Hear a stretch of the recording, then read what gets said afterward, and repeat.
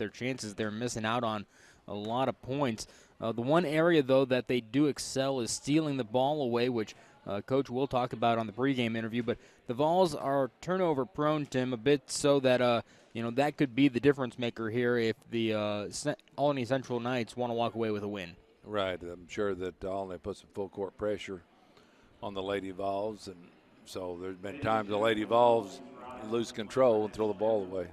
Well, we're ready for the national anthem. When we come back, we'll have the pregame interview with Coach Amanda Shelby. We're back in 60 on 1035ESPN.com.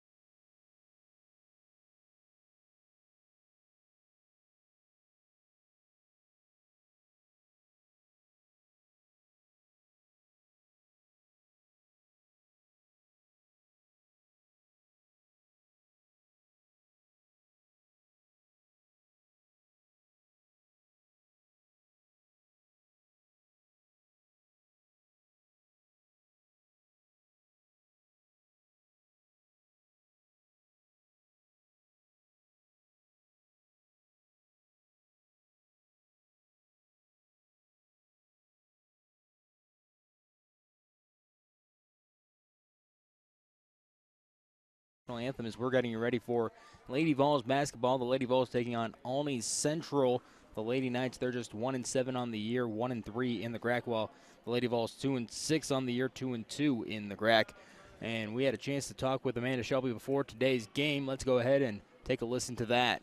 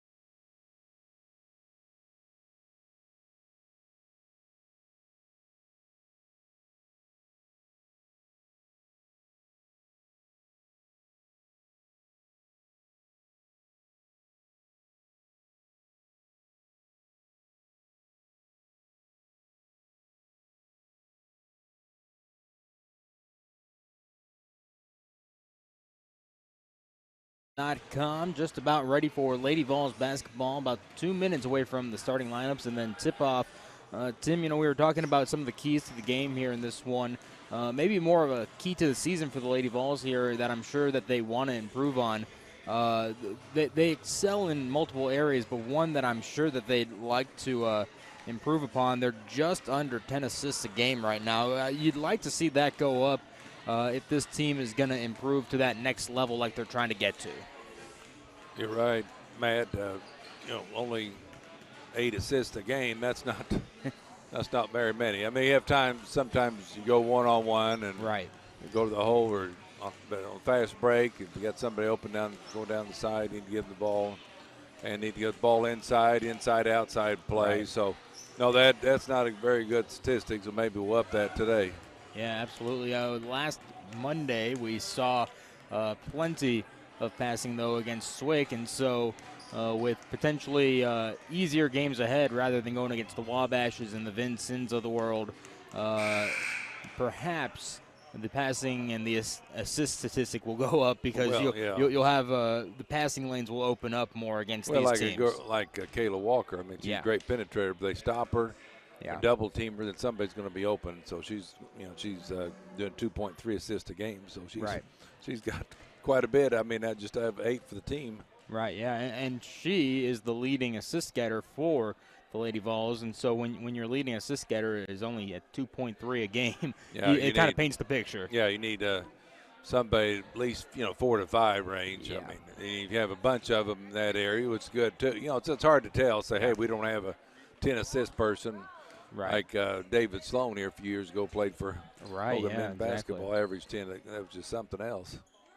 And looking at the starting lineup for the Lady Vols, well, we would have thought that Diamond Taylor was going to be ready to go here today once again because she got taken out in the second half of the last game, but Cameron Mitchell's sitting down there with the rest of the starters, so we'll be assuming that she's starting in Diamond's place. We won't know for sure if Diamond's playing today yet, but we would assume as much because when we talked with Coach in the postgame the other night, she said that, she's fine. She's just resting her in the second half to make sure she's good to go. So, and she's a big part of the team as well, Tim. Yeah, she is. She's played outstanding. She's averaged almost 15 points a game and 2 assists, and 50% from the 2-point land and 8 rebounds a game. So she's a key player. Maybe she'll come off the bench. Yeah, Matt. And now we look at the starting lineup of the Olney Central Lady Knights. It's Deja Snipes, the point guard, number 0, and she's joined by Tyasia Christopher, a freshman 5'4" guard, Charmaine Murray, a 5'10" forward, Macy Robbins, who's a 5'6" sophomore guard, and then freshman forward 5'10" Tara Hughes will be in. Surprised to see Allie Willis, a sophomore 5'5" guard, Tim, who is listed as probably their best shooter. Oh, yeah. And she's coming off the bench. She started a good portion of the season. 6 games is what they've got her at. She's averaging 11 points a game and shooting 93% free throw line, but sometimes, teams like somebody come fired up after a couple minutes. Exactly. See what's going on. Yeah, so we'll see how she works into this one. For the Lady Vols, the starting lineup looks like this. It'll be Madison Blankenship, the Heron native. She'll be running point a lot, but she'll also have Cameron Mitchell, the Caro native, who's been running point whenever she's on the floor recently, and she'll be making her second start of the season tonight. Kayla Walker, the Murfreesboro native, getting introduced right now. She's the big one for the Lady Vols. If you haven't heard or watched any Lady Vols basketball, she averages 15 points and 10.5 rebounds. She's a walking double-double. Out there with her are Bianna Snorton and Natracia Caesar as the forwards for the Lady Vols, as we're just about ready for tip-off here, Tim, and it'll be interesting to see just how well this starting lineup works. We saw it last week. You were on vacation at the time, but they tried it out against Wabash with Diamond out, and it was tough against Wabash, but we'll see now with a team that's maybe a little more on their level how it works out. Yeah, definitely. So the Lady Vols will be ready to go, and hopefully Taylor gets some playing time too if she's ready. Kayla Walker entering the circle, and she'll be going up against Charmaine Murray, the 5'10" forward for the Lady Knights. Tip up, and it ends up in the Lady Knights. They'll be the one to start possession here in this one.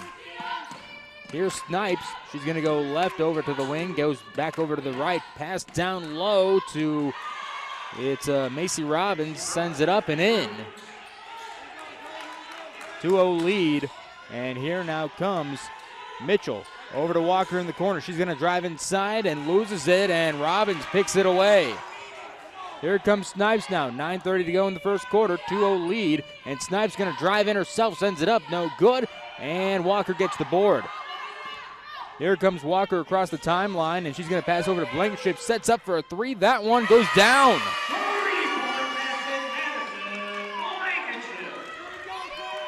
3-2 lead for the Lady Vols. 9:10 to go here in the first quarter. Here's Snipes. Hands it. No, keeps it. And she goes over to the corner. Now gets it on over to Murray. She's going to drive in, and there should be a jump ball, but she holds on to it, turns around, and there's a travel called against her. Or a double dribble, excuse me. I think it's just a makeup call. It'd be a jump ball or a walk, 1 to 2. Yeah. Well, Kayla Walker. Up, yeah, Kayla Walker with the rebound, turnover, assist all in the first minute. She inbounds to Mitchell, and they'll walk it up court now. Snipes meeting out at the half-court line, and Mitchell races across, gets it on over to Caesar. She sends up a three. That one a little short, and Murray gets the rebound for the Lady Knights. Here's Snipes across the timeline now, and she'll go top of the key over to Murray on the right arc. Gets it on over to Robbins, sends it over. No, she goes out of bounds on a attempted pass, but looks like Snorton touched it last. Yeah, I think Snorton hit it out of her hand. 8:32 to go here in the first. 3-2 lead for the Lady Vols. It's Christopher getting it, going in, gets it out to Hughes, goes baseline, and now there is a foul call to push off against Hughes, I believe. Yeah, I think it was maybe a walk. I don't know. Yeah. It's hard to tell. Could have been pushed.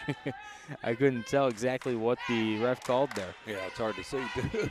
3-2 lead for the Lady Vols as Mitchell brings it across half court. She's going to go in against Snipes. Now she's going to bring it back out and pass down to Caesar. She's got an open look, sends up a shot. That one's good for Caesar. Christopher gets the inbound from Hughes, and she'll cross the timeline now. 8 minutes to go. Pass on over to Snipes. She's going to go right inside, drives it, gets it on over to Murray. Murray driving in, backing down Caesar, and now she's going to send up a hook. That one no good, and Snorton comes down with the rebound. 7:50 to go. 5-2 lead for the Lady Vols here against the Lady Knights of Olney Central. Mitchell passes over to Snorton in the corner. She's going to drive inside and sends up a shot. That one is good for Snorton. That's her move. Take the ball to the hole, not the three-pointer.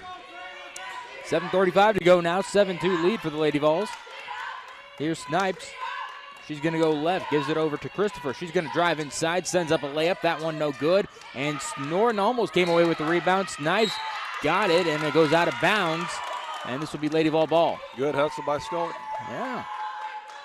Kayla Walker inbounding the ball, gets it to Cameron Mitchell, the Cairo native.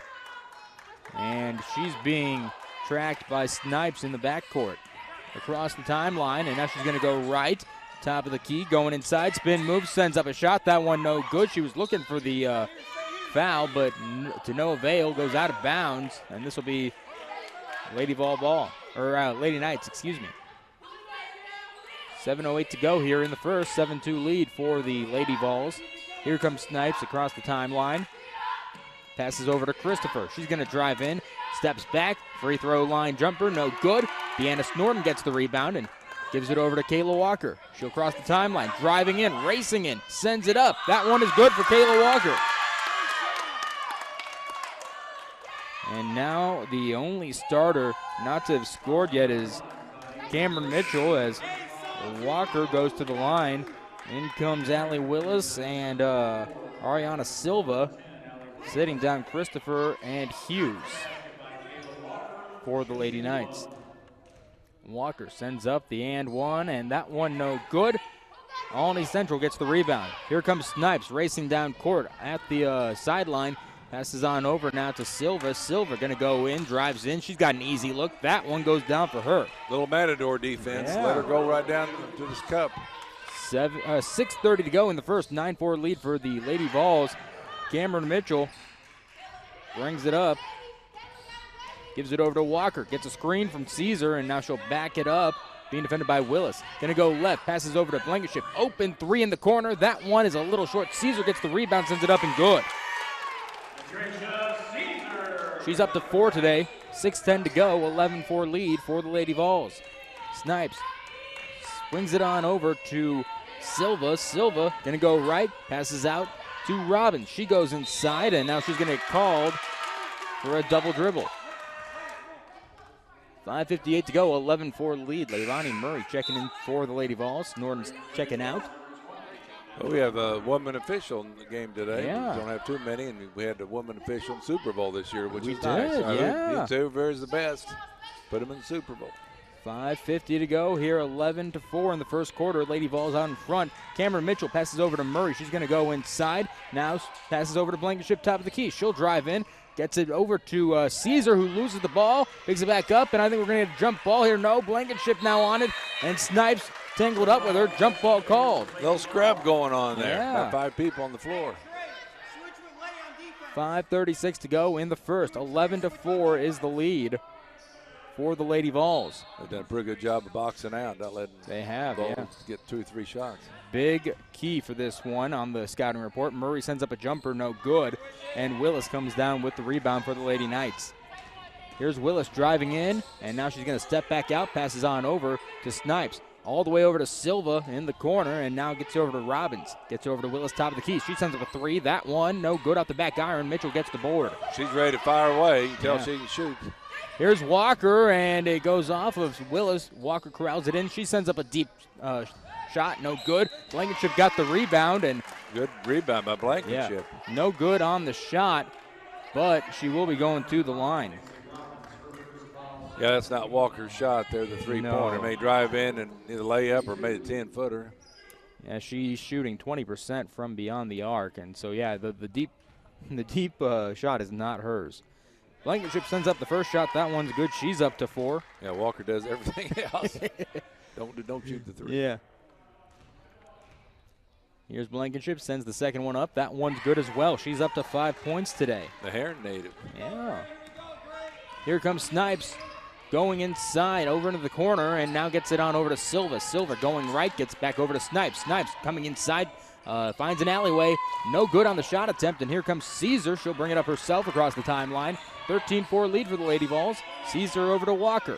Walker at the volleyball line, going to dribble over to the left. Now she's going to get a screen, gives it on over to Murray. Murray gets a screen. She goes inside, sends up a shot. That one no good, and Willis gets the rebound. Here comes Willis across the timeline, and top of the key going still inside, sends up a shot. That one is good for her. 4:27 to go in the first. 13-6 lead for the Lady Vols here. Here's Mitchell. She'll bring it up against Snipes. Gets it across the timeline. 20 seconds on the shot clock. Madison Blankenship saves a steal, and now she steals it as the Lady Knights thought they had stolen it. Here's Mitchell with a 3, and that one no good.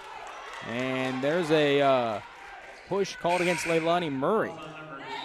Boy, Willis for Olney, you can tell she's going to come and fire it up there. Yeah. It gives them a little more offensive attack, but the Lady Vols have done a good job defensively. So far, yeah. Summer Sanders comes in as Mitchell sits down. Snipes goes inside, gets it on over to Silva, top of the key. Silva going in, gets it out to Snipes in the corner. Now it's over to Murray, and she sends up a short shot, and here now come the Lady Vols. 3:45 to go. Sanders with the ball, gets it over to Caesar. No, it's stolen away by Murray, and here comes Snipes. Snipes across the timeline, gets it on over to Willis. She gets called for a travel. At least they've got called for travel a bunch. Yeah, they have. The Lady Vols haven't. Murray going to be inbounding, gets it to Sanders, and she'll bring it up court. 3:35 to go. Snipes meets her at the timeline, and she'll spin around, and now Sanders trying to go left, and it gets stolen away by Snipes. She's got open green, sends it up. That one is good. 3:20 to go here. 13-8 lead. Walker's going to bring the ball up now.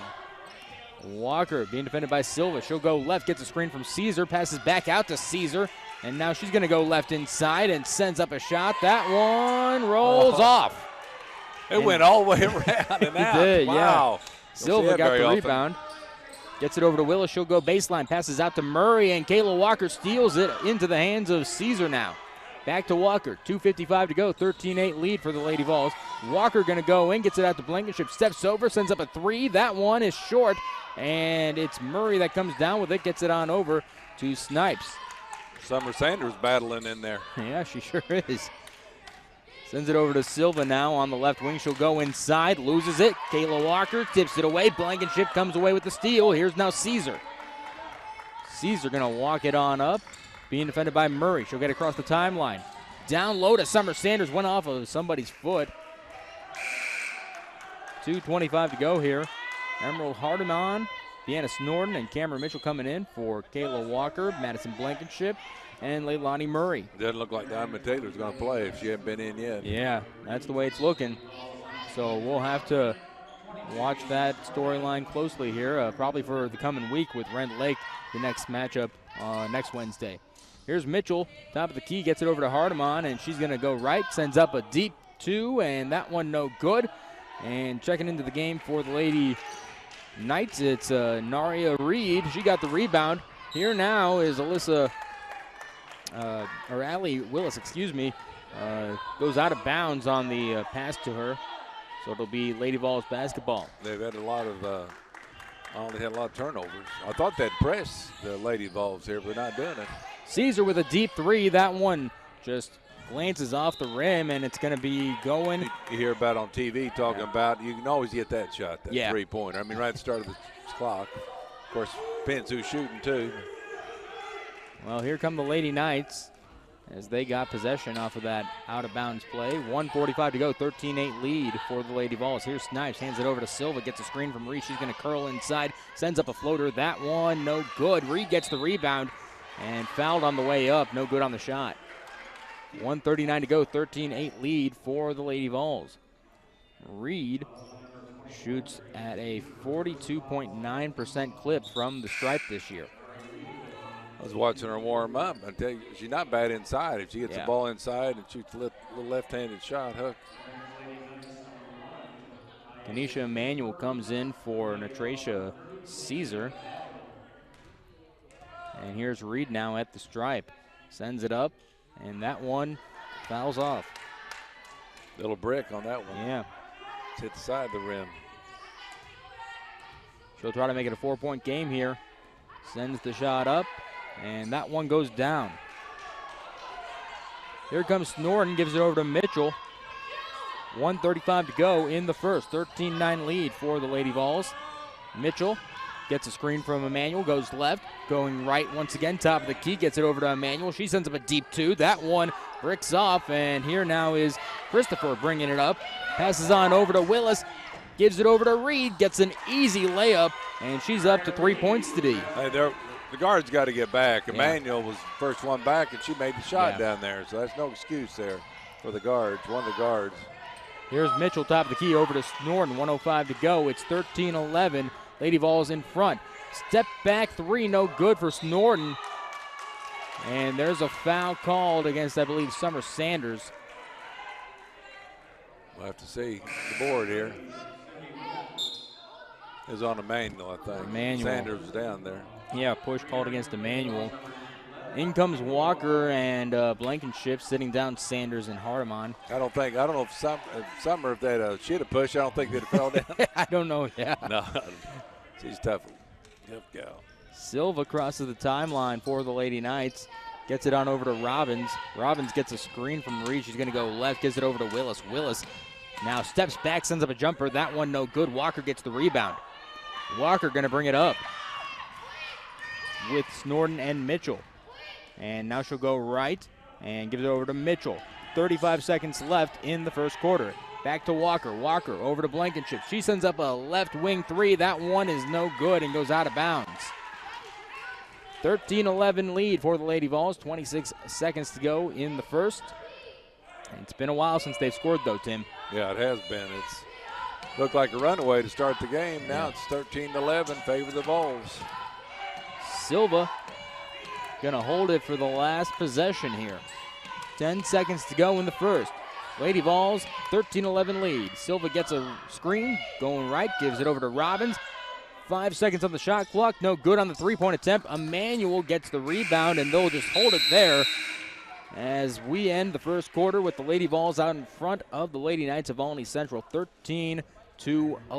Stick with us. We've got more Lady Vols basketball coming up in 60 seconds on 1035ESPN.com. The dual credit and dual enrollment program is for high school students that are interested in earning John A. Logan credit. And for dual credit, oftentimes students can get high school and college credit at the same time by taking one class. And with dual enrollment, it's most often just for John A. Logan credit. But either way, they're earning early college credit. The dual credit program is here to help students navigate through all of their opportunities. Logan Fitness at John A. Logan College is open and operating safely for your health. Temperature screening, mask policies, spacious facilities, and frequent cleaning make Logan Fitness the safest location for indoor exercise. Our staff goes the extra mile to ensure that the facility is always clean and regularly disinfected for a great member experience. In addition, our large open areas make it easy to accomplish your workout while still maintaining social distance. All for an affordable price with no contracts. Come see what we're all about at Logan Fitness. Matt Varney and Tim Ritchie back here on 1035ESPN.com. 13-11 lead for the Lady Vols against Olney Central as we're ready for the second quarter. And we were talking about Diamond Taylor, expecting her to start, and then she wasn't in the starting lineup. Well, she's in street clothes, Tim. Yeah, that's going to make it a little tough for the gals out there going to have to play. And we didn't see the foul, but they're going to call a foul on Caesar. Yeah, Coach Dalton doesn't like the call. He said, whoa, what? Stood up and everything. Yeah, sometimes you catch the second person. Like not the first one. Snipes inbound to Reed, sends it up, down below the basket. No good. It goes out of bounds, and they're going to say it's Lady Vol ball. But, yeah, Reed fouled Kayla Walker on a push. They called the foul? Yeah. Okay. Then I thought getting it out pretty quick. Reed did foul her. Yeah, Reed fouled Kayla Walker there. Here comes Mitchell across the timeline. Only starter that hasn't scored in today's game. Pass over to Caesar. Caesar tries to step inside, steps back out, sends up a three. That one no good. And here comes Christopher racing down court now, and she's going to step across, and no good, but she got fouled. She got, across the arm. Yeah, so Caesar's going to have to sit down as Murray's checking into the game. And they're going to say it was actually Kayla Walker. Yeah. That's her first foul of the game. There hadn't been many fouls. No, not either too way. Many. The Lady Vols have just had 4 personal fouls, while Olney Central's only had 3. No good on the first attempt for Christopher there. This might be a game first 1 to 30. He's going to win here. It just might be. Christopher sends the second one up, and that one no good. Mitchell gets the rebound. Here comes Mitchell now across the timeline, being defended by Snipes. Gets it over to Murray, and she's going to go left inside against Reed. Stopping, gets it over to Snorton. Snorton now going to go inside and turn around, sends up a shot. That one no good, but she got fouled by Reed, I think. Well, we have the Lady Vols haven't had any really good shots there. I mean, that time Snorton got bailed out with a foul. Yeah, and that is Reed's second foul. And I think that's kind of the idea right now. You know, she's making it tough to go inside, but go inside and get some contact from her. Get her out of there then, so you don't have to worry about going down there and having to contend with that that big body. Yeah, she is. She's a big gal. Deanna Snorton goes to the line, sends the first one up. That's not good. Snorton is shooting 71.4% from the line this year, one of the better free throw line shooters. Makes the second one. Hey, we got a point. Been a while. 14-11 ends a drought that seems like it's been forever. Here's Silva going in against Snorton, sends it up. That one no good, but she got fouled, and Snorton just puts her hands up like, what are you talking about? That'll be her first. 9:02 to go. Hard to see from here. Yeah. 14-11 lead. Silva got 2 points on the day so far. At the stripe, sends it up. That one is good. Silva shooting 63.2% at the stripe. Yeah, they're only shooting 56 as a team. Yeah, she's one of their better ones. Silva sends the second one up, and that one goes down as well. She's got 4 on the day now. Tara Hughes comes in. Silva sits down. 9:02 to go, 14-13 lead for the Lady Vols. And this is the closest the Lady Knights have been all game so far. We jumped out, what, a 7-2 lead. Yeah. Murray going to go right now and steps inside, sends up a hook. That one's good for Murray. That's her first bucket of the day. Pass on over to Willis in the corner. She's going to go baseline and pass on out to Murray. Sends up a jumper, no good. Kayla Walker gets the rebound, and now she'll come down court with 2 defenders on her. Step back jumper, that one no good on the bank shot. Got her own rebound, and she got it off of a Lady Knight before it went out of bounds. That was one of those plays Kayla probably should have just backed it up. She had to go 1 against 2. And that step back jumper just is not her shot whatsoever, but she tried it. Can't take it back. 8:32 to go here in the second. 16-13 lead for the Lady Vols as the referees talk over something. Yeah, and I don't have any idea, do you? No idea. No idea. Nobody's moving around. I guess they're just staying where they're going to go eat after the game. Probably. Murray inbounding the ball, gets it to Walker. Walker over to Mitchell. She sends up a 3. That one just a little too strong. Got her own rebound. Now she's backing it up and saying, come here, Murray. Gives it over to Murray, and now she's going to go right against Snipes. Over to Blankenship. Blankenship hands it over to Walker. Going to curl inside, back out to Mitchell, and now she's going to go right and send it over to Walker, but it's intercepted by Murray. Here now comes Snipes at the other end, sends up a shot. That one is good, and she'll go to the line as Blankenship got a little bit of contact there. That's Blankenship's first foul of the game. Snipes has 4 today. She could make it 5 right now and tie the game up. 16-15. Snipes sends the shot up, and that one is good. She's tied it up at 16 all. Can't let a team like this stay in the game. Yeah. Think they get confident that they can win the game. 8 minutes to go here in the second quarter. Mitchell gets a screen from Walker, going to curl in down to Snorton, sends up a shot. That one falls off, no good, and Murray gets the rebound. That's a good shot. It was a layup. Here comes Snipes now. Passes over to Murray. She'll drive inside, sends up a shot. That one no good, and there's a foul. They're going to say it's a charge for Deanna Snorton. Good job by Snorton. Yeah, great defensive effort there. I want to say Norton sometime, the fighter. Ken Norton, I think, was a boxer. Yeah. Walker inbounds to Mitchell. Tie game here, 16-16, 7:40 to go in the second. Cameron Mitchell crossing the timeline. She still has yet to enter the scorebook. Being backed down by Snipes, she's going to go inside, sends up a shot. That one is short. Kayla Walker bats it away before Snipes. Looked like she had it before it went out of bounds, but I guess not. It'll be Lady Knights ball. The Lady Vols have not had good shots, and No. they're shooting early in the shot clock. No reason to do it unless you have a real good shot. Exactly. Sanders comes in as Mitchell sits down. 2-3 zone for the Lady Vols right now. Snipes gets it on over to Murray, and Murray gives it on over to Christopher. Sends up a deep 3. That one no good, and Sanders gets the board. 7:10 to go, 16 all in this conference matchup. Murray sends up a 3 for the Lady Vols, no good. Willis gets the rebound. She'll bring it up herself across the timeline. Now going inside, backing it up.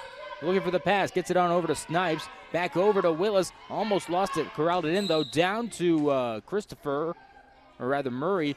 And there's a foul called against. I thought she was Willis going to double dribble there. Yeah. She didn't on there, but she's definitely their best player. And Caesar gets the foul, it looks like. Snipes going to be inbounding the ball. And gets it on over to Christopher. Now it's back to Snipes. Over to Willis, top of the key. She's going to go inside against Sanders. He gets it over to Snipes now, and Snipes will bring it around. Back over to Willis. Willis on the left wing, and she's going to go left on the baseline. Gets it on over to Murray. Sends it up. That one no good. And ends back up in Willis's hands, and there's going to be a shot clock violation. She must not have realized that the ball didn't go on the rim. Her teammates need to yell at her. Yeah. I mean, they need to see, because somebody get a rebound, and you're not looking at the clock. You just want to get an offensive rebound and score. It's like when somebody tries to steal from behind, somebody that one of the players behind got to yell, "Hey, somebody's behind you." Yeah, exactly. 6:25 to go here in the second. Sanders driving in and tries to get it to Caesar, but Caesar steps. It was just a miscommunication. There is Caesar stepped away from it. 16-16 to go is the score. Summers' third turnover. 6:20 to go in the second quarter. Like you said, Matt, 2-3 zone. I'm sorry. Yeah, here's Robbins, top of the key, going to go inside, gets it over to Snipes. Snipes now turning around, gets it over to Willis, sends up a three, and that one no good. And it's going to go out of bounds, and it's going to stay on the side of the court. Caesar just stood there, didn't go for it. You got to go for it. I mean, don't assume another player from Logan's going to go get it. Yeah, and I think she thought that Macy Robbins touched it last, but alas, that is not what happened. 16-16 here with 6:02 to go in the second quarter. Lady Vols taking on the Lady Knights of Olney Central. We'll step away for 30 seconds, meet back here on 1035ESPN.com.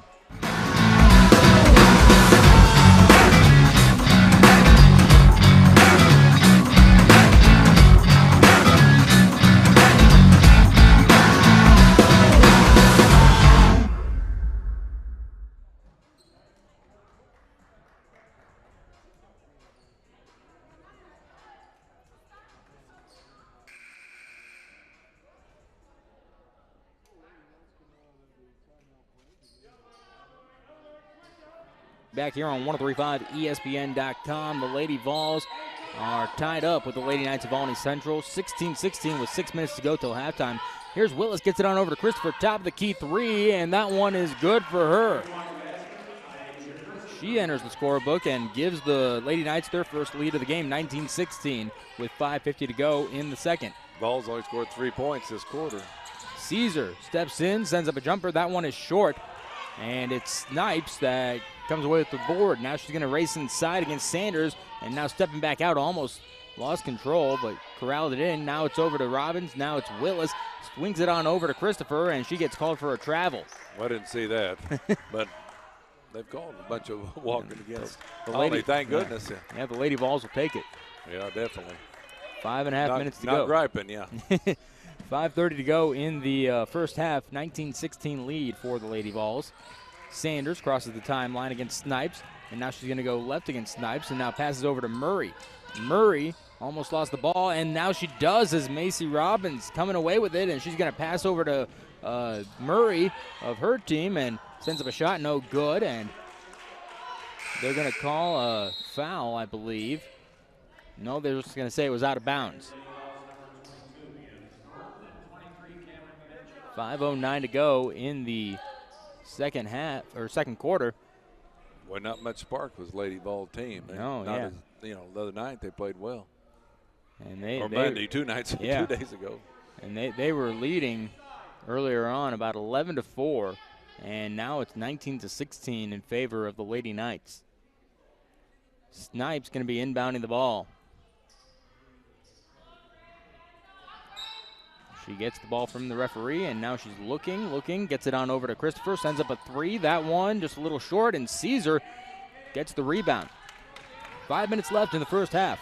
19-16, Lady Knights out in front of the Lady Vols. Here's Kayla Walker now, and she's looking to pass it, being defended by Christopher, and runs into Madison Blankenship, gets around her. Cameron Mitchell now gets a screen from Walker, gets a nice-looking alley, gets it on over to Snorton, sends it up. That one, they're going to say she traveled before it ever came down. Well, that's too bad because that was a layup, and she made it, but didn't count. And I thought she just stepped 1 foot on the pivot. I didn't see a walk. They're going to call against us. I mean, if they walked, they walked, but it didn't look like it. 4:44 to go, 19-16. Christopher walking it up with Snipes, gives it over to Snipes now, and she'll give it on over to Silva, who just checked into the game. Back over to Snipes. Snipes looking for that pass and gets it on over to Christopher on the left wing. She'll step inside over to Willis, or rather Robbins, for a three in the corner, and it's good. She's up to 5 today. 22-16 lead for the Lady Knights. Robbins averaging almost 9 points a game. 22-16, Blankenship loses it against Christopher. She fouls her before she gets anywhere near the basket. 4:11 to go. Boy, it looked like a foul right then against against Olney. Yeah. Before the steal. And so since the Lady Knights are in the bonus, Christopher will go to the line. She sent the shot up, and that one goes down. She's got 4 today. And now she'll send the second one up, and that one no good. Snorton gets the rebound. Here comes Snorton now, and trying to get it across their trapping, gets it over to Caesar. Caesar sends it over to Hardeman, who came into the game just now, sends up a jumper. That one's short. Robbins gets the rebound. And now Robbins going against Hardeman, gets it on over to Murray, over to Silva in the corner. And now over to Robbins, sends up a 3, and that one no good, offline, and Snorton gets the board. Over to Mitchell now, 3:43 to go, 23-16 lead for the Lady Knights of Olney Central. 4th rebound for Snorton. Here's Madison Blankenship in the corner, and she's going to go right now and looking to set something up. Over to Caesar, but it's stolen away by Murray. Telegraph that one. Here is Snipes just driving in herself, and no good, and Snorton gets the rebound. Snorton coming up now, and she's going to have to contend with Murray, and now she's spinning around out there and gets it over to Mitchell, and it's telegraphed once again. Snipes steals it away. 3:10 to go, 23-16. Mitchell going to be inbounding the ball now. 25-16. Timeout called by Amanda Shelby. 25-16. She's got to try to slow this thing down and get some control back in this game. 3:03 to go till halftime. We're back in 30 seconds on 1035ESPN.com.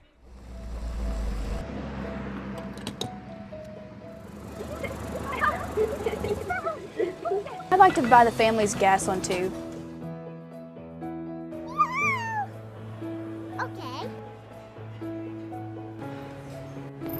I'd like to pay for this family's meal. Okay. We're so blessed in this country. I would encourage all of you to pay it forward and let that random act of kindness define us as a nation. Farmers State Bank, no one serves you better.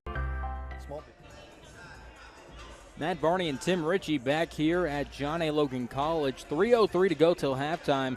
25-16 is the lead for the Lady Knights of Olney Central, and this game has gotten out of hand, Tim. As it has. Coach Shelby, I can hear. You can hear a lot. Even when it's so close, but if it's really crowded and a lot of yelling, but she's saying that what we said, they have no energy. Yeah. There's not.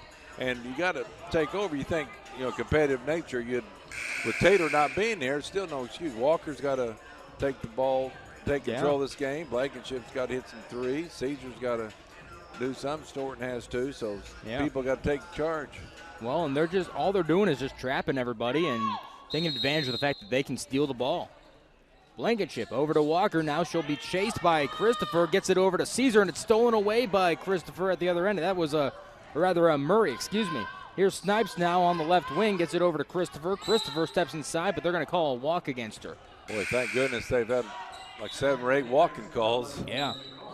And I think they're just telegraphing their passes too much, or just going for the longer pass that they can get in position. Walker telegraphed that one. Yeah. Blankenship the one before. I don't know what's wrong. In comes Melissa Coker as well as Tara Hughes for the Lady Knights. Here's Mitchell now on the far end, and she's going to go right on the right wing, down to Caesar, and they're going to say we got to inbound it. Yeah, that's good, though. Caesar, post her up. I mean, yeah, I think people post up and go for layups. We're not hitting outside. We're taking bad shots. Hughes picks up her first foul of the game. Blankenship sits down as Snorton comes back into the game. Murray looking to inbound it, gets it over to Walker, sends up a shot. That one's good. Something to start building on. 25-18 is the lead for the Lady Knights with 2:25 to go here in the half. Silva gets it on over to Robbins. Now it's stolen away by Cameron Mitchell. She's racing down court and sends up a layup. That one no good. Robbins comes away with the rebound. Boy, it's too bad. Nice steal by Mitchell. Here's Robbins now passing on over to Silva. Silva back to Robbins, top of the key, gets it over to Snipes, and now it's a 3, and that one no good. Walker almost had the rebound. Robbins got it, though, and gives it over to Silva. And now here is Coker, sends it over to Snipes, and now it's Murray stealing away, but they blow the whistle before she can go anywhere.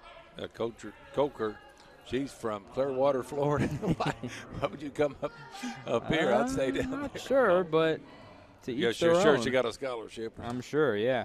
Murray picks up her second foul of the game, Leilani Murray of the Lady Vols. 1:52 to go. Snipes going to be shooting the basketball at the line. 25-18. Snipes sends up the shot. That one is good for her. Snipes is a 48.5% shooter at the stripe on the year. Oh, you jinxed her to make this next one. I know. I'm the worst when it comes to I am too, yes. when it comes to jinxing people. Oh, I'll say she's a great free throw shooter.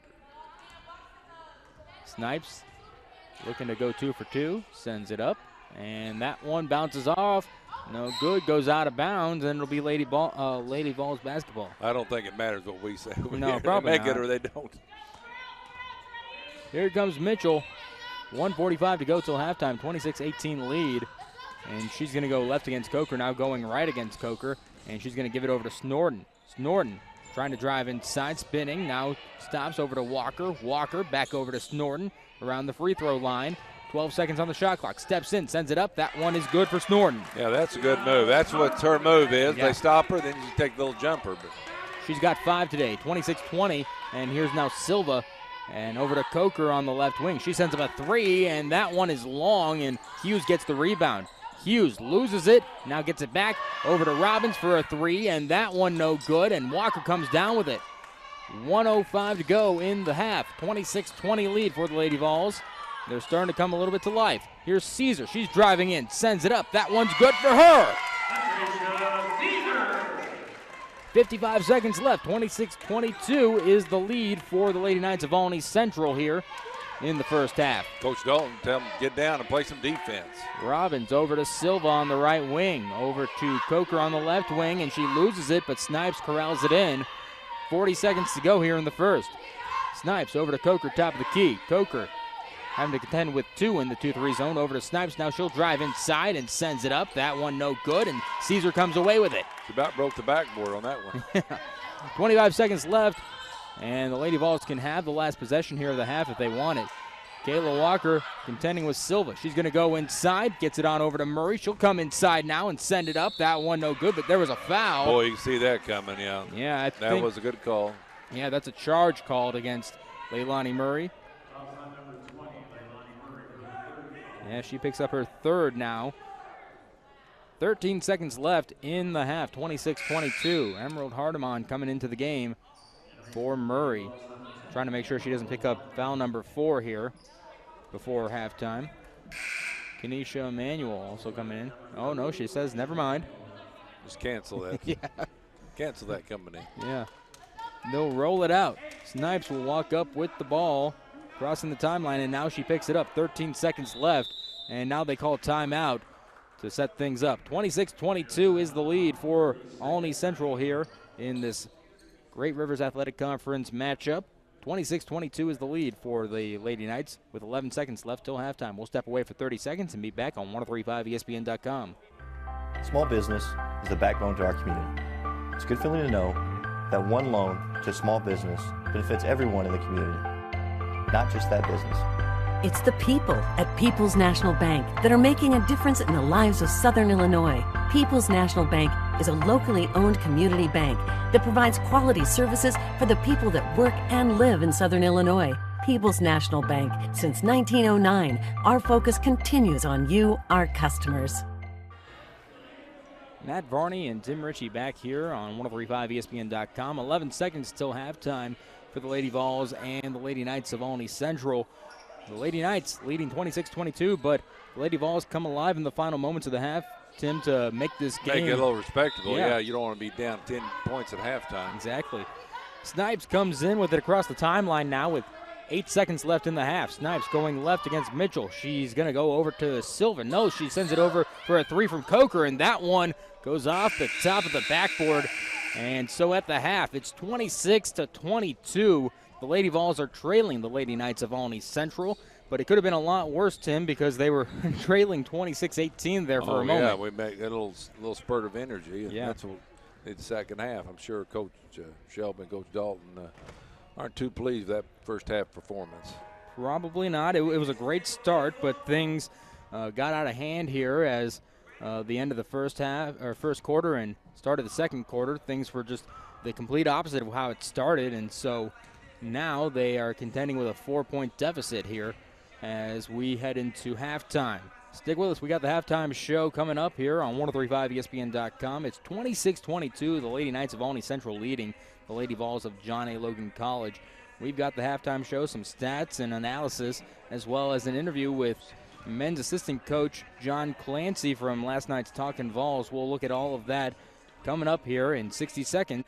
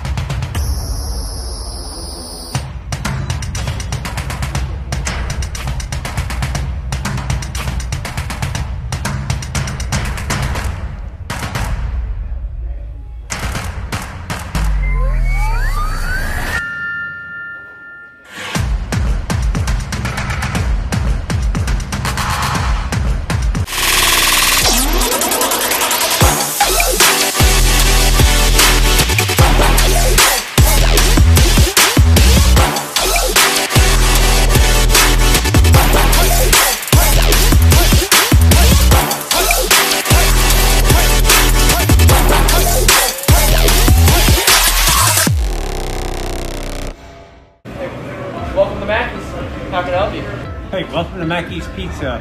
Every Monday night we have half-price cheese breadsticks. Monday through Friday we have a great lunch special. We can get 8-inch pizza, a small salad, and a drink for $7.49. So come out and see us and enjoy everything at Mackey's.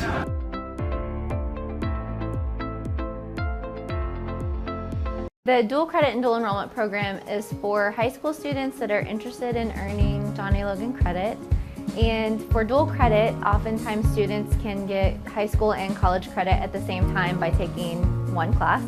And with dual enrollment, it's most often just for John A. Logan credit, but either way, they're earning early college credit. The dual credit program is here to help students navigate through all of their opportunities. Logan Fitness at John A. Logan College is open and operating safely for your health. Temperature screening, mask policies, spacious facilities, and frequent cleaning make Logan Fitness the safest location for indoor exercise.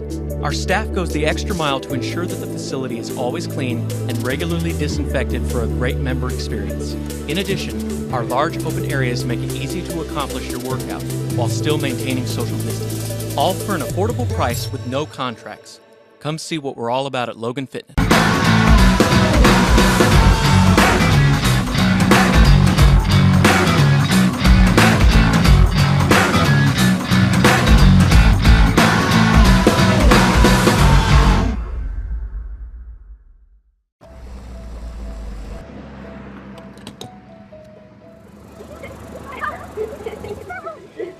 I'd like to buy the family's gas one too.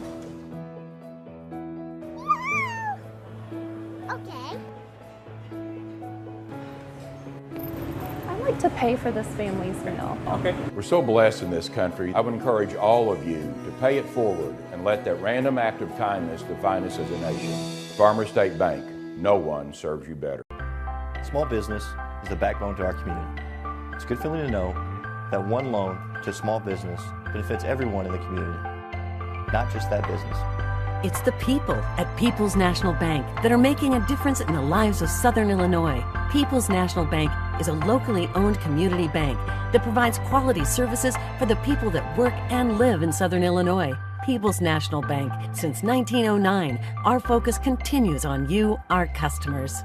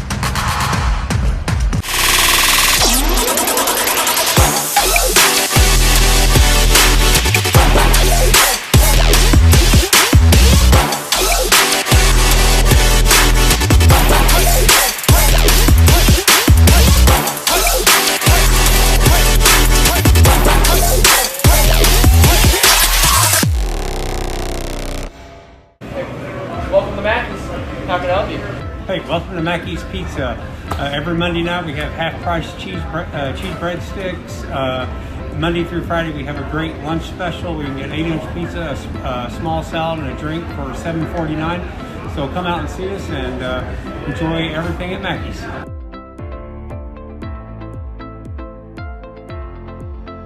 The dual credit and dual enrollment program is for high school students that are interested in earning Johnny Logan credit. And for dual credit, oftentimes students can get high school and college credit at the same time by taking one class. And with dual enrollment, it's most often just for Johnny Logan credit, but either way, they're earning early college credit. The dual credit program is here to help students navigate through all of their opportunities. Logan Fitness at John A. Logan College is open and operating safely for your health. Temperature screening, mask policies, spacious facilities, and frequent cleaning make Logan Fitness the safest location for indoor exercise.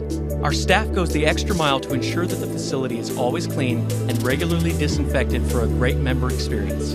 In addition, our large open areas make it easy to accomplish your workout while still maintaining social distance. All for an affordable price with no contracts. Come see what we're all about at Logan Fitness.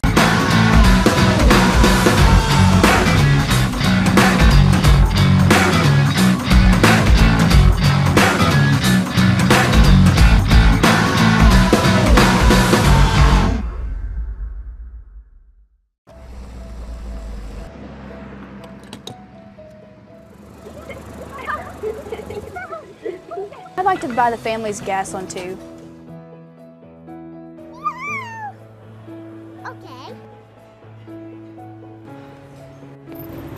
To pay for this family's meal. Okay. We're so blessed in this country. I would encourage all of you to pay it forward and let that random act of kindness define us as a nation.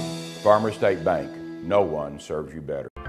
Small business is the backbone to our community. It's a good feeling to know that one loan to a small business benefits everyone in the community, not just that business.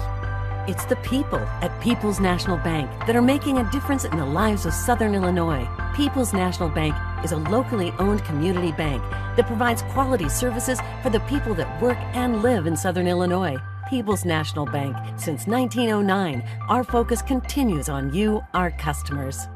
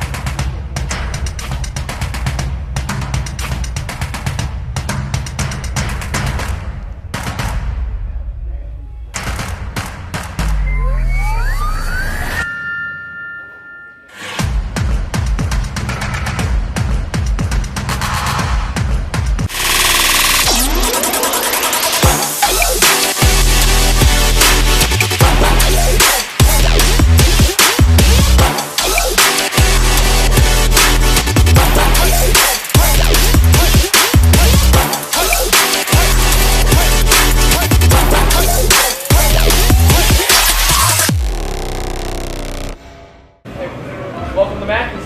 How can I help you? Hey, welcome to Mackey's Pizza. Every Monday night we have half-price cheese breadsticks.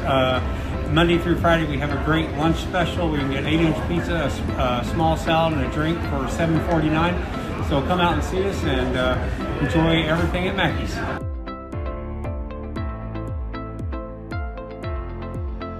The dual credit and dual enrollment program is for high school students that are interested in earning Johnny Logan credit. And for dual credit, oftentimes students can get high school and college credit at the same time by taking one class. And with dual enrollment, it's most often just for Johnny Logan credit, but either way, they're earning early college credit. The dual credit program is here to help students navigate through all of their opportunities. Logan Fitness at John A. Logan College is open and operating safely for your health. Temperature screening, mask policies, spacious facilities, and frequent cleaning make Logan Fitness the safest location for indoor exercise. Our staff goes the extra mile to ensure that the facility is always clean and regularly disinfected for a great member experience. In addition, our large open areas make it easy to accomplish your workout while still maintaining social distance. All for an affordable price with no contracts. Come see what we're all about at Logan Fitness.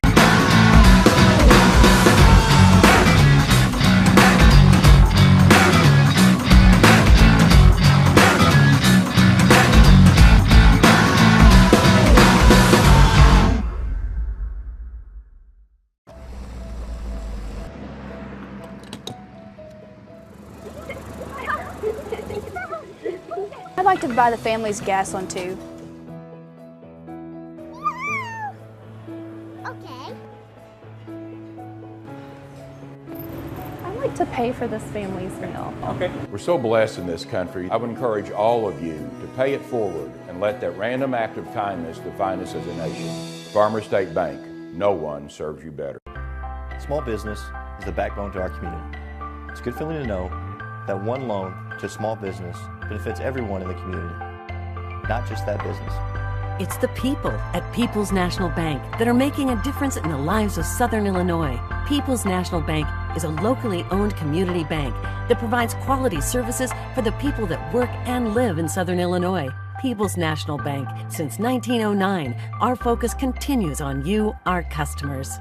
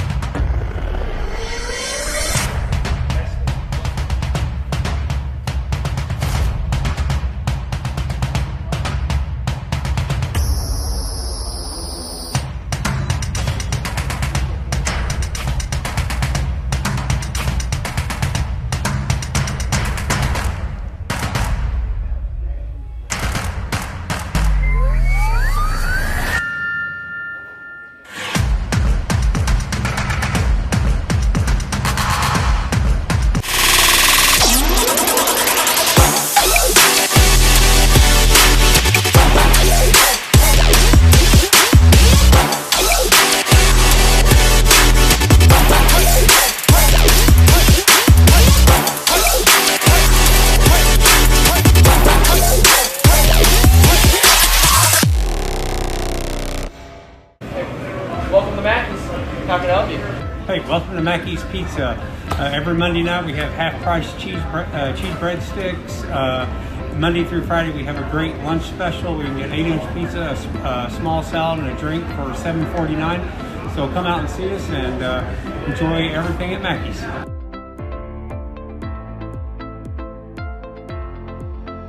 The dual credit and dual enrollment program is for high school students that are interested in earning John A. Logan credit. And for dual credit, oftentimes students can get high school and college credit at the same time by taking one class. And with dual enrollment, it's most often just for John A. Logan credit, but either way, they're earning early college credit. The dual credit program is here to help students navigate through all of their opportunities. Logan Fitness at John A. Logan College is open and operating safely for your health. Temperature screening, mask policies, spacious facilities, and frequent cleaning make Logan Fitness the safest location for indoor exercise. Our staff goes the extra mile to ensure that the facility is always clean and regularly disinfected for a great member experience. In addition, our large open areas make it easy to accomplish your workout while still maintaining social distance. All for an affordable price with no contracts. Come see what we're all about at Logan Fitness.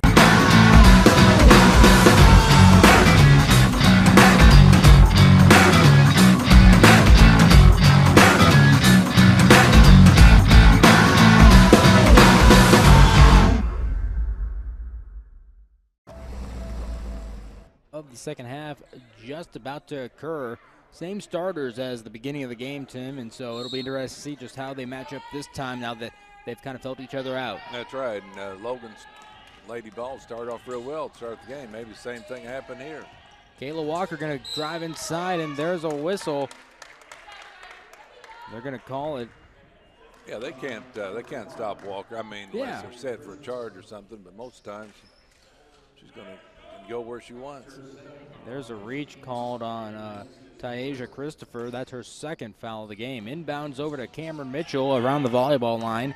Pass over to Walker now on the right wing. She's going to get a screen from Caesar. Steps inside. A nice, clear, easy bucket there for her. She's at 6 tonight. 26-24 is the lead. That was a nice screen. Yeah. Here's Snipes, top of the key, directs traffic. Now she goes to the right. Swings it over to Robbins, down low, over to Christopher, sends up a shot. That one's good for her.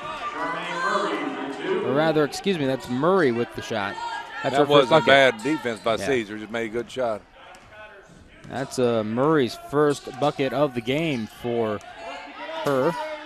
Here's Mitchell. She's going to go in. A jumper from just in front of the arc. No good. Caesar gets the rebound and bumped away, but now Walker's got it, and she's driving in. Sends up a nice little floater, and that's good. 28-26 is the lead for the Lady Knights. 8:50 to go in the third.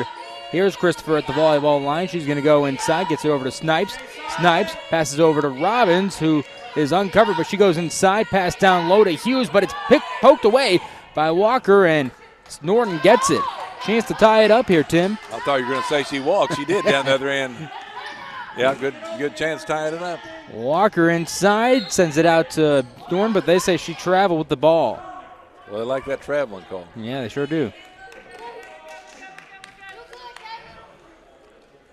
Officials telling Snorton what happened. Yeah. Sometimes it's good to explain what happened. Yeah, because sometimes you personally don't see it either. No, you know, when you're yourself, you don't see it. You walk. Christopher brings it up, looking to get it over to somebody, and she gives it over to Snipes on the right side. She'll bring it around, gives it over to Murray, who's going to drive inside, pass over to Robbins on the corner, and now she's looking to pass, gets it over to Christopher. She'll drive in, gets it over to Snipes, almost lost it, and she keeps it though. Now it's over to Murray. She'll drive inside, and they're going to call a travel against her. Boy, that definitely was a travel. Yeah. I mean, the other one's been questionable. I mean, the way society isn't playing the NBA and all that. Yeah. So you see it walking all the time. 8:01 to go here in the third, 28-26. Lady Vols trying to tie things back up. Mitchell at the volleyball line, and she's going to pass to Walker now. Walker gets a screen from Caesar. She'll step inside, a floater. That one no good. Norton got the rebound, sends it up. That one no good. She got her own rebound, and now it's tipped away. Blankenship gets the rebound and gives it over to Walker. Walker going against Murray. Steps over to Mitchell, sends up a three. That one no good. Caesar got the rebound, and that one's good. She's up to 8 tonight. Tie game 28-28, 7.5 minutes to go in the third. I think the Lady Vols got a little chewing out at halftime. Christopher sends up a floater. That one is good for her. Yeah, I think so, Tim. They're coming out with a lot more energy. Here's Blankenship, steps in, jumper. That one no good. And Snorton tips it away, but it'll be Snipes that comes away with it. Snipes gives it over to Christopher, back to Snipes, and now she's going to go baseline and now passes over to Robbins, but they're going to say she stepped out of bounds. I think it was called a walk. I don't know. No, what? I didn't see much of a walk there either, but stepped out of bounds. Willis comes in for the Lady Knights. Sanders comes in for the Lady Vols. Here comes Sanders with Walker, and she's going to get across the timeline as Snipes is dogging her. Gives it over to Walker now. 6:50 to go, 30-28. Over to Blankenship, top of the key. Gives it over to Sanders, and Sanders now going to go left inside. Back over to Walker. Pass over to Blankenship on the left wing, and now she's going down to Snorton. Snorton gives it over to Blankenship, loses it, gives it over to Caesar. No, it's Walker with it. She sends up a jumper. That one goes down for her. Good assist by Blankenship. Yeah, she's up to 10. She's had 6 in the quarter, 6.5 to go in the third. 30 all here. Christopher gives it on over to Robbins. Going to curl in, sends it down to Murray. Gets it on over to Willis, who's going to step inside, sends up a shot. That one no good. Walker gets the rebound. Walker now being defended by Christopher. She's going to go inside, and now she gets it over to Blankenship for a three-pointer, and that one no good. Sanders involved on a rebound. It's Walker that gets it, though, and timeout call before the Lady Knights can get involved and force a jump ball. 5:57 to go in the third. It's 30-30 tied up here between the Lady Vols and Lady Knights. We'll step away for 30 seconds. Be back on 103.5 ESPN.com.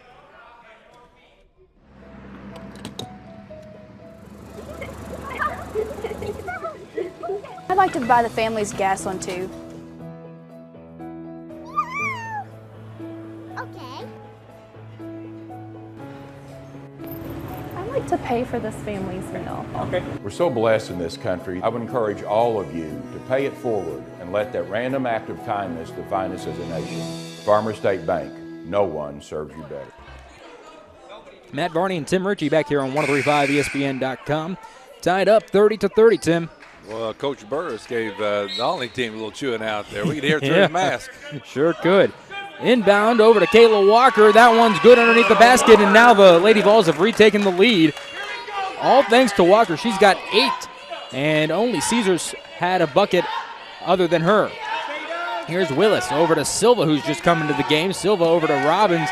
Robbins gets it over to Snipes now on the left wing. Back over to Willis on the right wing. She's going to step inside over to Silva now. Silva brings it out. Passes over to Snipes on the left wing. She's going to go inside. Sends it back over to Silva. Silva sends up a 3 on the right side. That one's good.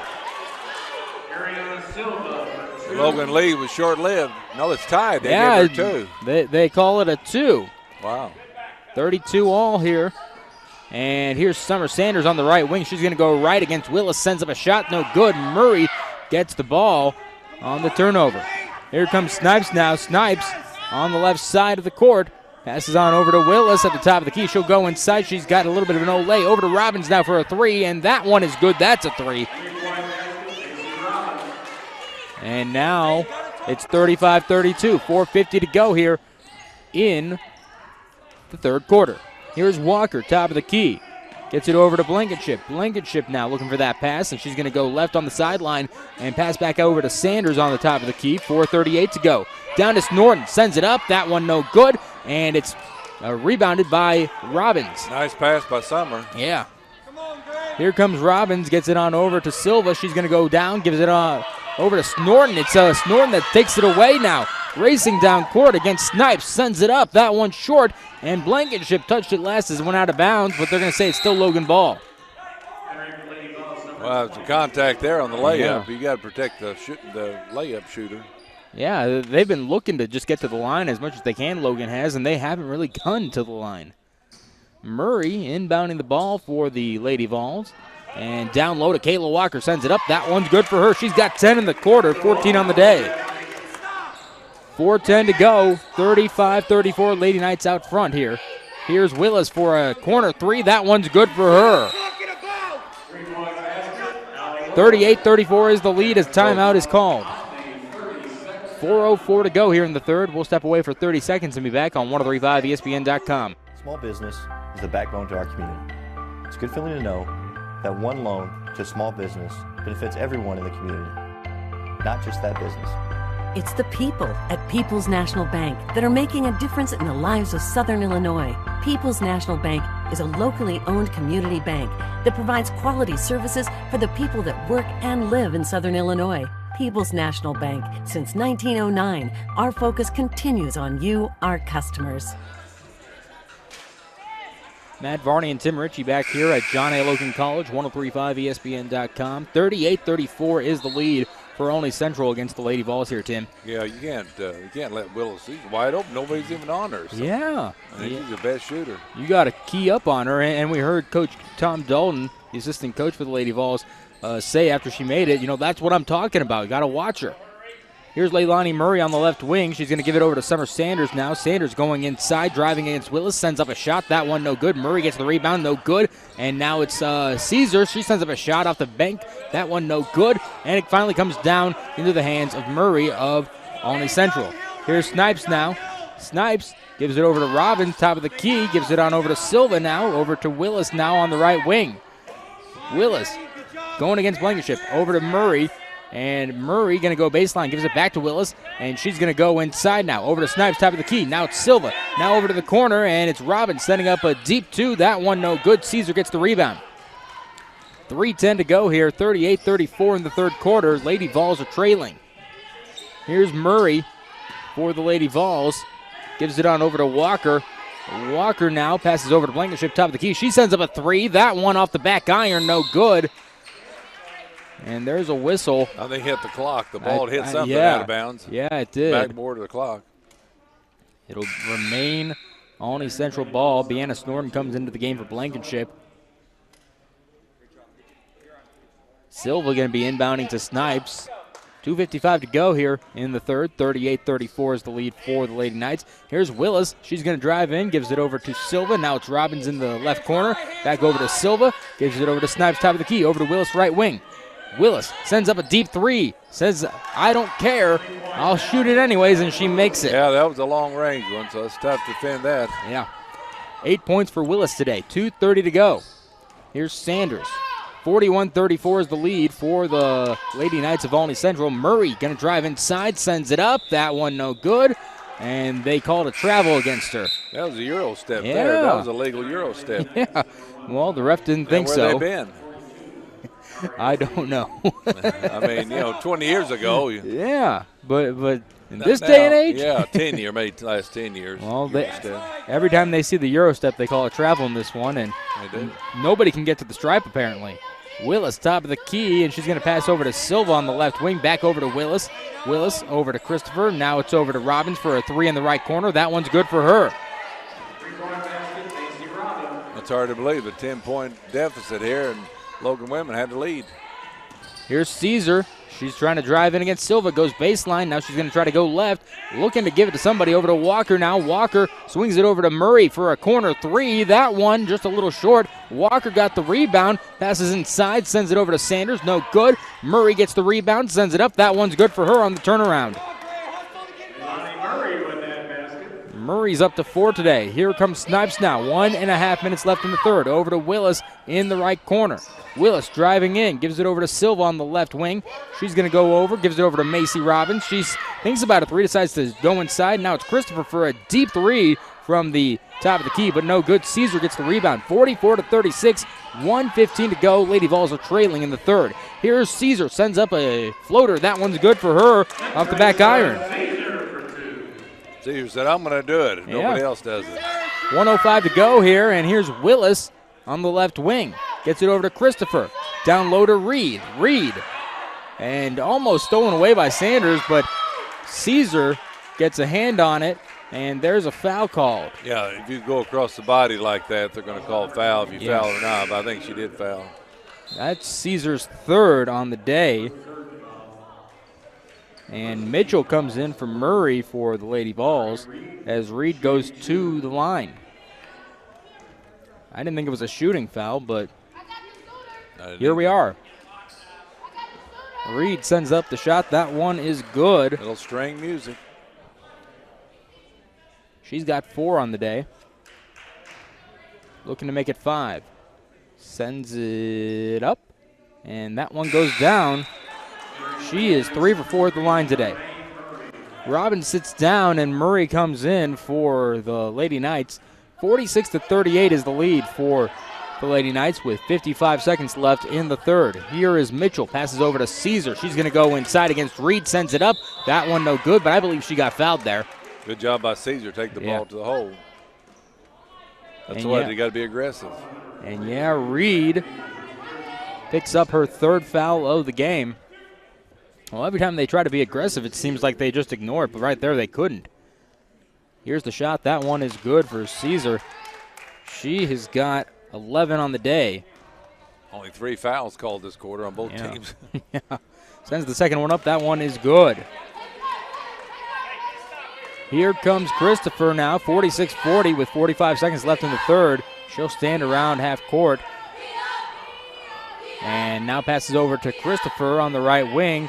Gets it over to Silva, top of the key. Now it's over to Willis, uncovered on the left wing, and that one is no good.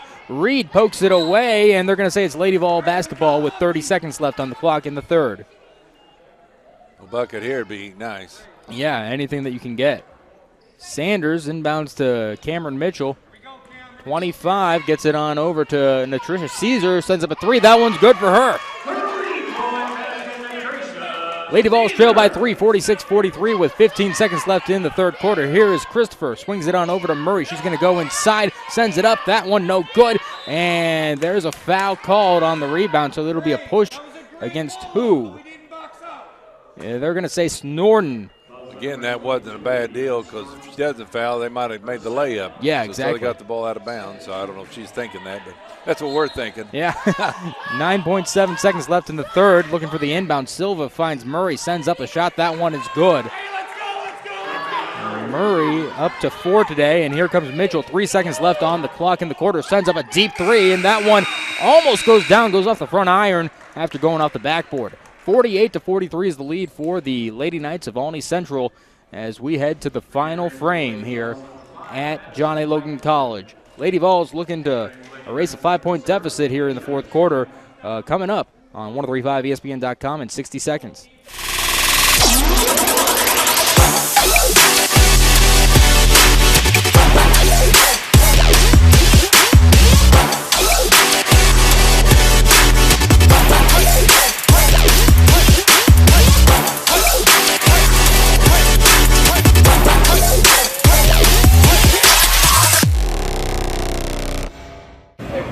Welcome to Mackey's.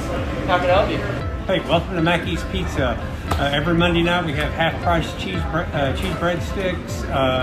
Monday through Friday we have a great lunch special. We can get 8-inch pizza, a small salad, and a drink for $7.49. So come out and see us and enjoy everything at Mackey's.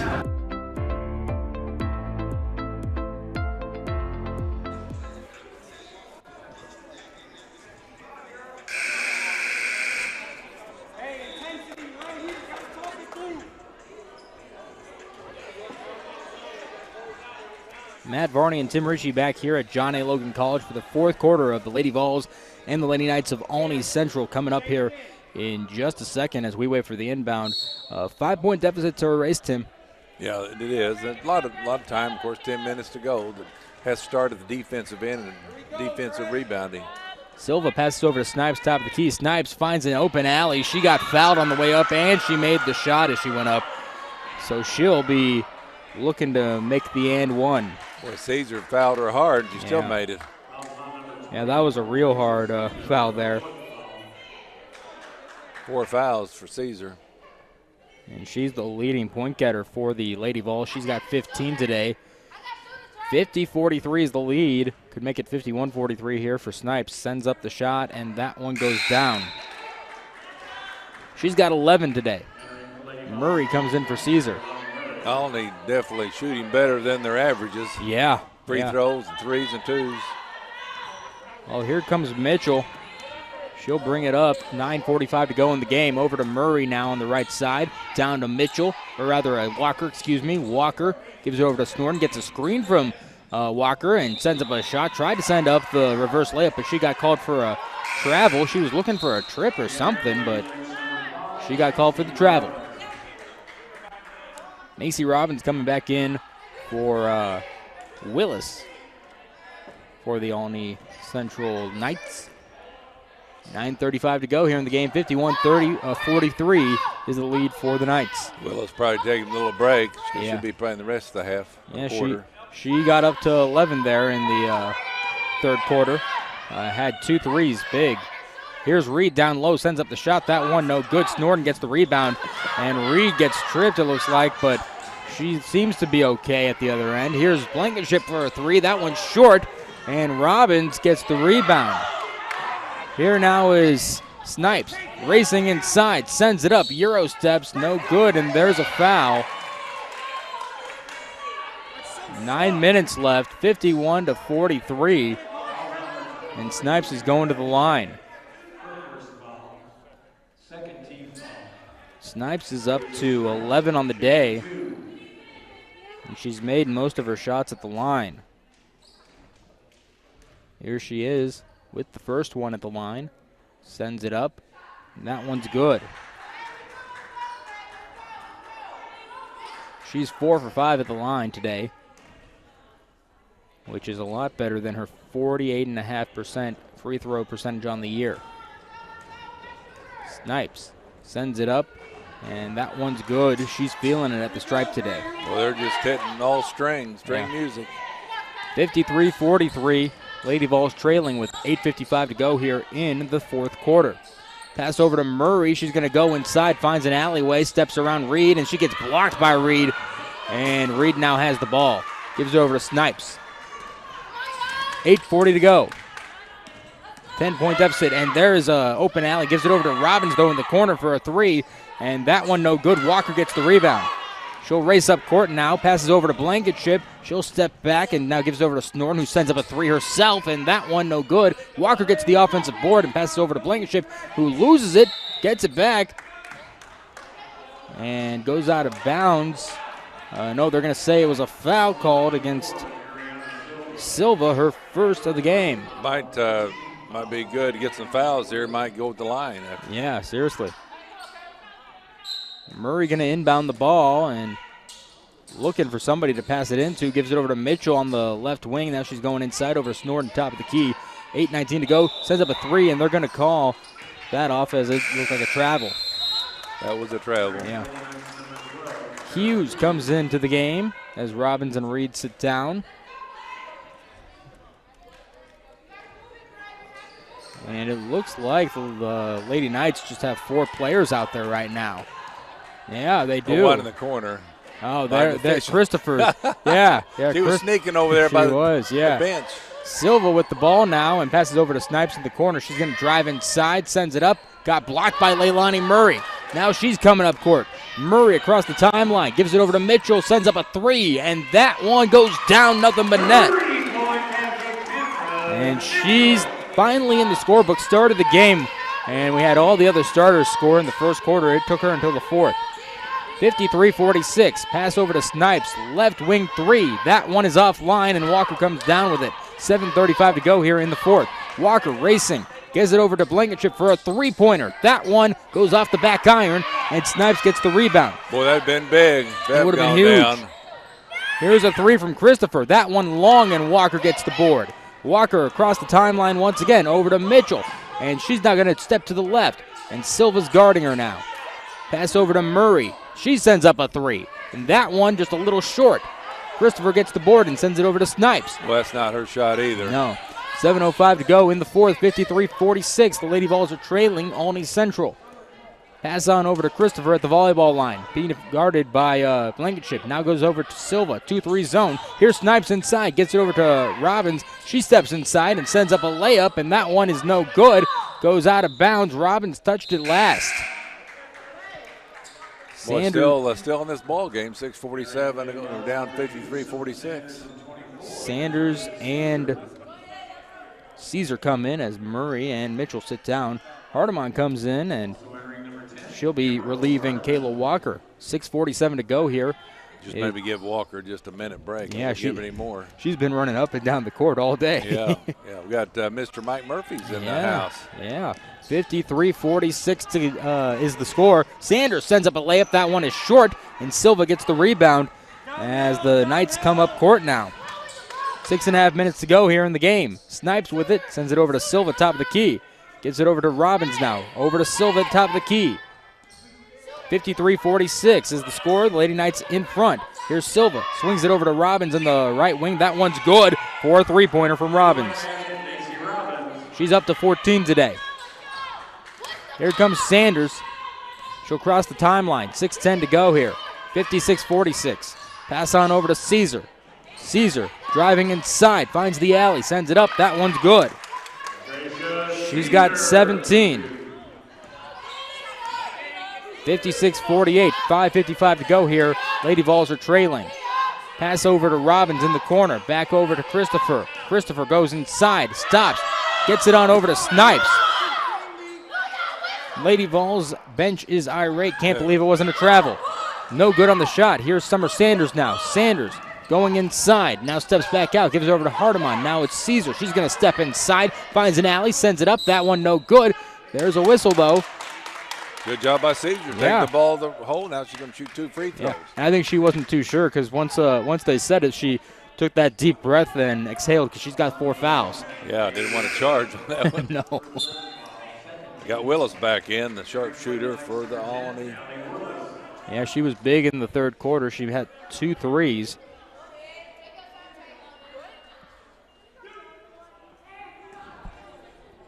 And that was Tyasia Christopher picking up her 3rd foul of the game. First one for Caesar is good. 5:29 to go here. 56-49. The Lady Vols are going to have to stop the 3-point shot because Yeah, they haven't gone inside much against. And Robbins and Willis are both great there.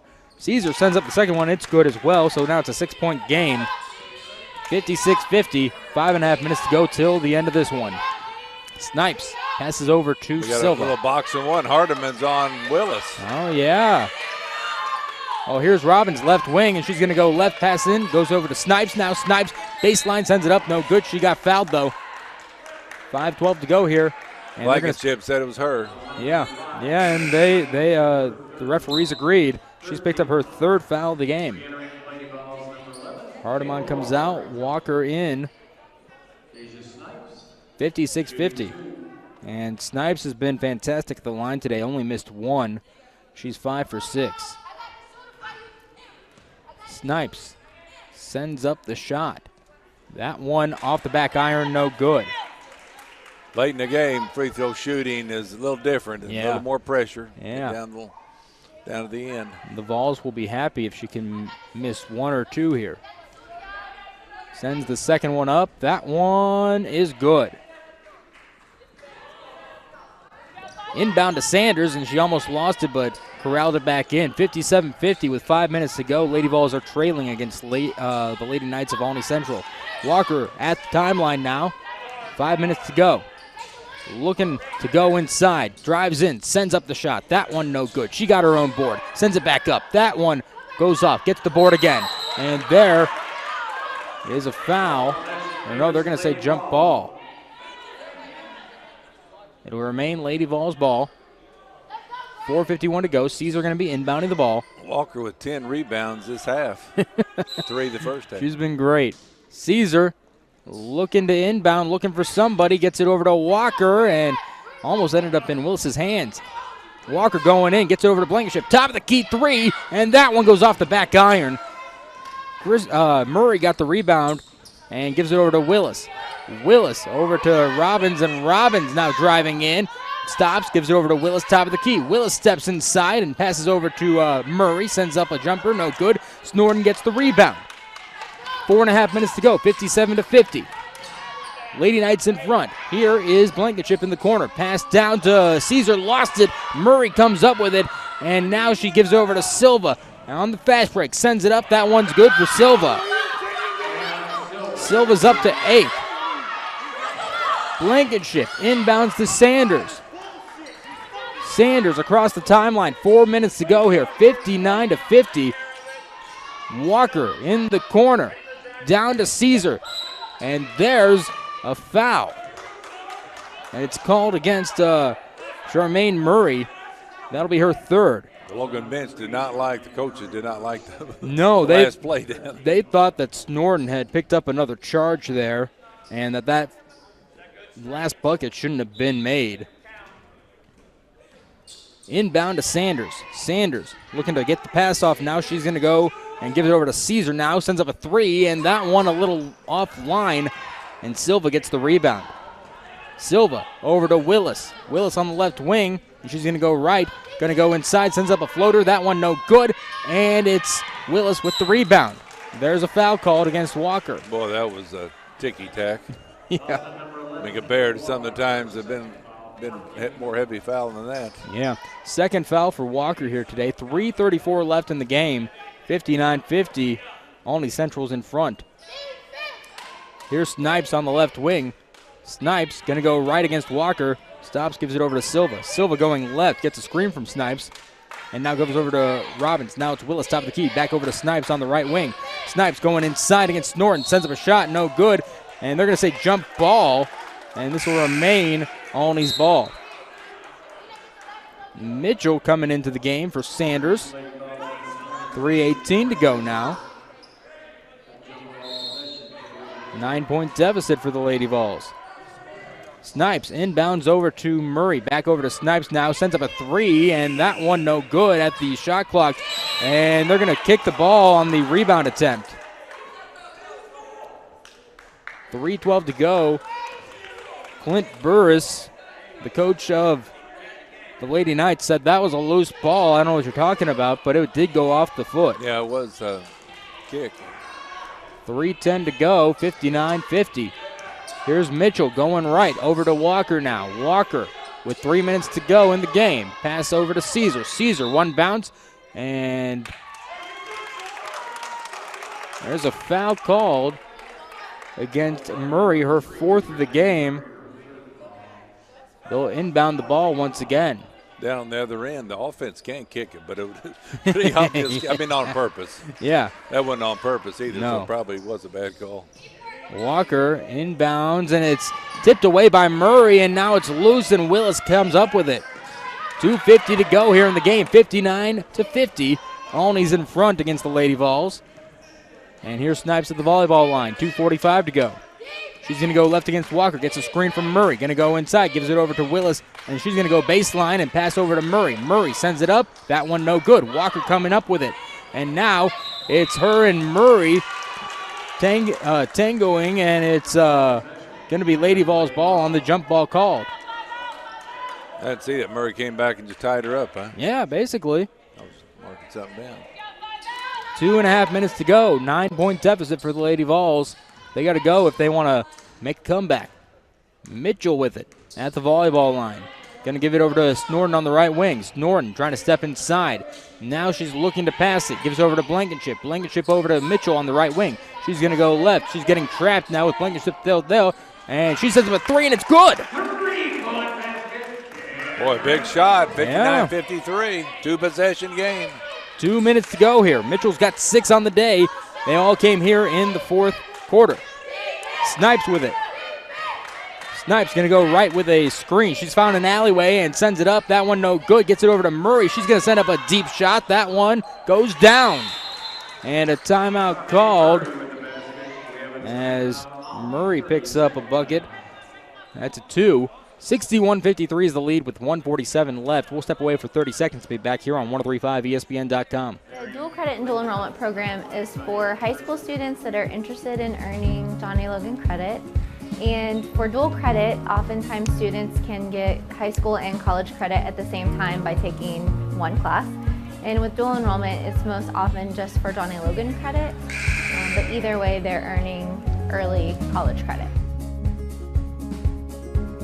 The dual credit program is here to help students navigate through all of their opportunities. Matt Varney and Tim Ritchie here with the conclusion of the Lady Vols basketball game against the Lady Knights of Olney Central. It's 61-53. The Lady Vols are trailing with 1:47 left in the game, Tim. Yeah, it's 8-point games. Anything can happen, though. Run the offense, get a good shot. Mitchell going to give it over to Blankenship at the volleyball line, and Blankenship trying to go left against Robbins. Over to Mitchell now. Mitchell trying to go baseline, and now she reverse layup, no good. Kayla Walker came up with it, sent it up, no good. And it's tipped out of bounds. It'll be Lady Knights ball with 1:32 to go. 8-point game. Lady Vols are trailing. And Coach Burris of Olney is saying that's not a foul. He thought it was a push. It was, but they didn't call it. Yeah, so yeah, exactly. Foul her, but either way, they get the ball. yeah. Here comes Snipes now across the timeline. 90 seconds left in the game. She'll stand on the far end of the court. And now she's going to go left, go inside, and loses it. Picks it back up, gives it over to Silva. Silva going in, loses it. And now it's over into the corner to Macy Robbins. She goes baseline, gives it on over to Murray, who didn't make the shot, but she's going to go to the line. Boy, Lady Vols going to have to put a little pressure on. You're down 8 points, a little pressure on them, half court or full court pressure on Olney. Mitchell picks up her second foul of the game as Murray goes to the line for the Lady Knights. Charmaine Murray at the line, sends it up. That one is short. She's got 6 today. That's another thing. Maybe Logan think about fouling too. Yeah. Murray shoots the ball at the stripe 61%. Sends the second one up. That one no good, and Walker comes down with the board. Here she is, over to Mitchell, sends up a 3. That one is long, and Blankenship has to chase after it. And Walker gets it on the floor, calls timeout, I believe. Yeah. 1:03 to go, 61-53. And the Lady Vols are trailing, but trying to make a comeback. We'll step away for 30 seconds and be back on 1035ESPN.com. Logan Fitness at John A. Logan College is open and operating safely for your health. Temperature screening, mask policies, spacious facilities, and frequent cleaning make Logan Fitness the safest location for indoor exercise. Our staff goes the extra mile to ensure that the facility is always clean and regularly disinfected for a great member experience. In addition, our large open areas make it easy to accomplish your workout while still maintaining social distance. All for an affordable price with no contracts. Come see what we're all about at Logan Fitness. Matt Varney and Tim Ritchie back here on 103.5 ESPN.com. A minute 3 to go in the game. 61-53 is the score. The Lady Vols are trailing against Olney Central, but they've got the ball inbounding. Natracia Caesar finds Kayla Walker down low, sends it up. That one's good, and she got fouled. She's got 16, could make it 17 here. Interesting tidbit about the Lady Knights, Tim. Their last win last week against Swick was the program's 600th victory in program history. Wow. Yeah, because they've been have a good program there, Coach Burris. And this year they're not as good as normal. Sends it up, no good off the back iron, and it's rebounded by Olney. And a jump ball called. This will remain Olney's ball, though. 59 seconds left, 61-55, and you can bet Lady Vols are going to be scratching and clawing for every bit that they can. They can't get the steal. They need a foul. Robbins looking to inbound and gets it to Snipes. Snipes going to race up court now across half court, and she's going to try to get to the basket, and now she'll bring it out, and still nobody is fouled. 50 seconds left here, and there's a foul on Silva. Yeah, you don't want to waste 13 seconds. I mean, you want to try to full. They go across the half court, then foul. Well, and maybe there's a strategy to that. Don't give it to Snipes. As soon as she handed it off to Silva, they fouled. And Snipes hasn't been good at the year at the line, but today she has. She's only missed 2 shots and made, about 8 at the line. 6, 7, something like that. Silva at the line. Sends it up. That one is good. Sometimes the scouting reports don't help. Sometimes they don't. Sometimes the team's just feeling it. Silva sends it up. That one is good. She's perfect at the line today, 4 for 4. 63-55. Caesar inbounds to Walker. 45 seconds left in the game. Pass over to Mitchell. Mitchell turns around, going to go left. Over to Caesar, top of the key. Caesar going to go in, gives it over to Snorton. Sends up a deep one. That one no good. And it's Murray with it. Now Snipes. Snipes gets fouled by Snorton. Snorton picks up her 4th foul of the game. 32.3 seconds left in the game. 63-55. The deficit could grow to 10 here with Snipes at the line. That'd make it tough to come back for the Lady Vols. It sure would. Snipes sends it up. That one's good. Yeah, this time in the game, you don't have much choice who to foul. You just got to foul. She's made 7 at the line out of 9 attempts. Snipes looking to make an 8th. Sends it up. And that one is good. She's 8 for 10 at the line today, and a timeout called with 32 seconds left in the game. 65-55 is the lead for the Lady Knights of Olney Central. And it looks, Tim, like they're going to be cruising to their second victory of the season, improving to 2-3 in the GRAC. Yeah, it is. A 10-point behind makes it tough with 32 seconds to go, but a lot of things can happen, so you got to hurry up and take a shot. Whoever's got one, you don't have a choice if you're better shooters. Well, I'll tell you what, if they come back with 32 seconds left, that'll be quite the display for the Lady Vols. It'll be quick and furious, and they can do it. They like to run. They like to shoot the 3, but they're going to have to look amazing out there. Yeah, they're going to have to hit a 3, then foul. Yeah. You don't want to give them a chance to, or get a 5-second call too, right? Which would be nice. Yeah, you'll take out of bounds. You'll take anything that you can get to basically get the ball back and get as many chances as you can here with just 32.3 seconds left on the clock. Lady Vols is going to be inbounding on their side of the court. Kayla Walker. No, it'll be Deanna Snorton coming in to inbound it. Snorton right in front of us. And she finds Walker. Walker down to Caesar. Caesar, one bounce, sends it up. That one is too hard. And there's a push called against Macy Robbins as Blankenship went up for it. Robbins has picked up her second foul of the game, and Blankenship will go to the line with 27 seconds left on the clock. Hit these 2 free throws and try to get a 5-second call or the foul right away. And to start working. Blankenship sends the shot up. That one goes down. She'll try to make it 2 for 2. She's 3 for 3 at the line today. She sends it up, and that one is good. She's 4 for 4 now. She's got 7 points on the day. Silva looking to inbound, gets it to Snipes. Now it's over to Robbins. Now back to Snipes. Now it's Silva, and Silva back over to Snipes now. 20 seconds left. Over half court, and there's a foul. 17.6. Yeah, they said that she took too long to get up court. 10-second call, so you don't see it very often. And yeah, I didn't look at the clock, see what it was before. Well, 17.6 now. Well, I believe the clock 27. was at 26.9, Oh, but they'll take it. Okay. And out of bounds as they try to find that's Caesar. close, Yeah, 10, 9. So. Went out of bounds by Snipes' hand as they try to find Caesar. And they're asking for more time to be brought off the clock. It's at 17.2 right now. 16.9. Yeah, that's what they want to bring it down to. 65-57. That might make a difference. It could, yeah. If it's 16, closer. and now they'll need to add on a few milliseconds. 65-57 is the lead for the Lady Knights. And Kayla Walker going to inbound. Finds Cameron Mitchell. She turns around, sends up a 3. That one just a little offline, goes out of bounds on the rebound attempt. And they're going to say Kayla Walker, yeah, she picks up a foul. Walker's up to 3 on the day. 12 seconds left on the clock exactly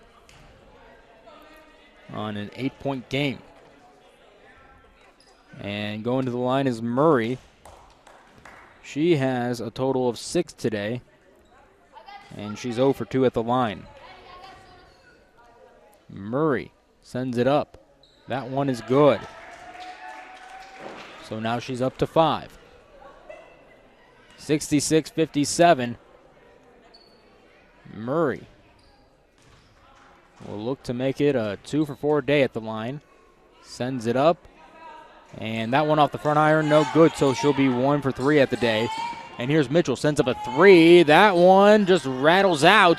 66-57 with 3 seconds left on the clock. And this one is all but over. So the Lady Vols are going to be dropping to 2-3 in the GRAC, 2-7 on the year, as the Lady Vols drop a 66-57 game to the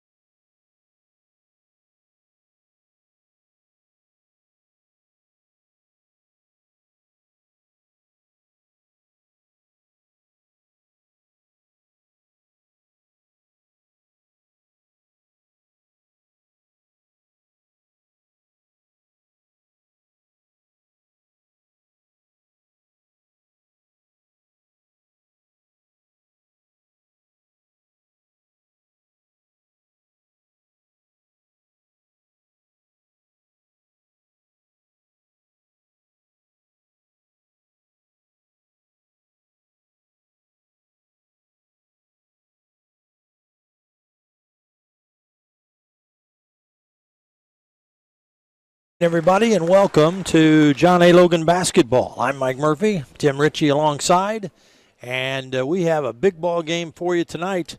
The Logan Vols come in at 7-2 or 7-1. Olney Central comes in 7-2, and Tim, this is going to be fireworks. Always is. It's Olney's always got a great program. They beat Vincennes early in the year, so it's going to be a ball game. I remember a year ago, because it came up on my Facebook in Memories today, but a year ago this place was jam full on Olney Logan. And I think Olney was 23-5, Logan was 22-6. But it was one of the big games of the year, a huge crowd. Now in this protective bubble, there are a few parents in here tonight, but that's about it. And so we won't have the crowd noise to deal with, but it'll be exciting and it'll be fun because Logan has a lot to play for. They've gone up in the national rankings. They're at number 3. Olney is in the honorable mention category. That's got to get them a little torqued off. And how about Mineral Area, the team that just dismembered Logan in here? They're at number 5. So think how mad they must be because Logan is still. They beat them, Yeah, beat them bad. And Logan, Mineral Area is a tough team. Absolutely, and Logan has climbed to number 3. Tim Ritchie and I will be back. We're going to have Matt Varney's interview with Logan coach Kyle Smith-Peters next. We'll hear what the Logan coach has to say. We'll be back with Kyle and Matt in 1 minute.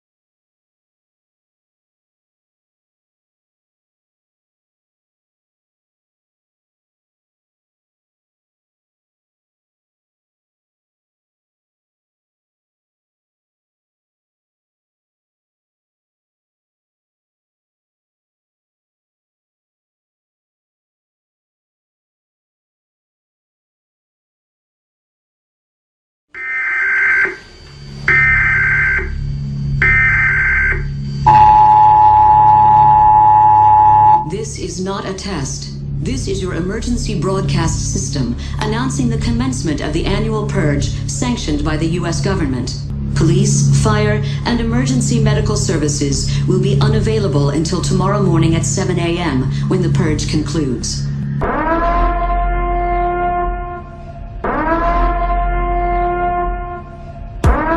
Logan is going to win the district and the national or the regional championship and go to the national.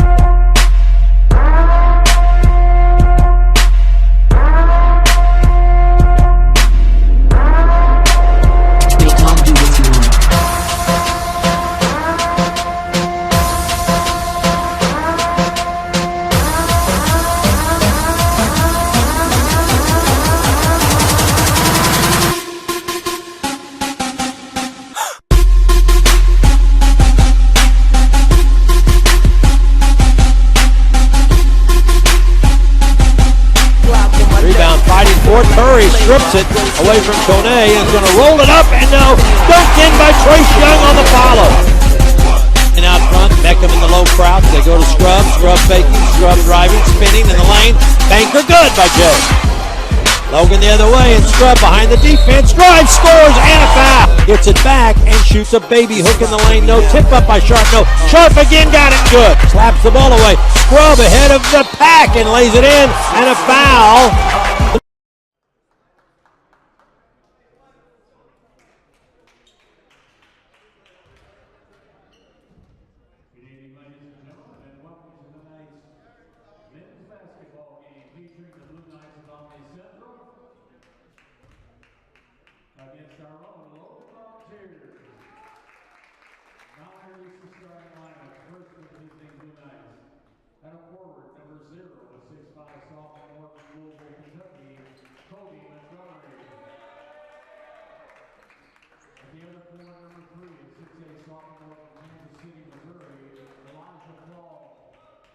Introduced right now for the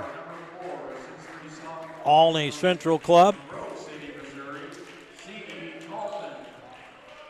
C.E. Talton is their point guard. He's averaging 9 points a game. Colby Montgomery averaging 10.9 a game. J.J. Calicon, one of their guards, averaging 8.9 and 5 rebounds a game. Their big man is Elijah Farr, and he's a good one, Tim Ritchie. He averages 16.5 and 8.2 rebounds a game, and the offense flows through him. That's what the scouting report says. Oh, and he's 6'8", too, averaging 2 assists a game, too. Yeah, so we'll watch how the Logan Bigs defend their big, Elijah Farr, 6'8", 250-pound sophomore from Kansas City, Missouri. Here's the Logan starters. Jamarion Sharp, 7'2". Rio McKinney, St. Louis, Missouri, didn't play much in the last ball game. Said he wasn't feeling well. He's back and ready to go. Dawson Yates, the young man from Pinckneyville, a freshman. Tion Nesbitt, only averaging 0.3 a game, but they say he might be one of the best shooters on the team. And Roman Douglas Watkins averaging 11-1 and 7.3 rebounds a game.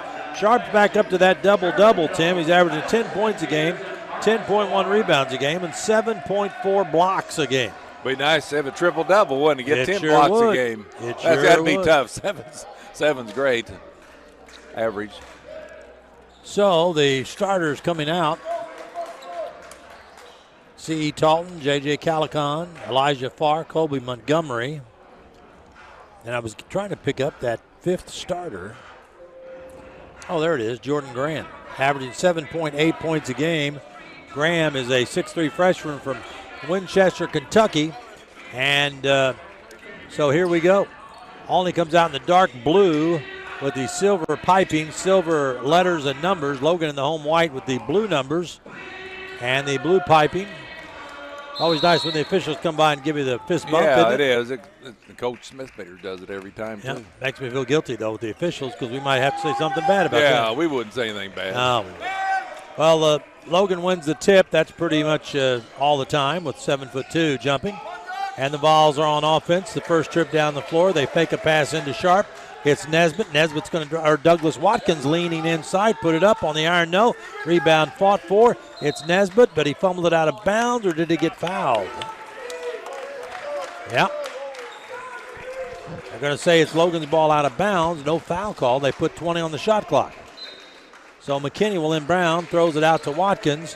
Watkins' first shot was no good. So Logan has it for the second time, and McKinney goes to the top of the key and launches. In and out, no. Tip up, no. And the rebound comes down to Olney. Calicon has it. Off to Graham, and Graham up over the timeline. Graham on the right side sees an opening, whips it back out on the top to Farr, who's a good three-point shooter for the big man. Nope. The rebound comes down, but lost out of bounds, or lost by Montgomery, and the foul is going to be called on Montgomery. And McKinney with the rebound. Yeah, the ball kind of got knocked loose, and McKinney was able to get the loose ball, and then how many times you see that? The guy that loses the ball, then he wants to get it back and he fouls. Oh, that happens quite a bit. First minute of play. Nobody has scored yet. McKinney on the top. On the left side, it goes to Nesbitt. Nesbitt throws down on the baseline to Watkins. Watkins backing his man in. Drives, put it up. No good. Rebound pulled down by Calican. Outlet pass to Graham. He's going to go in and slam it home. This Olney team is good. They're 7-2. They beat Vincennes, as Tim said earlier in the year. Logan's going to have their hands full. Rio McKinney's going to fake and drive, throw it up. No. Don't know if that was a pass or a shot. Goes out of bounds. It belongs to Logan. Coach is upset that they weren't distributing the ball, and now Sidney Curry coming in. And, Jamarion Sharp limping out. I don't like that. Don't know if he got hurt when they threw the lob pass. I think that's what Rio's going to say it was, a lob pass instead of a shot. McKinney will throw it in. That does so to Yates. Yates to Watkins down in the corner to Nesbitt. Long jumper, no. Curry the rebound from behind. Sidney's going to go inside, double team, throw it to Nesbitt. Off of Olney, out of bounds. Nope. They say it goes off of Tion Nesbitt. So Sidney Curry had his man body up on defense, and he couldn't get a shot, so he passed it. Here comes Cam Alford for Yates. Here comes Dietrich Reeves for Tion Nesbitt. So Dietrich Reeves, I know it's the first time you've seen him. Yeah, it is. What did we call him in that scrimmage, close scrimmage? Money. Money man. He hit his first 2 threes the other night. Let's see what he does here. Olney has a 2-point lead and the ball. Graham gives it out the far, slapped away, stolen. McKinney has it. McKinney off to Watkins. Watkins lays it in with the left hand, and we're tied. Nice assist by McKinney. We're tied at 2. 2 minutes into the game. Graham brings it up for Olney Central, the Blue Knights.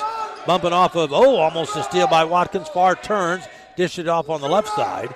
And Montgomery raised if he was going to shoot. He didn't. They dump it inside, and there's a jump hook, no good.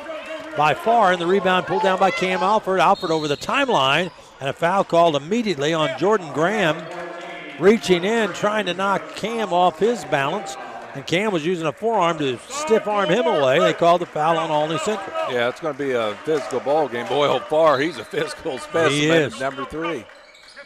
There's an inbounds pass stolen, and it's going to be a lay-in. That's Jordan Graham, the guy who just got the foul called on him. And he got a steal and gives Olney the lead 4-2. Over the timeline, Alford down in the corner, McKinney. McKinney whips it over the top, a skip pass. They go to Reeves, first jumper of the night. Nope, short. Rebound fought for, it comes away to Montgomery. Olney has it in the 2-point lead. Montgomery top of the key, and they slap the ball free, but Montgomery gets it back, throws it in the corner, slapped away, stolen by Logan. Here comes McKinney. McKinney down the lane, faking, peels out into the left corner. Looks inside at Curry, throws outside to Reeves, in the right corner to Alford. Alford going to drive on Farr, gives it into Curry. Curry tries to go up, and they foul it. Not a bad strategy, because if you look at the stat sheet, Curry shoots about 52% from the line. Yeah, that's not, because it's sure a 2-pointer if you let him get the dunk. The foul was on Jordan Graham. That's his second. That's the third on Olney as a team, and Sidney Curry's going to be at the line. Free throw is no good, too hard. Here comes Taj Patterson in the game, averaging 5.7 a game. Patterson, second free throw, no good, barely hit the front of the rim. Taj Patterson coming into the ball game. He is a 6'1", 200-pound freshman from Lutheran North High School in St. Louis. Down in the corner, there's a long three, put up, no good. Rebound fought for, and Rio McKinney comes down with it. Took it away from his own man, Cam Alford. Rio's going to fake, drive all the way, lost it. Picked up by Curry, put it up, banker, nope, and a foul. The foul is on Elijah Farr, their big man. One of the secrets, and I'll tell you on the Logan scouting report, was to get the big guy in trouble, in foul trouble early. Curry's back to the line. Here comes Xavier Ball in lineup. He's started quite a few games this year. Sidney Curry, left-handed free throw, no good. 0 for 3, the Logan big man. Xavier Ball comes in, Rio McKinney goes out. Logan leaving some points at the line. That's never good, Tim. No, it's not. And I was looking, smart, they're trying to, the trainer's looking his ankle. Free throw by Curry. He gets the 4th of 4. Boy, bat went across the line. Yep. Before it hit the net. Maybe he thought he wasn't going to make it. Yeah. Farr has the ball out front for Olney. Down in the corner, Calicon. Calicon falls on his knees, gets the pass back outside to Montgomery. Montgomery around a far pick, pulls up and fires short, but it falls in. Montgomery had it bounce over the lip of the rim, hit the backboard, and trickle down. It's 6-3. Olney has the lead. Ball into Curry. Curry to a cutting Alford. Wide open, missed it, but there's Curry back up, and he's fouled again. Curry getting really mad. He can't get a shot up. All they're doing when Curry starts to jump him, they just stretch their arms across and foul him intentionally. Just foul him, make him shoot free throws, but eventually they're going to have to play a lot of players to keep the game in foul trouble. That foul was on Taj Patterson. So Curry will step up to the free throw line again. He's 1 of 4, shooting 2 here. Left-hander, no good. Now, coming in for the Vols is going to be Dre Boyd. Coming out will be Doug Watkins. Sidney Curry going to try again here. Logan trailing by 3. Curry's free throw is short. Rebound pulled down by Olney. That everybody boxed out. Good job. Throw it down in the corner. Catching there is Dalton out on the top. A long jump shot, no good. And Ball pulls down the rebound off the miss by Calicon. Logan has it in the corner. Driving, that's Boyd. Swishes the shot. But they're going to say he stepped on the sideline on the far side. Boy, I've seen that more this year than any year, women's and men's game. Taj Patterson bringing the ball up. Alford has him. Patterson gives it off to Talton. Out on the top, and there's a steal by Alford. Alford's got Curry on the other side. Curry gets the rebound and jams it home. A missed shot. Curry got the rebound and slammed it with 2 hands. And now, what did they call it? Technical? No. They give Curry a technical for hanging on the rim. Oh, that wasn't a hang. The official called it on Sidney Curry on the dunk shot. He hung on the rim. So I've seen guys swing and they don't even call it. So they will put Talton at the free throw line for Olney Central, and they are deadly from the line. As a team, they shoot 78%. Talton shoots 91.3, and so the 2 points that Sidney got cost him a foul and a free throw by Olney, of course, which they sunk. Well, that's a good average, 78% for a team. It sure is. A couple of these guys haven't missed a free throw all year. One of them has the ball right now, Taj Patterson. Goes right, comes back to the top. He's a distributor more than a shooter. Patterson throws the ball on the left wing. Catching there, Calicon. Lob down inside to Farr. Throw it back outside for the long 3. Good. That 3 by Taj Patterson. Good defense by Ball, too, that just time. When I said he's not a shooter, he makes me a liar and hits a 3-ball. Alford throws down in the corner to Reeves. Reeves goes to Curry. Curry trying to muscle inside. Does. Turns and scores. Boy, nice move. Well, Curry starting to get going. 10-7. Olney has the lead over the third-ranked team in the country, John A. Logan. Montgomery with it out front. Shovels it to Talton. Talton right side. Comes to the point. Logan double teams. They go to Farr. Farr steps back and fires. Good swish, a 3. Boy, a big guy. Boy, what a shooter. And we have a timeout called by Logan. The Logan coach doesn't like the easy 3s that Olney's getting right now. They've hit a couple already. It's 13-7. Olney back in 30 seconds.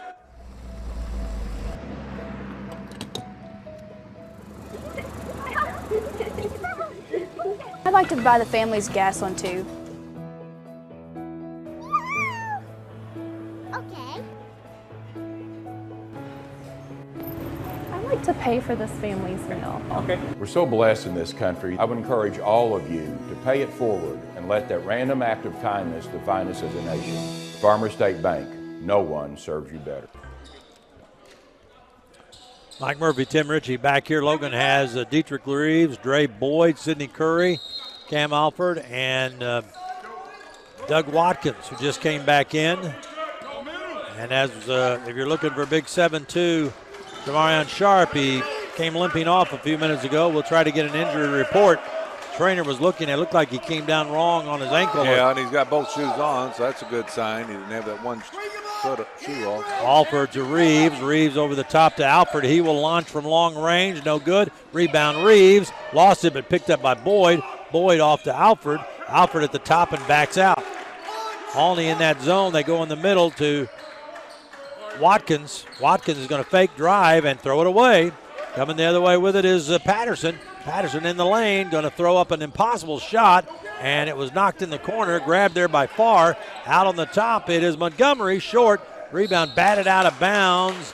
Boy, yeah, I think they're going to call a foul over the back on Sidney Curry. And he did. Yeah, look at Sharps trying to talk his way back into the lineup. We got a media timeout at the 13:35 mark. Logan still trailing 13-7. And Logan just had their second foul on Sidney Curry. It says number 1 up there, but that's number 2 on Curry because they had the technical foul. We'll be back in 1 minute. Logan trailing 13-7. Small business is the backbone to our community. It's a good feeling to know that one loan to small business benefits everyone in the community, not just that business. It's the people at People's National Bank that are making a difference in the lives of Southern Illinois. People's National Bank is a locally owned community bank that provides quality services for the people that work and live in Southern Illinois. People's National Bank. Since 1909, our focus continues on you, our customers.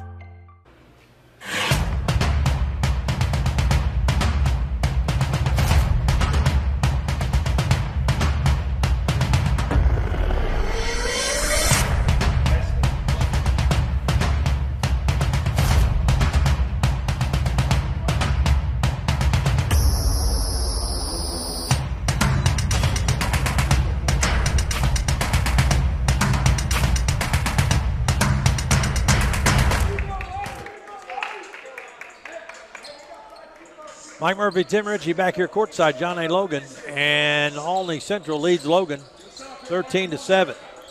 Tucker Hayes, a 6'1 sophomore from Linton, Indiana. Linton High School has come into the lineup for Olney Central.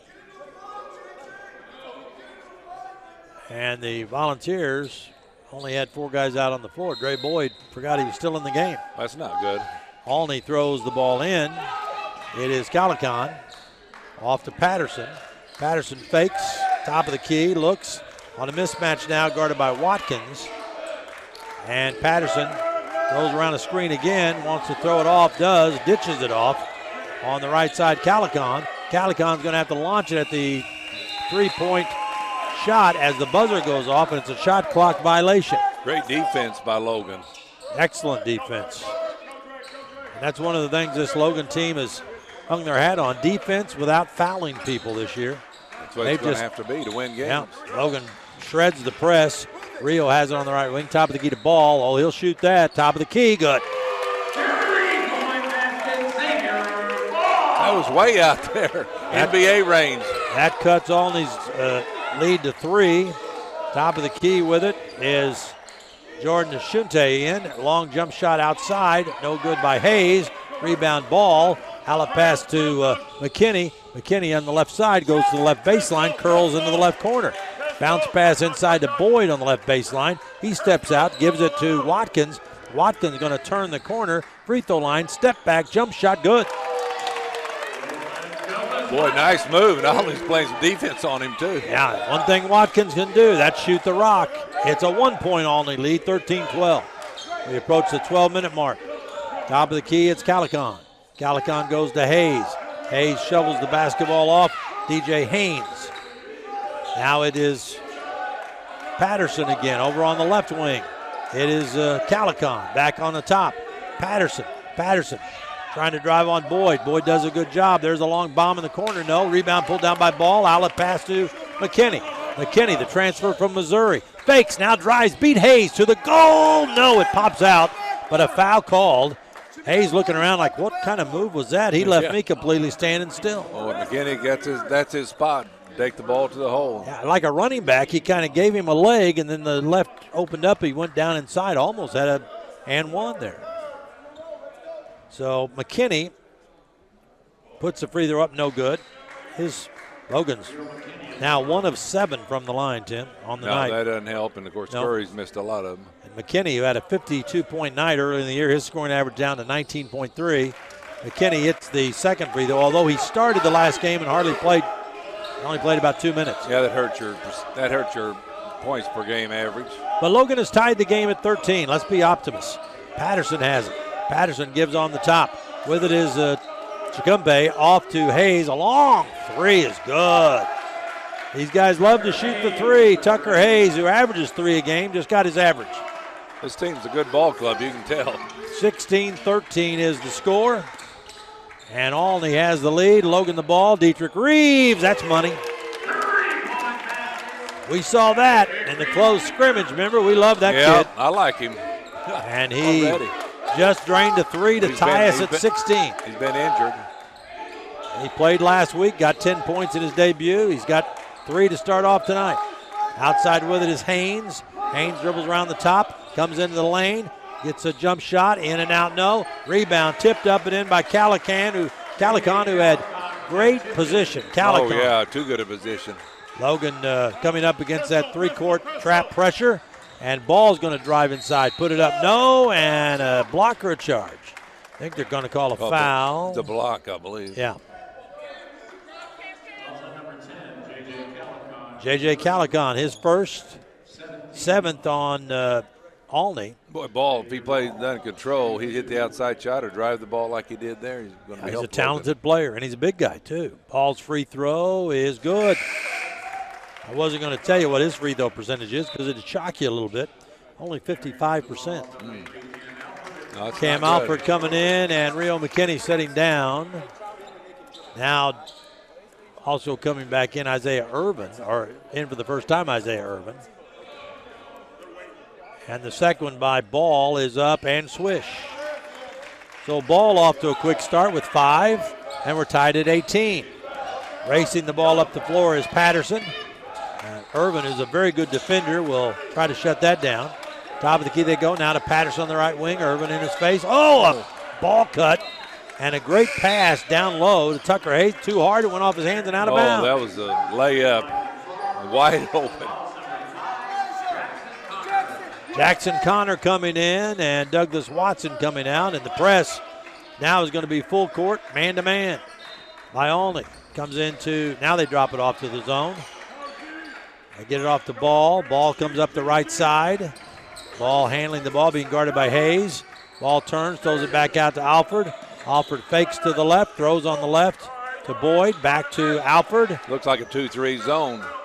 They go on the top to Ball. And Ball's going to launch. It is off the mark, no. Patterson the rebound for Olney. Here comes the Blue Knights. We're tied at 18. And they get off on the left side, Calican, and he swishes a 3. Nobody was there. Nobody was out there, and Calican had an easy 3. A lot of guys can shoot horse shots. Nobody on you. 21-18. Olney back in front. They go baseline Connor, outside Alford. Alford fakes.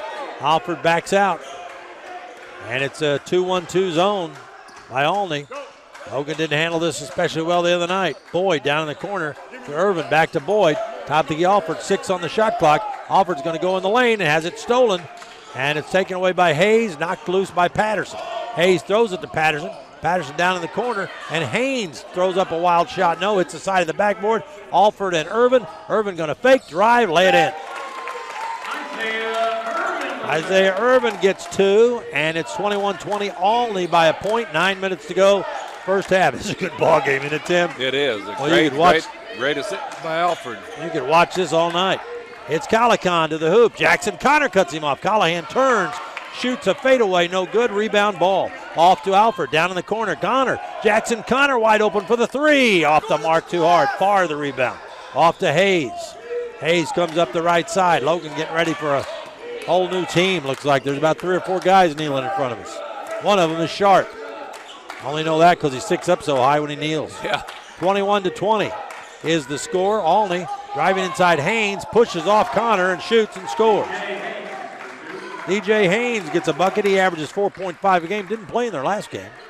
And the Vols beat the press. Boyd has it. Throws in the left corner. Irvin left alone. A 3 on the way. Off the mark, no. Irvin usually hits those. He's a great three-point shooter, but he came off a little hard on the back ring. 23-20 Olney, and they're driving inside, and a foul on Irvin. It's kind of tough because one official's letting them play. The other official kind of looks away, and the one official is calling hand checks. Yeah, that's tough to adjust if you're a player. They be consistent. Connor, Boyd, and Ball coming out for the Vols. Rio McKinney, Jamarion Sharp, and Doug Watkins back in, joining Irvin and Alford. Olney, they get the ball, quick shot, no good. By far, an air ball rebounded by Logan. Irvin has it up the right side, gives to Rio. Rio fakes, McKinney inside, scoops it up, no. Tip in by Sharp, no. It comes out of there, and upcoming with Olney on the break, it's 4-on-2. Driving to the hoop is Montgomery, throws it on the lip of the rim, no. And Logan fighting for the rebound. Alford had it, Sharp tried to get it, and they knocked it out of bounds. Yeah. You don't like that, but they're both hustling for the ball. So Olney gets it. They've got a 3-point lead, 7:44 to go in the first half here at Logan. Olney to inbound, and they do. And driving inside with it is Montgomery, and a slam. Montgomery got loose on the baseline and jammed it. Coming the other way, Dietrich Reeves, and drives inside, threw up a hope and a prayer. Yeah, it was. They shouldn't have fouled him on that because he's behind the backboard. That'd be a tough one to make. DJ Haynes fouled him. That's Haynes' first, and at the free throw line, Dietrich Reeves, 0 of 2 from the line this year in just one game. Yeah, he'll get going here. Free throw by Haynes is good. By Reeves. Xavier Ball back in. Marion Sharp coming out, limping again. He's going to have to sit on that bad foot. Yeah, he's not going to be able to play, I don't think. Have to ice it. 25-21 is the score, Olney. Next one by Reeves. It is no good. Rebound far. Olney has it in a 4-point lead. With it in the back court is Patterson. Patterson backing in Alford, and they get a tip on it, but Olney gets it right back. Outside, trying to shoot at Montgomery. Patterson open for the three, no good. Rebound, McKinney, and he's bushwhacked from behind. Who's that foul going to be on? I don't know, I couldn't tell. I don't think they're going to call a foul. They're just going to give the ball to Logan out of bounds. No, it is on Farr. Yeah, the big guy, his second. I'll take that, late call or not. McKinney went down hard on that. And McKinney's going to be at the line. That's the 9th team foul on Olney. Logan's only committed 3 fouls. Logan's just got to make some free throws.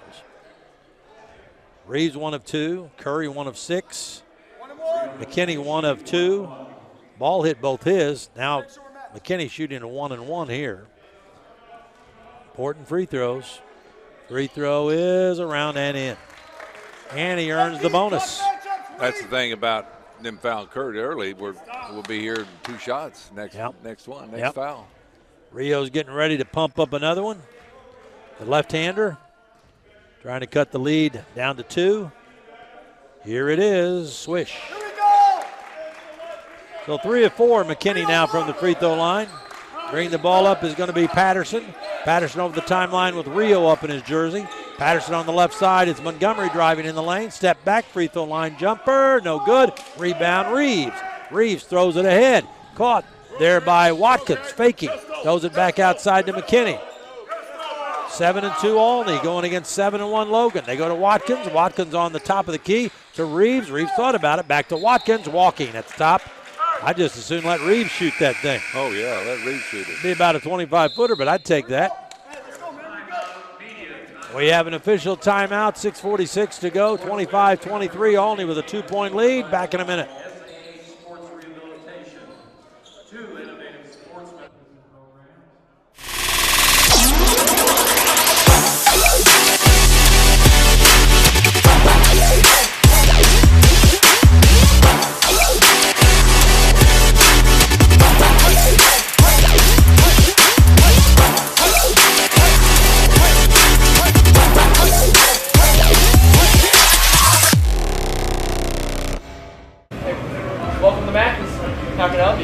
Hey, welcome to Mackey's Pizza.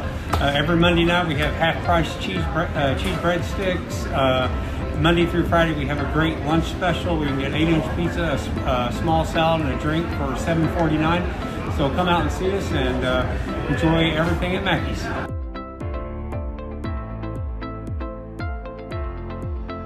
The dual credit and dual enrollment program is for high school students that are interested in earning Mike Murphy, Tim Ritchie back here at John A. Logan in the protective bubble. Everybody masked up and socially distanced. And it's 25-23.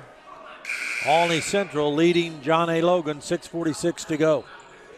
Olney has the ball after the official timeout. This game's going fast. It is. I can't believe 6:45 to go in that. Yeah. Olney shot only one free throw. Logan has shot 14, and they've only made 7. 7 of 14 for Logan from the charity stripe. Top of the key, Haynes faking, driving inside, scoop shot, blocked, taken down by Ball. Ball pushes it up the floor, loses it, gets it back. Ball says, I'll take it all the way. Banking, no. McKinney the rebound. McKinney back up, no. Ball is knocked loose. Olney has it. McKinney knocked down, and Kyle Smith-Peters is furious that they didn't call a foul, and now Reeves gets a steal on the sideline. And what are they going to say? He got tackled down there. Well, they're going to give the ball. Wow, they're going to call the foul on Reeves. Wow. And that further infuriates Kyle Smith-Peters. They called the foul on Reeves on the far side when he stepped in. The official saying Mario McKinney just fell mysteriously under his own power. Didn't see that guy in the blue jersey. Now there's almost another steal by Ball. Driving inside, throwing it up, no, and a block. Oh, they call a blocking foul on Logan now. That was Jordan Chinte going inside. They call it on McKinney. So McKinney doesn't get the foul call, and then they get a foul call on him, and the official trying to explain that one to Kyle Smith-Peters, and these guys are watching a different game than I am. Yeah, I think they said he moved, so told Kyle that. Man, free throw, in and out. Second one coming. The official coming over trying to make amends, but he's already lost his battle there. Can they hear me out there, Larry? Second free throw is good. Calm me down, Larry. Calm me down. Whatever the official told Kyle, he's laughing about it. So. Yeah.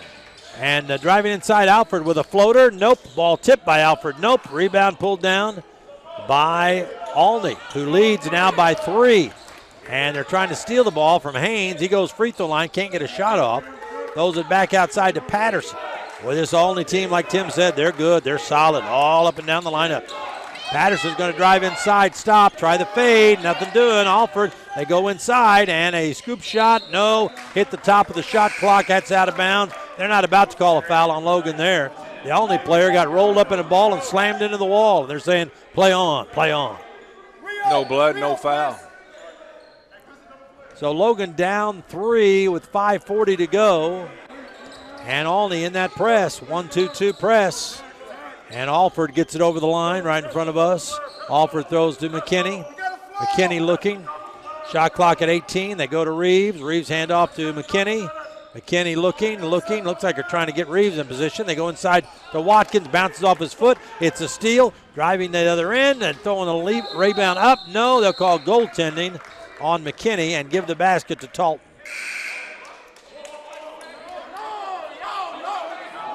And they're saying the ball shot up over the goal, and they're calling goaltending on Rio, and now the Logan bench explodes again. Now there's one official, walks up to the other official, shakes his head no.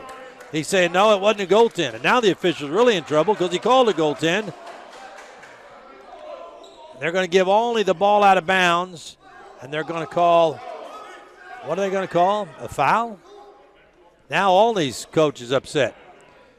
Nobody's getting any awards here tonight on the officiating. No. Now the Olney coach says, I want an explanation. You called a goaltending.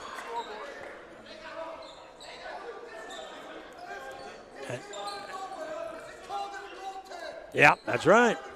Yep, he's right. Boy, you can hear the Olney coach. Nobody likes it. Yeah, he said he called it a goaltend. You can't change it, but they do. And they lob it inside, and an easy catch in the lane and scored by Montgomery. Coach might forget it now. They made the 2. And Montgomery got a hand on that pass in the backcourt. They get it to Alford, to Watkins, back to Alford, back to Watkins, to Reeves down in the corner, right side. They go back into Watkins, fadeaway jump shot, good by Doug. His third field goal, quickly the other way, driving into the lane. Boy, taking about 4 steps was Talton. Got away with it, and Logan gets the rebound. Now Reeves is limping, and they're going to say out of bounds on Logan on the sideline. And they'll give Olney the ball with 4:42 to go. Olney leading 28-25. It was Reeves' foot, right, that he injured? Okay. No, it's his knee. Reeves' knee. That's why he's wearing the big knee brace. Yeah. Okay. With the basketball is Patterson. Patterson, top of the key, hands off to Calicon. Back to Patterson. They swing it on the left side. Down low it goes inside. And driving and stuffing it in was Schwente with the stuff shot. Boy, he blew right by the Logan defender. Well, that was a quick dunk. And Boyd is a pretty good. There's Reeves for a long three. Off the mark, no. Rebound pulled down by Montgomery. Here comes Olney, up by 5. 4:08 to go, first half.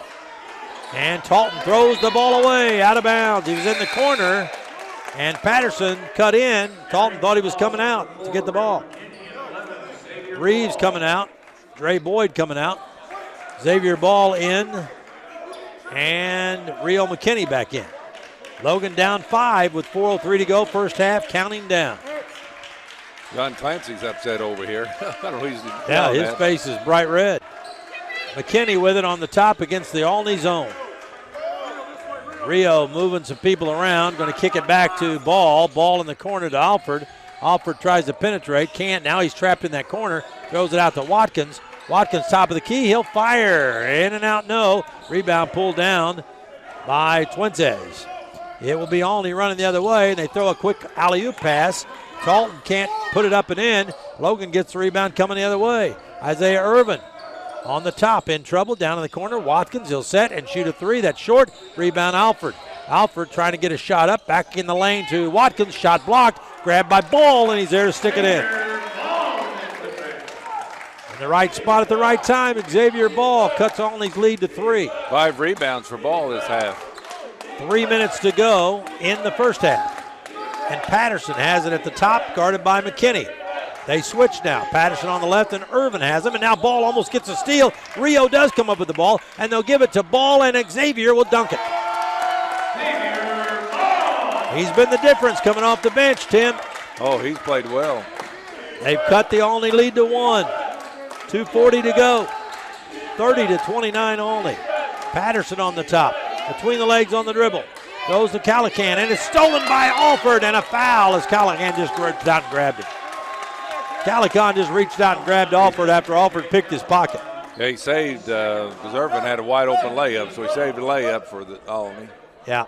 Boy, Cam Alford, what a quick defender. He just swiped that ball. Oh, he's a good, steady player. Now we have a timeout called by Olney. Logan will be at the line shooting 2 when we come back in 30 seconds.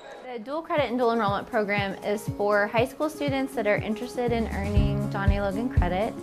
And for dual credit, oftentimes students can get high school and college credit at the same time by taking one class. And with dual enrollment, it's most often just for Johnny Logan credit. But either way, they're earning early college credit. The dual credit program is here to help students navigate through all of their opportunities.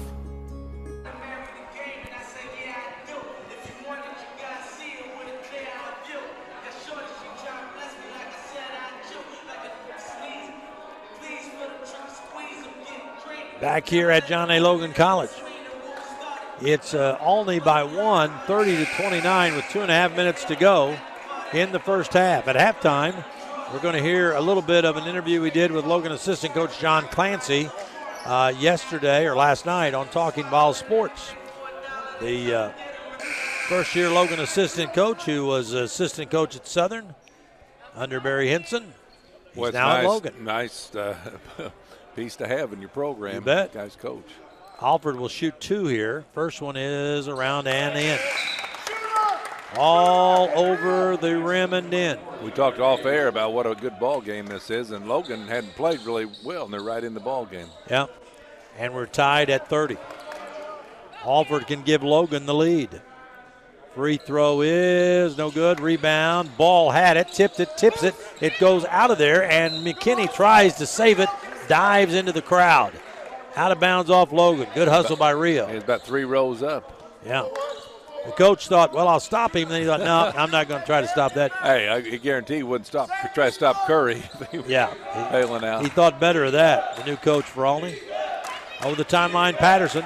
Patterson on the right side, trying to give and go. They do, down on the baseline.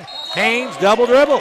Haynes caught it, dribbled down to the baseline, turned around, and started dribbling again. Yeah, he didn't think he dribbled. I started to say, now Double if they've dribble. changed that in basketball, I'll have to tip my hat to you. Yeah, but maybe something we don't know about. Yeah, maybe there's a new rule that we Yeah, don't you know can double about. You dribble, can dribble yeah. and stop and turn around and start dribbling You again. can turn it over, too. They do pass some rules, in this crazy basketball season. Anything's possible. Oh, yeah, you're right. McKinney at the top. Dribbles, throws off to Watkins. He's firing, in and out, no. Rebound pulled down by Olney Central. 2 minutes to go. And they lob inside, too hard, out of bounds. Logan comes the other way. Olney had a layup again, Tim. They did. It just overthrew it a little bit. One of the things they talk about, one of the missed things now is pull up at the elbow and shoot that short mid-range jumper. Nobody wants to do that. It's kind of lost art. He Another want three-pointer or thing is dunk. passing. Another thing is passing. You're right. Passing. You just see guys that Move the ball around. Yeah. Olney's moved the ball around pretty good a couple times. Yeah, Olney's lost 4 points because they made 2 bad passes. Rio has it in the lane, stopping, flips it over to Watkins. Watkins tries to hook a pass down to a Ball. Olney steals it, but then tries to throw a pass falling out of bounds, and Ball tips it out. So it's Olney's ball. Yeah, Watkins has 5 turnovers. He's done a good job shooting some, but too many turnovers.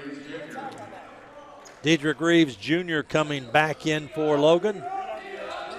And the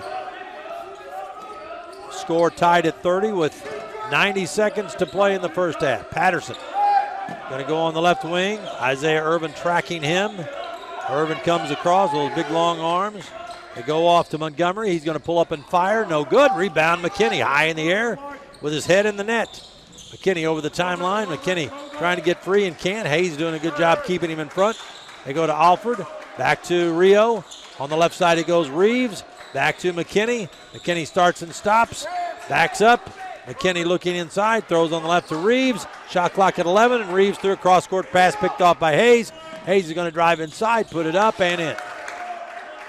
Boy, that was right to him. All he played.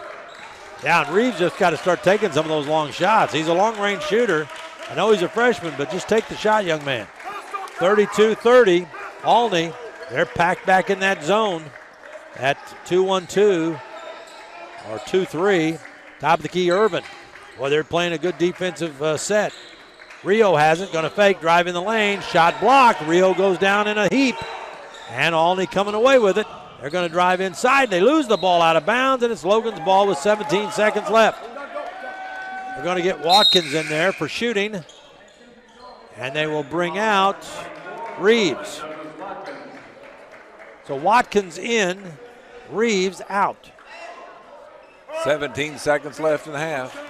And Logan down 2.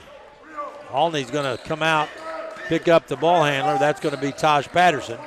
Alford has it. Way out front. They're going to bring Watkins to the top. 8 seconds. They go to Irving. Back on the top, Alford. Alford fakes. Alford drives. Falling down. And they're going to call either a charge. Yeah, they're going to call a charge. And Alford is really ticked off. Charge or walking? They call it a charge. No kidding. And I didn't see that. I saw him walk. I saw him walk. But Alford screaming at the official, the older official, that he grabbed his arm. And the older official shaking his head, no. Not what I saw. So now Olney's just going to throw it linked to the floor, no. And it is halftime. And the score is 32-30. Olney has the lead. And Kyle Smith-Peters has joined us. Tim said at one point in this first half, Logan hasn't played very well, and they've just tied the game. Yeah, we're not playing our best. We haven't played in a week, and we look like it. We just got to get some things back. Jamar's ankle's bothering him, and we're down a little bit. But, I'm happy with the fact that we really did turn it on a little bit defensively and made a big stop there down the stretch. Their zone seems to be giving you guys some problems. Well, it is if you don't run what you're supposed to run. It gives you a lot of problems. We're just staying with the ball above our head. We're not getting where we're supposed to be. We're being very lazy. Getting to spots quickly. We're allowing the time to be an issue because we're not getting where we need to get. So if we don't get that fixed, it's going to continue to be a home run, hopefully, with 1 or 2 passes and throw something up. Yeah. Thanks, Coach. Thank you. That is Kyle Smith-Peters. As you might expect, Tim Ritchie, he's not very happy. No, it shouldn't be. And we talked about Olney is a good, real good ball club. And defensively held, like Coach said, held them down. So if you play the good defense, you always got a shot at winning. Well, we will come back, run down the scoring, give you some statistics. It's 32-30. Olney leads at the half. We'll be back in 1 minute. Fitness at John A. Logan College is open and operating safely for your health. Temperature screening, mask policies, spacious facilities, and frequent cleaning make Logan Fitness the safest location for indoor exercise. Our staff goes the extra mile to ensure that the facility is always clean and regularly disinfected for a great member experience. In addition, our large open areas make it easy to accomplish your workout while still maintaining social distance. All for an affordable price with no contracts. Come see what we're all about at Logan Fitness.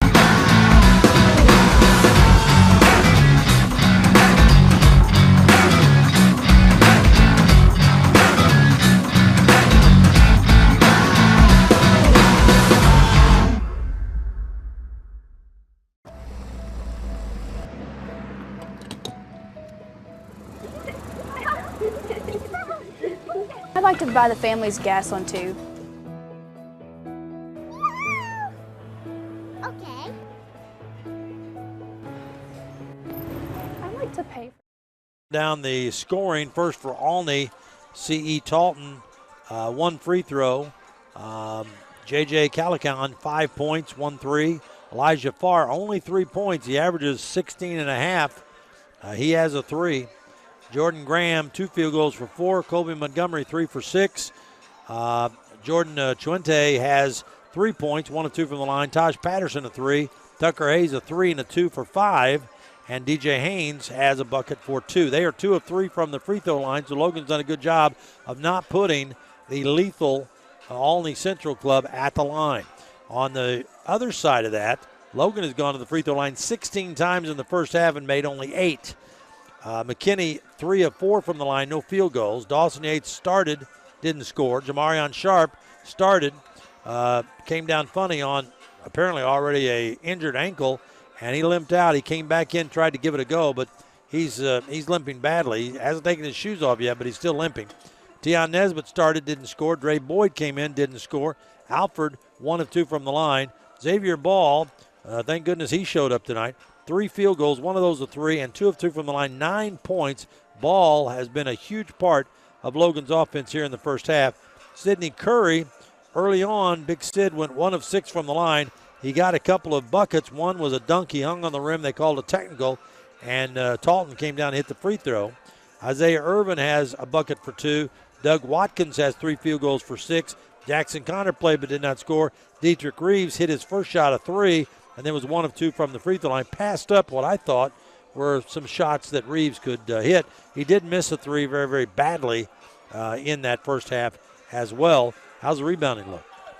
Rebounding, Xavier Ball, like you said, he offensively did well. He had 5 rebounds too. Didn't really play that much and had that. McKinney had 4 rebounds. He's athletic. Logan unofficially had 17.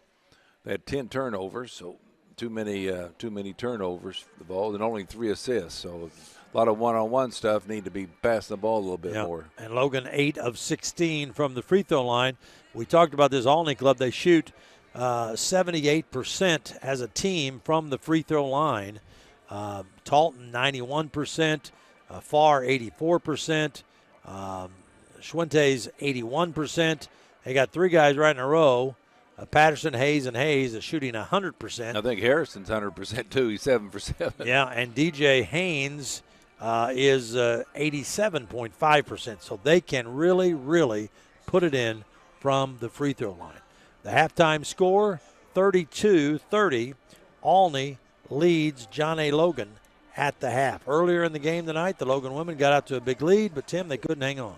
No, it was they went out to a 13-4 lead against the Lady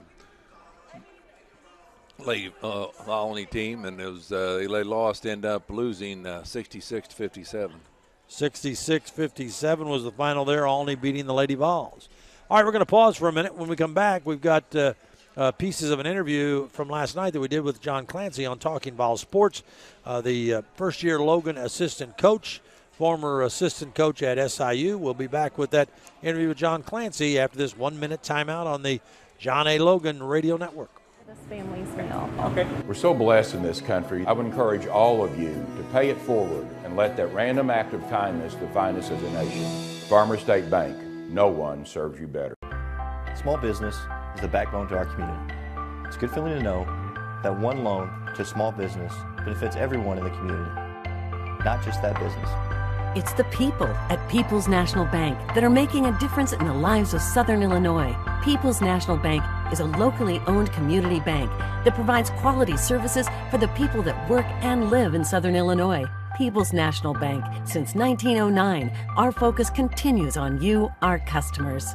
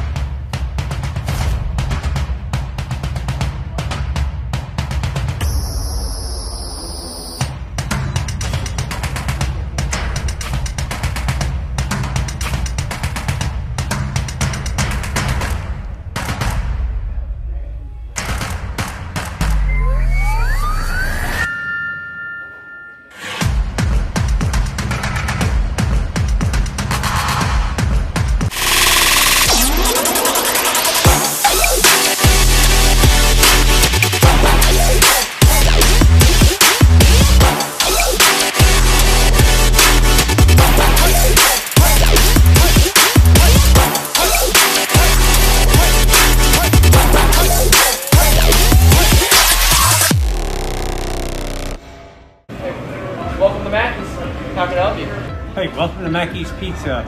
Every Monday night we have half-price cheese breadsticks. Monday through Friday we have a great lunch special. We can get 8-inch pizza, a small salad, and a drink for $7.49. So come out and see us and enjoy everything at Mackey's.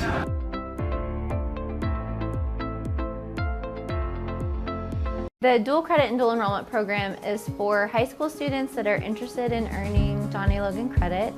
And for dual credit, oftentimes students can get high school and college credit at the same time by taking one class. And with dual enrollment, it's most often just for John A. Logan credit, but either way, they're earning early college credit. The dual credit program is here to help students navigate through all of their opportunities. Logan Fitness at John A. Logan College is open and operating safely for your health. Temperature screening, mask policies, spacious facilities, and frequent cleaning make Logan Fitness the safest location for indoor exercise. Our staff goes the extra mile to ensure that the facility is always clean and regularly disinfected for a great member experience. In addition, our large open areas make it easy to accomplish your workout while still maintaining social distance. All for an affordable price with no contracts. Come see what we're all about at Logan Fitness.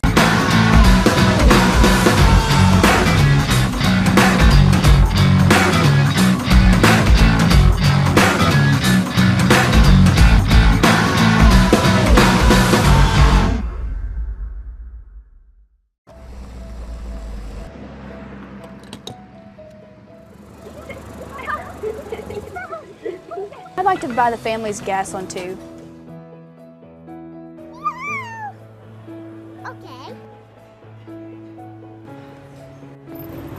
To pay for this family's meal. Okay. We're so blessed in this country. I would encourage all of you to pay it forward and let that random act of kindness define us as a nation. Farmer State Bank, no one serves you better. Small business is the backbone to our community. It's a good feeling to know that one loan to a small business benefits everyone in the community, not just that business.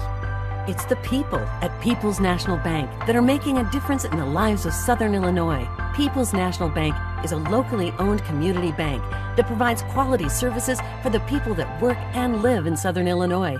People's National Bank. Since 1909, our focus continues on you, our customers.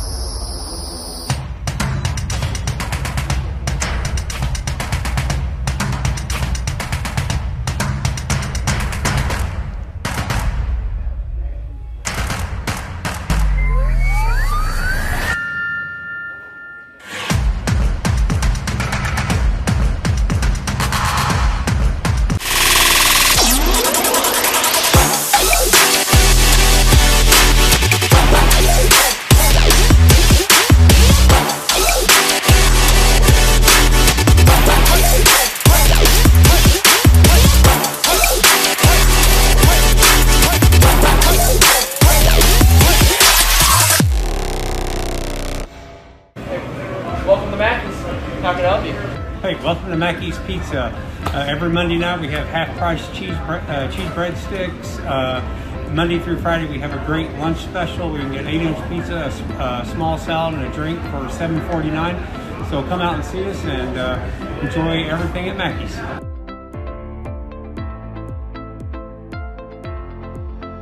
The dual credit and dual enrollment program is for high school students that are interested in earning Johnny Logan credit. And for dual credit, oftentimes students can get high school and college credit at the same time by taking one class. And with dual enrollment, it's most often just for Johnny Logan credit, but either way, they're earning early college credit. The dual credit program is here to help students navigate through all of their opportunities. Logan Fitness at Johnny Logan College is open and operating safely for your health. Temperature screening, mask policies, spacious facilities, and frequent cleaning make Logan Fitness the safest location for indoor exercise. Our staff goes the extra mile to ensure that the facility is always clean and regularly disinfected for a great member experience. In addition, our large open areas make it easy to accomplish your workout while still maintaining social distance. All for an affordable price with no contracts. Come see what we're all about at Logan Fitness.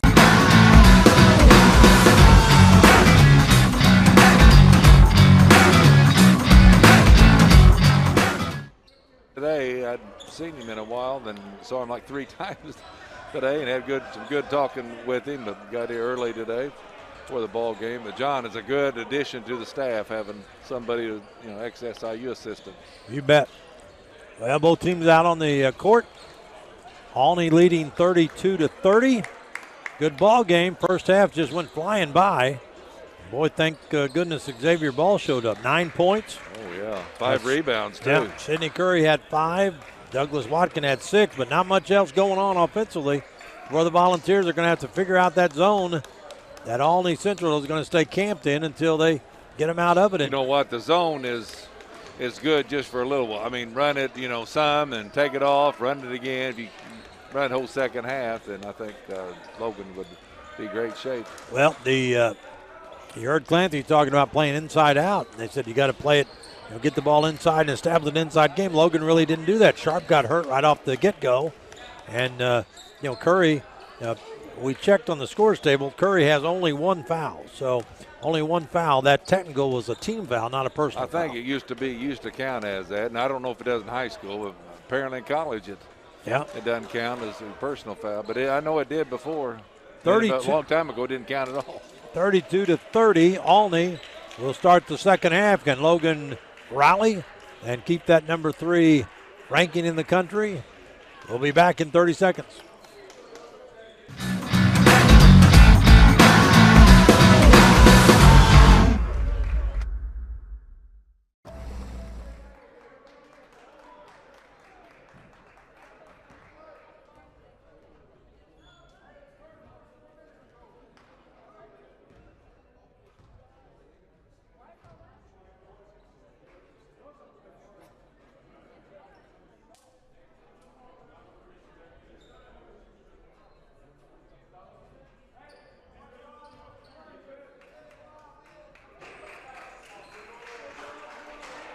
Start the second half as the Volunteers trailing Olney 32-30. The ball sent out McKinney, Watkins, Dawson Yates, Sidney Curry, and Tion Nesbitt.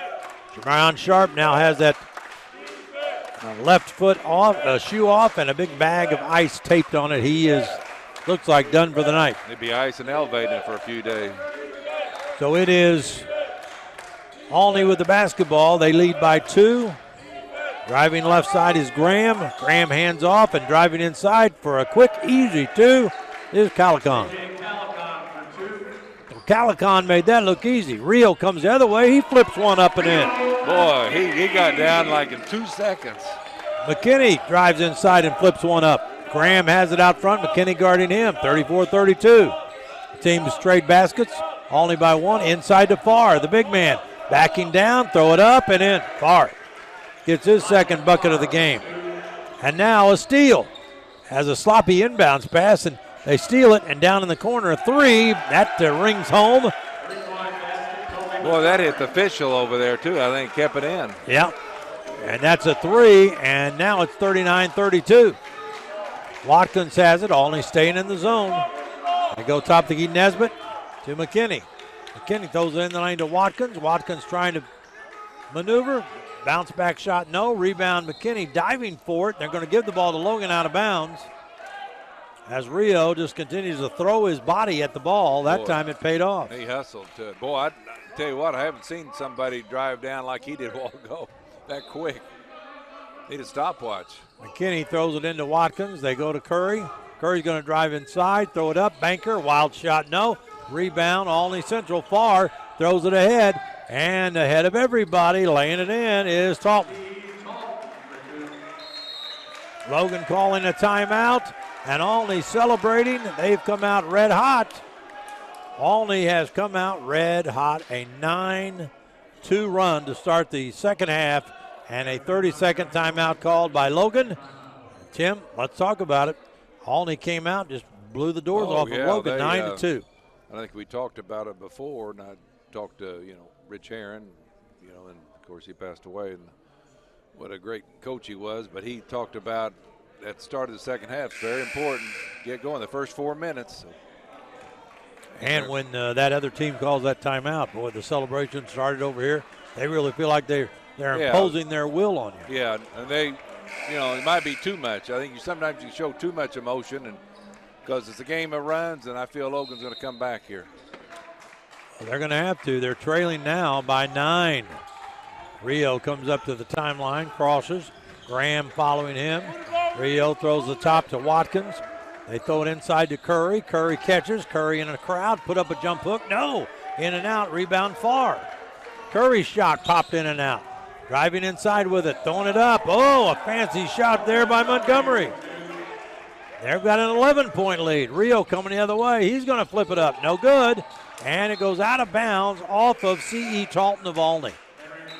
That was not a real good shot by Rio that time. No, it wasn't. You got to run your offense. Just take 2 points or 3 points at a time. Xavier Ball and Cam Alford coming in. Tion Nesbitt and Doug Watkins coming out for the Vols. Coach Smith-Peter searching for any port in the storm right now. McKinney has it. Out on the top to Alford. On the right side to Yates. Back to Alford. Inside to Ball. Turnaround jumper. Nope, too hard. Rebound far. Olney has it again. Throw it ahead to Talton. Logan gets back. Talton fades in the corner. Now starts to drive. Give it out for far. Uncontested three. That's good. That big guy can shoot. They've got Logan down 14 points. Just like that. Logan right now needs a bucket in the worst way. Yates throws it into Ball. Ball goes to the basket. Misses. Curry there to grab it and stuff it in with the left hand. That stops the bleeding. 46-34. Dre Boyd in and Dawson Yates out. Boy, that was a majestic slam by Curry, wasn't it? That was. Hey, nothing more exciting than a dunk. Who'd have thought that 30 years ago? 12 points. 12-point lead for Olney. Farr faking, Farr driving. Oh! Ball fouls him hard, knocks him down, rolling to the doors. Ball got beat badly. Xavier said, well, I don't have any fouls. I'll make this one count.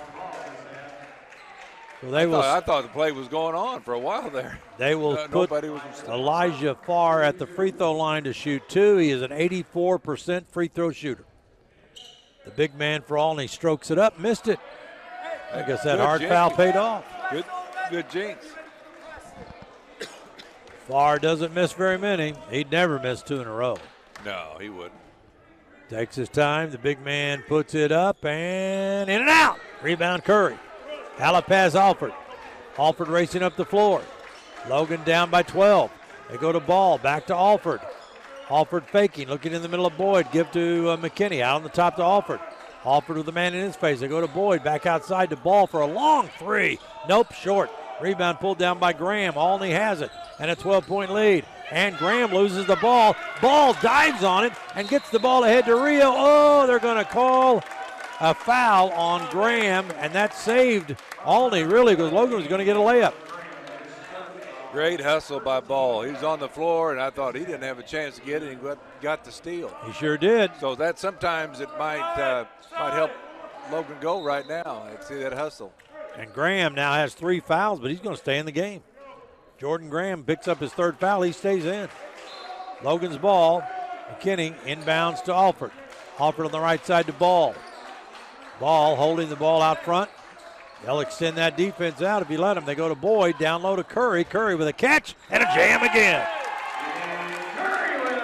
Sidney Curry. You can't stop him. You can just try to contain him or foul him. That's right. They did that to start the game. 10-point game. Looked like a push-off by Graham, too. And there's a reach-in on Rio McKinney. McKinney trying to knock that ball loose from Graham. It's the 2nd team foul on Logan, so Olney will take it out of bounds. Once in a while, you get a steal like that. Most times, just play good, steady defense and hold them down. You just get one shot. Calican will inbound for Olney. They lead 46-36. Pass comes into Graham, playing with 3 fouls. Jordan Graham on the right side, pull up, give to Farr at the top, guarded by Ball. Left side they go, Calican. Calican's going to fake, motor in the lane, fake on Curry. Oh, Curry blocks the shot, but they call a foul with the body first. Yeah, he had the body first, then he fouled. Then he blocked it. So Curry picks up his 2nd personal foul.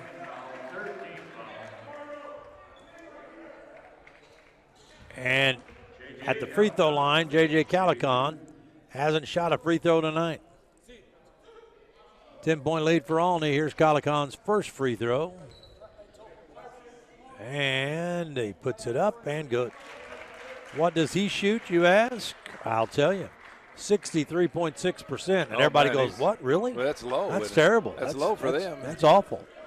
They shoot 78%. That'd be about our 3rd best. Yeah. So Calican makes the first one. He has 8. Lead is 11 for Olney. Next one is up. It's no good. Rebound, Curry. Grabbed it off to McKinney. McKinney racing down. Splits 2 defenders, and they steal the ball. Coming the other way. It's Talton. Talton 1-on-2. Going to lean in. Shot blocked by Alford. Out of bounds. Olney's ball. We're rolling now. Detrick Reeves comes in, and they take out Rio McKinney. The Vols have to play defense here in the half court. Olney's ball out of bounds. They lead by 11. 15:55 left to play. Graham will throw it in. Lobs out front to Calican. Lob inside to Farr. Falling out of bounds. He saves it in the left corner. A long 3. That's no good. And Curry high up to grab the miss by Montgomery. Curry gives it off to Alford. Alford top of the key. Olney back in that 2-front zone. They go inside to Boyd. Boyd's going to fake and drive. Throw it outside. It's Ball. Ball on the right side. Double teamed. Throws it out to Boyd. Out on the top, Alford for a long 3. Count it. That was the ball movement Logan wanted. That's what they've got to do against the zone. 47-39. Logan trailing by 8. Calican has the ball on the left wing, top of the key. Backs it up, trying to get inside, can't. Throws it on the top to Graham. Graham backs out. On the right side of the big man Farr. They lob down into Calican. Double team. They slap the ball loose. Picked up by Talton. He fires the long one. No, and Curry rips down another rebound. Outlet to Reeves. Here comes Reeves down in the corner. Faking. Driving is Alford. Putting it up. No, and they're going to call a charge on Alford as Jordan Graham with 3 fouls stood his ground. And that is one thing that Cam Alford is guilty of too many times, Tim. Tries to do it all too much. You see that coming on there. They had the only player was set. You got to kick that ball off. You got to pass it inside out. Remember, inside out. 47-39. Olney has the lead. Logan trying to get a stop. Out front dribbling the basketball is Graham to Calican. Calican holding the ball. Curry watching him. Shot clock at 13. On the left side down it goes to Hayes just back in the game. Tucker Hayes lobbing into Farr. Farr loses it out of bounds. Big break for the Vols there. Boy, they've done a good job on Elijah Farr. He's got 8 points, but they've pretty much held him in check. Ball's going to come out. Douglas Watkins coming back in. Inbounds the ball to Alford. Logan down 8. Top of the key, Alford. Right side to Watkins. Left alone. Jumping. In and out, no. And a whistle and a foul. What happened underneath? Boy, The officials are talking it over. That's always a bad sign. Yeah, Curry. That always gets you nervous. Curry and Farber getting into it. They're going to call an intentional foul on Elijah Farr. Boy, that'll get the Olney bench fired up. They call an intentional foul. Yeah, you can hear the Olney coach. Yeah, they're going at it. And Farr has just got his hand out saying, that was on me. That was on me. Intentional foul. Yeah, everybody clear out of there. They're going to be shooting free throws. They'll have Alford shooting free throws. He is a 79% free throw shooter, the best on the team. But I don't think Alford's going to get to shoot him. Yeah, they're going to pull Alford off the line and put Reeves there. Reeves 1 out of 2. And Reeves' free throw is good.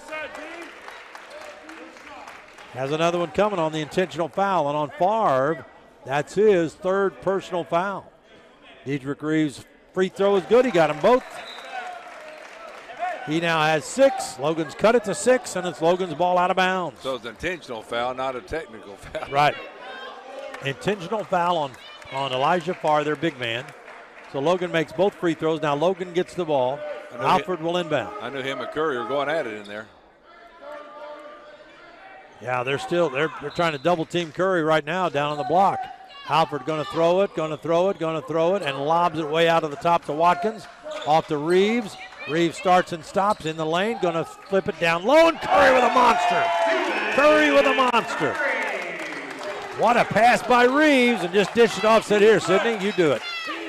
It's 47-43. Olney by 4. Logan with a big comeback. Farr falling out of bounds, throws it away. Boyd has it. Boyd comes out of there with it. Double team, throws it into Curry. Inside to Reeves. Back outside to Watkins. Bad passing, or Logan would have had a pretty good shot there. Reeves limping a little bit on that knee. Top of the key, Watkins. He's going to fake. Behind the back, stop, throw it to Alford, and they'll set it up. You can hear the Logan bench screaming, set it up. Right side, Watkins. Watkins back out to Alford. Left side to Boyd. Boyd lobs it to Watkins in the lane. Jump shot. Banker, no. There's Sidney. Back up. Tried to jam it. Missed it. Rebound Boyd. He's going to float it up. No. Tip up by Sidney. No. And they're going to call over the back, I think, on Curry. Now Curry's going to get a technical. Curry's going to get a technical because he took the ball and jammed it down and bounced it high in the air. And that is going to cost Logan after they got back into the game. The foul was on Curry. The foul was on Curry coming over the back. That was his third. Sid was so mad because he missed a dunk, and he took the ball and tried to drive it down through the floor. It bounced high in the air almost up to the American flag, and they call a technical foul on Sidney Curry. I think he was frustrated, too. He missed that dunk. He was short on the dunk. Now Elijah Farr comes over, kneels down, says something to Coach Smith-Peters. So Coach Smith-Peters pats him on the rump and laughs. They're sharing some kind of private joke. And Tucker Hayes is at the line. Free throw is no good. Now here's the big thing now. The Olney bench is trying to get Sidney ejected. They said that's his second technical foul. And now the officials are talking about that because, remember, Curry got that technical for hanging on the rim, but they said that was a team foul. But now they've called a technical foul on Curry for burying that ball down in the court. Oh, but it'd be, second technical. And now the three officials are talking over, and every time this happens, makes me very nervous. Here we go. Here's the decision.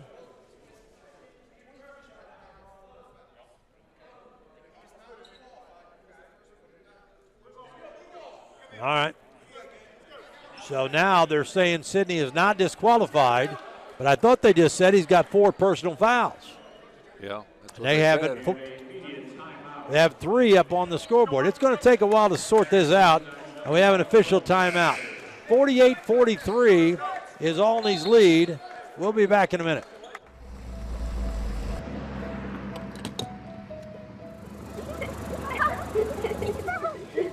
I'd like to buy the family's gas one too.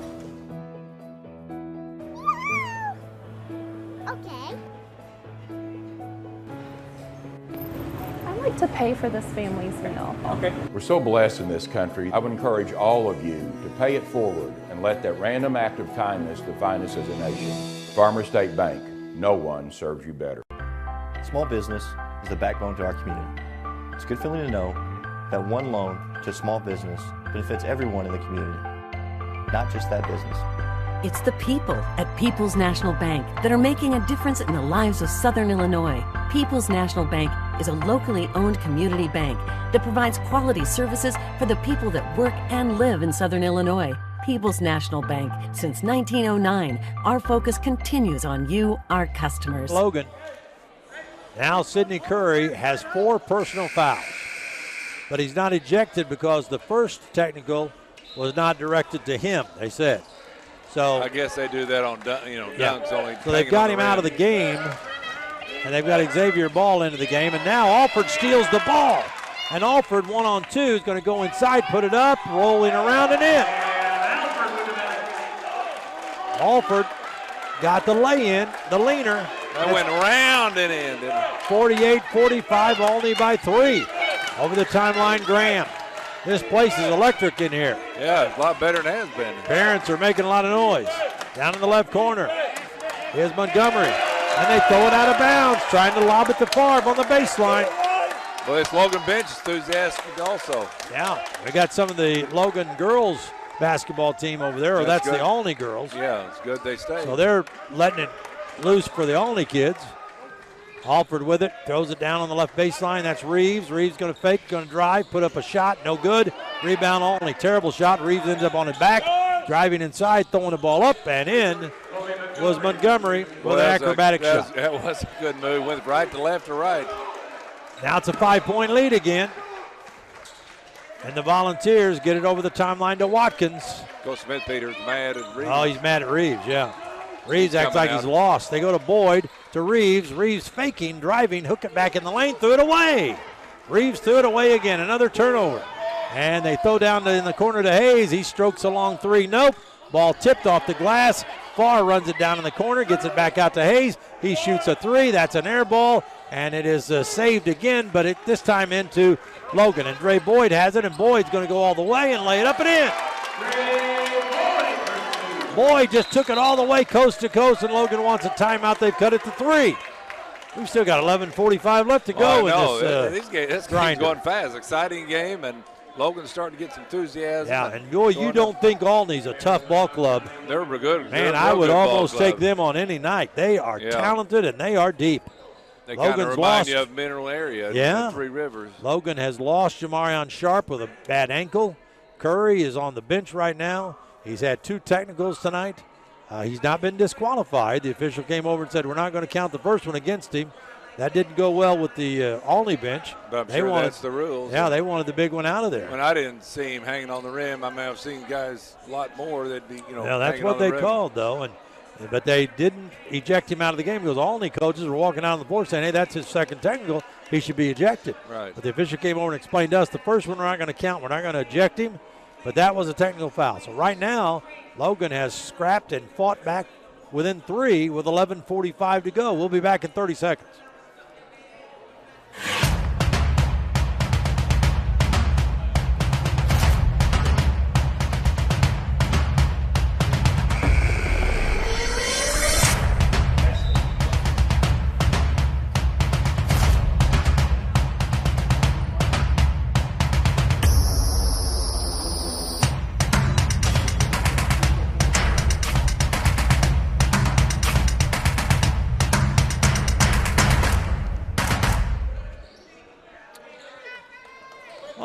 Back here courtside as we take a deep breath.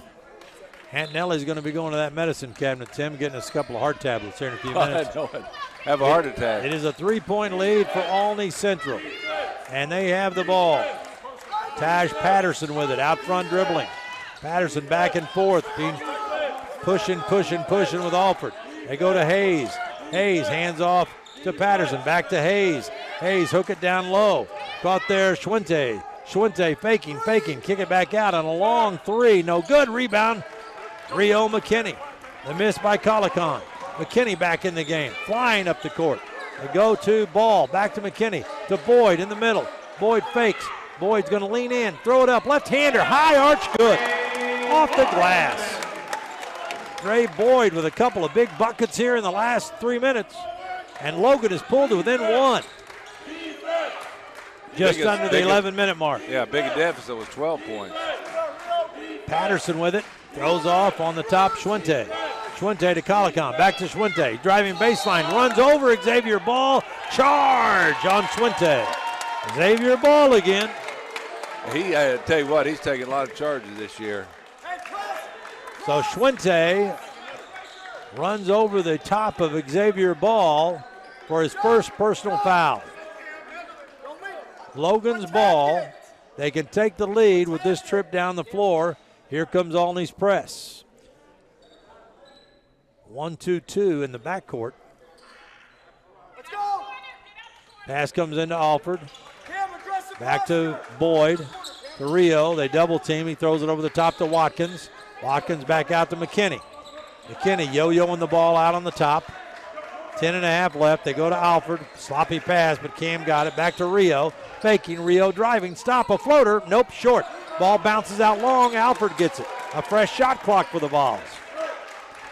Out on the top, Alford to Rio. Faking. Back to Alford. He's going to shoot a bomb. It's no good. Rebound. Boyd fighting with ball, and they're going to call a foul as Boyd was pushed out of bounds by Schwente. Boy, oh boy. Got wild there. I thought two Logan players ran to each other, but apparently not. Schwente was in the middle of that. Pushed one of the Logan players out of bounds. Ball, I think. McKinney will inbound. Throws it back out to Watkins. Watkins looks and throws back to McKinney. Left side, back to Watkins. Driving. Watkins inside, scooping left hand, and stays down. He's got 8, and Logan's got the lead, 51-50. Buddy, that was a tough shot. That was a tough with the left hand leaning in around the player. With the basketball, Patterson. Patterson hands off to DJ Haynes, who's back in. Haynes crossover dribble, back and forth, throws the ball to Hayes. Hayes down in the corner, Collicon. Collicon on the right wing, back outside Schwente. Drives inside, and what? A foul on Xavier Ball. Ball, after the foul was called, was shaking his head. Yes, you don't see that very often. Yeah. He admitted he fouled. It doesn't matter anyway, admits it or not.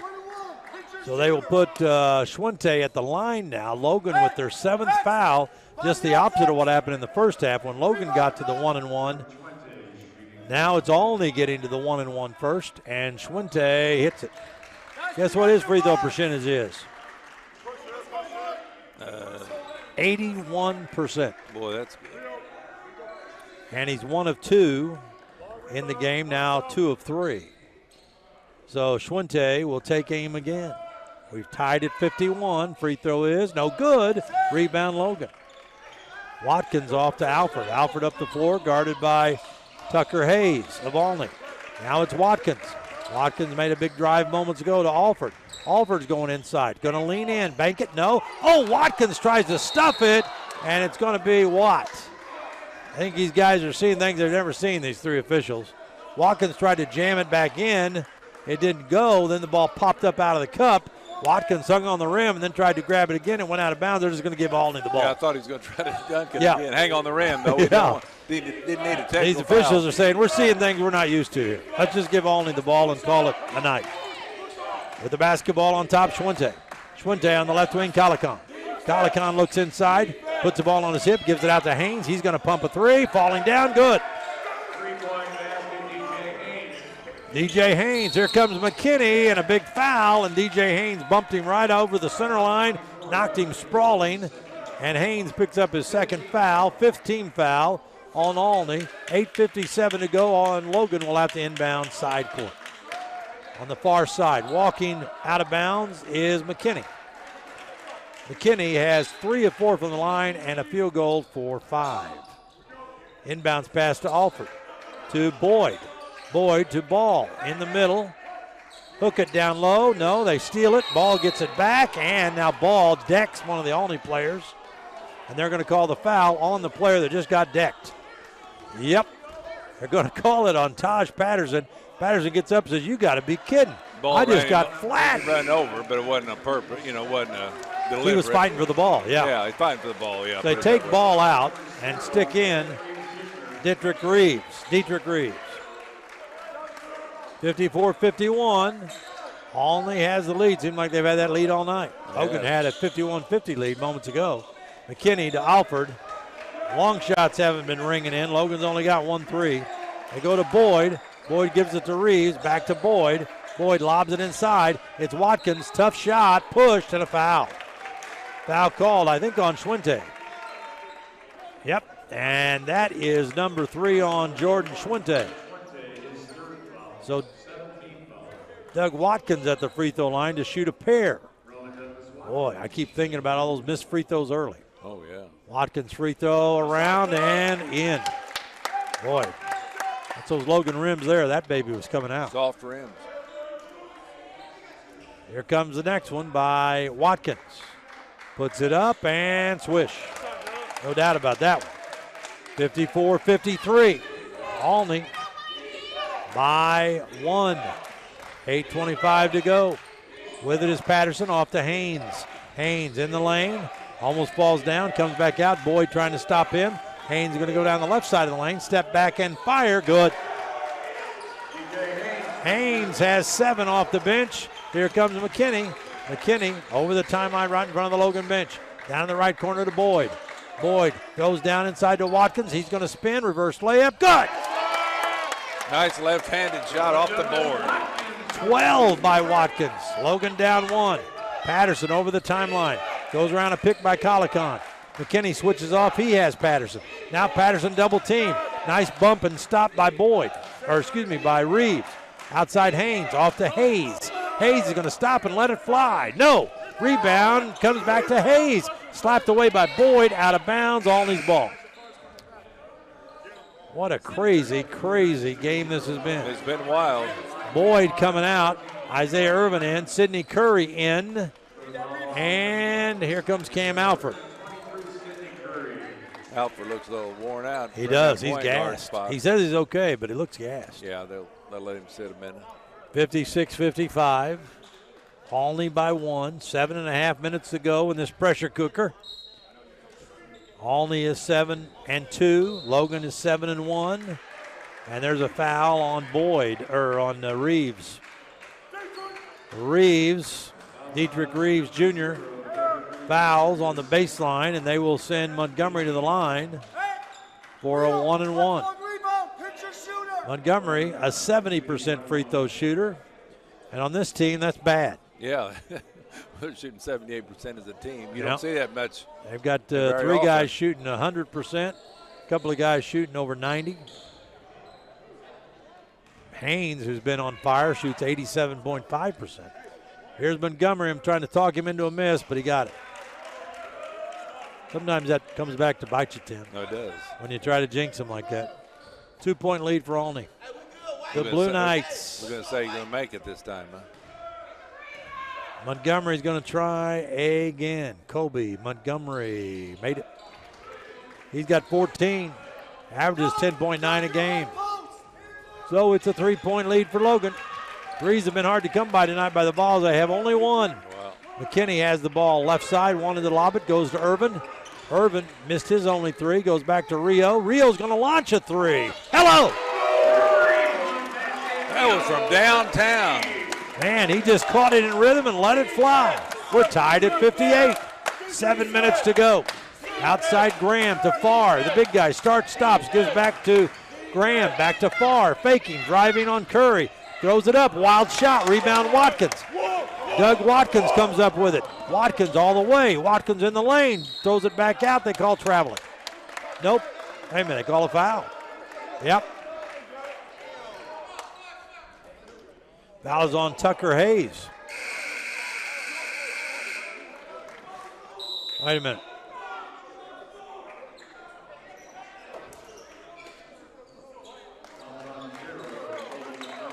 Yeah, they call it on Kobe Montgomery, his second, not Hayes. And we have an official timeout at the 6:51 mark with the score tied at 58-58. I don't know about you, Tim, but I need a stiff drink. We'll be back in about a minute. Welcome to Mackey's. How can I help you? Hey, welcome to Mackey's Pizza.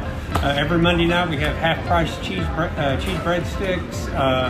Monday through Friday we have a great lunch special. We can get 8-inch pizza, a small salad, and a drink for $7.49. So come out and see us and enjoy everything at Mackey's.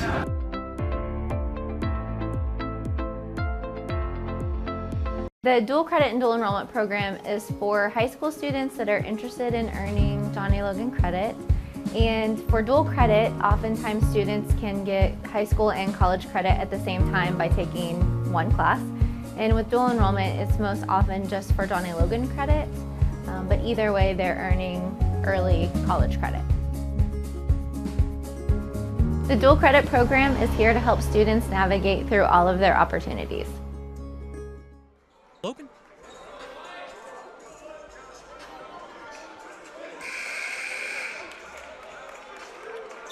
Mike Murphy, Tim Ritchie back here at Logan, courtside at Logan. And we've got the best seat in the house, Tim, and we've seen the dandy. 58-58 with 6:51 to go. Everything we thought it would be and more. Yeah, I was talking to Matt the first game. It's nice to be able to see these games. A lot of people can't see them because of the pandemic. Yep. Watkins' free throw is good. Watkins now has 13 points, leads Logan in scoring. Getting ready for number 14 and connects. Logan by 2 with 6:50 to go. Tomorrow night here on 103.5, Heron Tiger basketball hosting the Benton Rangers. And now Olney throws the ball away. It's picked up. Isaiah Irvin, 3-on-1 break. Irvin dribbles to the sideline, throws it in the corner to McKinney. McKinney looking inside. They're trying to get it down inside, one-on-one, give it to Curry. Instead, Rio's going to drive. It's slapped out of there, and Olney comes the other way. Olney on a break inside, and they lob it up, and catching and scoring is Montgomery. Coach Smith Peter didn't like that. He wanted to go inside to Curry. Wanted Curry to go had a into little Curry, guy on him. Yeah. And McKinney took it inside himself, forced a shot up, got it blocked. They got an easy two at the other end. We're tied at 60. McKinney with it. Inside, outside, give it to Irvin. Irvin looking inside. They give it to Curry. Back to Irvin in the lane. Irvin fades. His shot is blocked. And the rebound. That's a run out at the other end. Graham. Watkins get back. Graham's going to hook it, and Watkins blocks it out of bounds. Yeah, they want it to get in Curry's hand. Yeah. And he threw it back out. He's the big man. Yeah, heck, nobody can stop him. They got to foul him. Reeves coming out. Isaiah Irvin coming out. Tie ball game, 60 apiece. 5:53 left. We've stuck on 60 here for a minute. Olney's ball after the great block shot by Watkins. Pass comes into Haynes. He's going to shoot it. Fake it. Fake it again. Give it to Farr. The big man out front guarded by Watkins.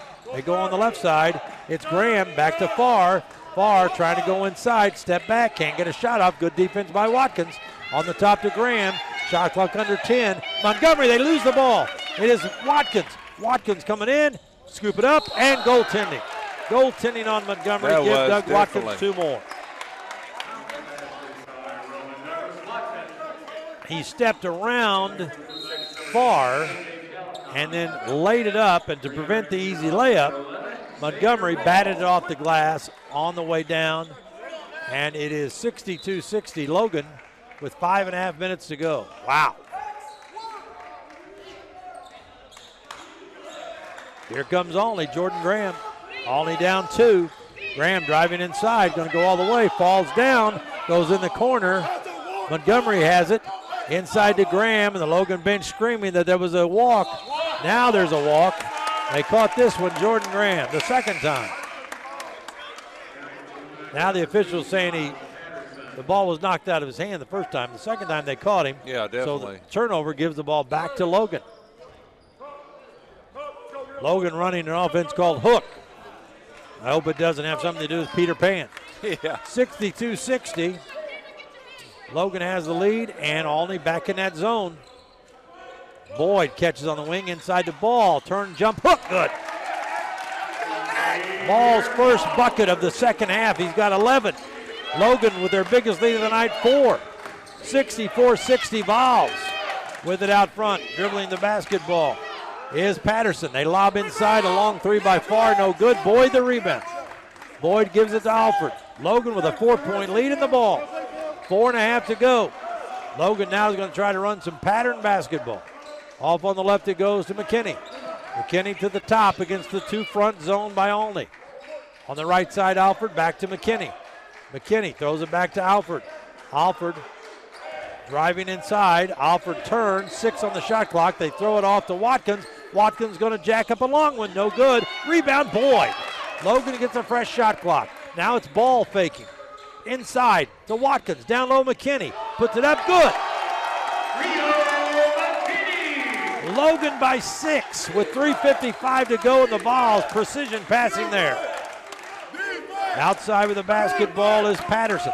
Patterson to Farr. Farr doesn't want to give it up. Now does to Montgomery. Montgomery inside to Farr. Inside and a charge. You betcha. Ball, the slightest contact by Farr, and Ball went down like he'd been hit in the chest with an anvil. That's the second one. Second taking the charge. And that is the fourth team foul. The fourth team foul on Elijah Farr. Remember the scouting report, get Farr in foul trouble. Yeah, he barely got hit, but we'll take it. Ball. Yeah, great job of acting by Xavier Ball, and the official bid on it. Get an award. Logan with a 6-point lead, 3.5 to go. Logan leads by 6. Alford holding it, 14 on the shot clock. Alford calling for a screen, throws the ball to Watkins. Watkins drives in, lean in, floated up, no. Rebound pulled down by Olney. Watkins finally missed. He is human. Over the timeline, Colicon. Down low inside Farr. Layup, good. Just like that. Timeout called.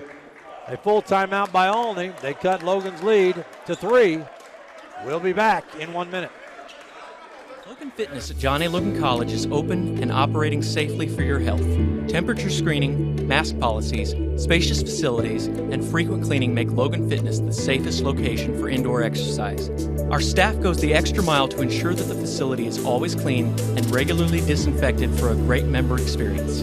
In addition, our large open areas make it easy to accomplish your workout while still maintaining social distance. All for an affordable price with no contracts. Come see what we're all about at Logan Fitness.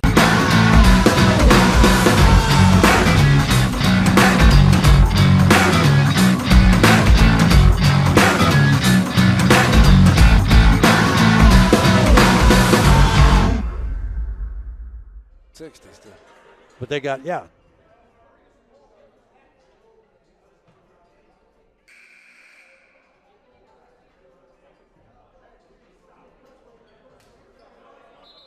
Murphy, Tim Ritchie. Well, we just won our lobbying point for the night. We did our bit. They had 63 up there for Olney, and Farr scored a 2. I never seen 3-point layup. Yeah, and we kept arguing, and finally Tyler Smith-Peters came over and took up the cause. Hey, we got to do it all, Mike. And Clancy came over and took up the – Larry Page and I knew it all along. Yeah, Larry knew it. Tim was trying to help it out. Yeah. They finally changed it from 63 down to 62. Logan by 4 with the ball. 3 minutes to go. Here we go. Rio comes to the right side, hands off to Alford. Alford throws it to Boyd. Boyd on the top to Curry. They hand off to Rio. They run a weave. Rio with it, 14 on the shot clock. Rio goes on the right side. Rio's going to knife into the lane, turn around, give the ball down low. It is Curry, and he lost the ball. Grabbed by Boyd out of the air, and he scored. Boy, that was luck or a great no-look pass by Sidney Curry. Hey, we'll give him an assist on that. 68-62. Logan by 6. Watkins knocks the ball away. Logan steals the ball. Alford on the steal. Alford goes in and scores. Logan by 8 with 2:22 to go. What a great surge by the Volunteers here. What happened just now? The ball just got knocked away, Tim. Okay, before the basket. That's why I moved over here. Can't see over there. Everybody's in your way. Hey, you're the boss. You got it. Taj Patterson over the timeline. Logan by 8. 2:15 to go. Inside to Farr. He's going to fake, drive, and score. Farr has 12. Olney wants time. Logan up 70-64. 2:08 to go. It's only a 30. We'll keep it here and set the stage because we have a stage to set. Logan down at the half by 2. Olney came out red hot to start the second half, Tim. Oh, they did. Outscored Logan 9-2. Yeah, it was like 12-point lead. And then all of a sudden, Logan roared back. Logan now has a 6-point lead with 2:08 to go in the ball. And when you look at the play of Watkins and Curry and Ball, Alford has 8. He just had that steal and layup. McKinney has 10. Logan is really playing well right now. Probably the best I've seen him play in a stretch since the Vincennes game on the road, Lincoln Trail on the road, where they were dominant. This Olney team, Olney beat Vincennes by 9 earlier in the year. At Vincennes. Yeah, at Vincennes. They've had trouble with Olney, haven't they? Yeah. Vincennes. Yeah. The last Olney win was only 5 points at Wren Lake, but they beat Wabash 86-69. Wow. This Olney team did. No, they're a good club. They lost at Swick by 4. That's their only conference loss. The other loss of the year, Parkland. Early in the season, Parkland beat them bad. Wow. The Cobras. Logan leads by 6. Boyd with the ball, give it to Alford. 1:55 to go, 16 on the shot clock. Alford on the top, give it to Watkins. Watkins fakes free throw line, step back, long jump shot, all over the iron, no. Rebound, Boyd corralled it but couldn't hang on, and it went out of bounds. Good hustle by Boyd, he went after it. 1:46 to go. 2-possession game. Got to watch out. Olney can shoot threes like nobody's business. Patterson with it. On the right side, guarded by Alford. Patterson driving into the lane, stops, throws it out in the corner, Calican. Calican backing in, throws it out, and it's tipped by Ball, but saved by Montgomery to far down the right corner. Montgomery, 10 on the shot clock. Montgomery way outside. They go to Calican. Inside, loses the ball, stolen, and a foul called on Calican. Alford grabbed the ball. Calican brought him down like some kind of some wrestling move. Martial arts move, yeah. All of a sudden, Alford had the ball, and then he was upside down. Their coach not saying anything, so. So the foul is called on Calican. That's his 3rd. And that's the 10th on Olney. So if Alford can unpretzel himself, he'll be at the line to shoot. He's still looking around like, what just happened to me? Alford, 1 of 2 from the line very early in the game. Free throw is no good, too hard. Logan needs to cash some of these free shots. Yeah, you got to hit him. 6-point lead by Logan with 1:19 to go. How about a 7-point lead? Alford's free throw, good. Now Logan calls timeout, a full. Logan leads by 7 with 1:19 to go in the game. Let's pause for a minute.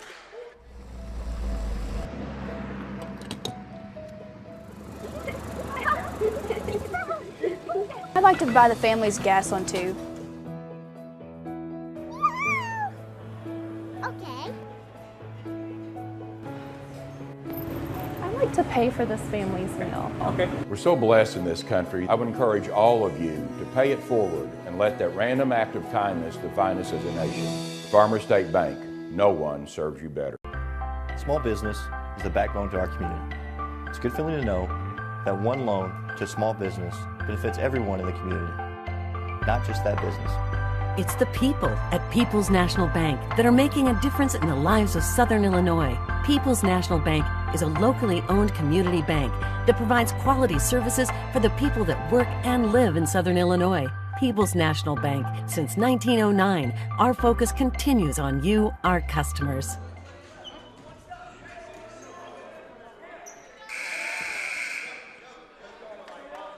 We're back here at Logan.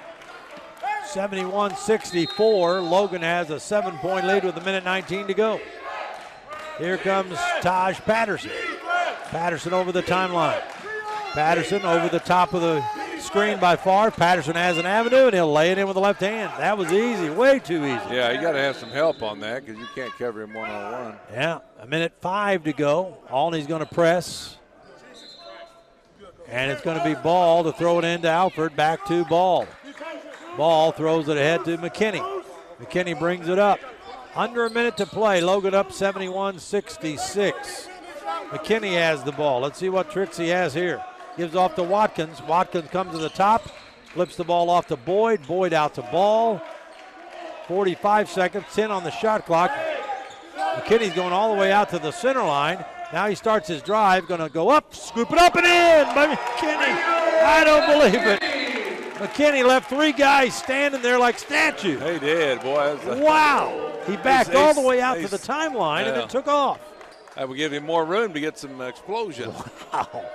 McKinney just completely tore apart the Olney defense, and the Olney coach is blasting the official. I don't know what about. I don't either. What can unless you he say about that? Wants McKinney to come over and play the final 36 seconds for Olney. Yeah, I don't McKinney know what about just that. unreal with that move. Unreal. He just explodes. 73-66, Logan with 36 seconds to go. Jamarion Sharp has his shoe back on, his left foot, but the laces are just loosely tied. That's he's not That's playing. where he had the ice bag on. Yeah, Jamarion hasn't more. played probably 5 minutes in this game. And that means Curry and Ball and Watkins had to play the 5. And they've done so very well. Yeah, Ball and Watkins have done a good job. Elijah Farr, their big guy, averages 16.5 a game, Tim. He's got 12, but he's 0 of 2 from the line. And they pretty much held him in check. They have. Logan men have done that, and he's, he hasn't posted up. He's been shooting a lot of threes. 36 seconds left. It's Olney's ball, and they're going to press. And they're going to get it into Taj Patterson over the timeline. Patterson stops, gives to Favre. Favre's going to step back and shoot a bomb and hit a 3. Just when we said that. Mike Murphy, shut your mouth. They've held him in check. Oh, yeah, Murph, they sure have. He catches one and tosses in about a 27-footer. Now a timeout. That looked like Luka from Dallas last night. He had a couple threes like that. Logan's lead is now down to 4, just like that with the blink of an eye. 28 seconds left. Let's change things up. We'll be back in 30 seconds.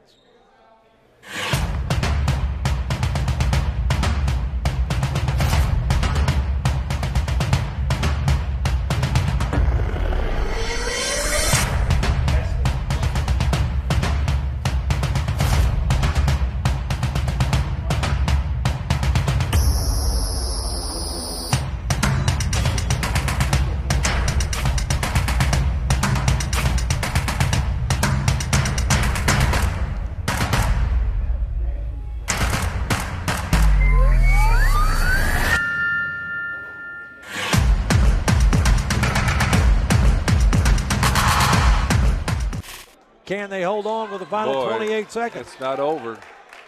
Not by a long shot. Nope. Elijah Farr just casually tossed in about a 27-foot 3.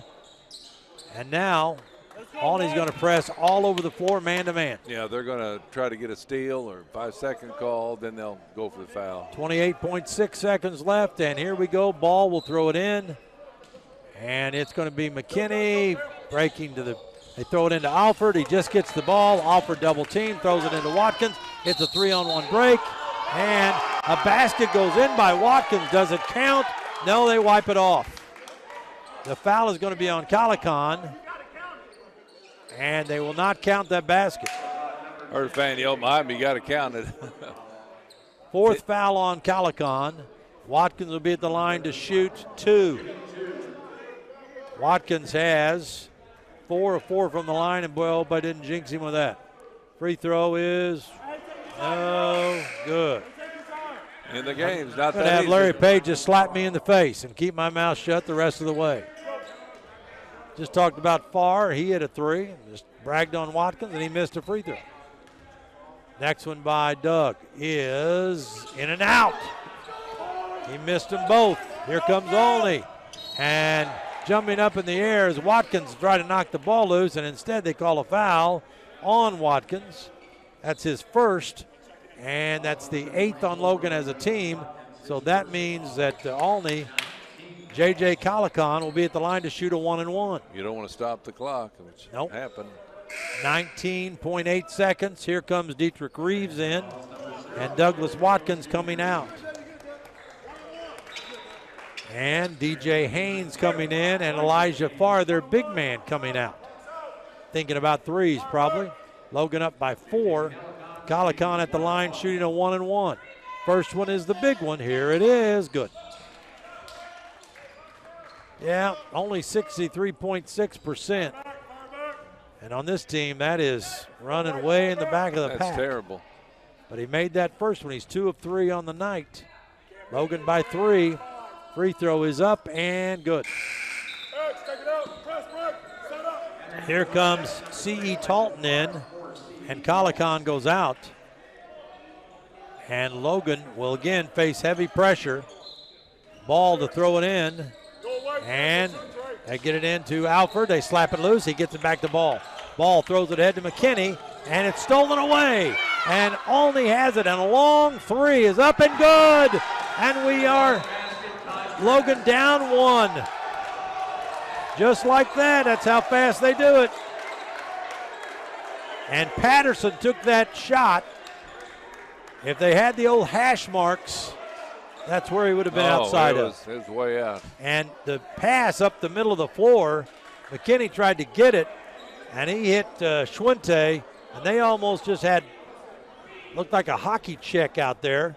And the ball popped loose. Schwinte kicked it up over the top, and Patterson didn't waste any, Patterson didn't waste any time, Tim. He just took it, stopped and shot it.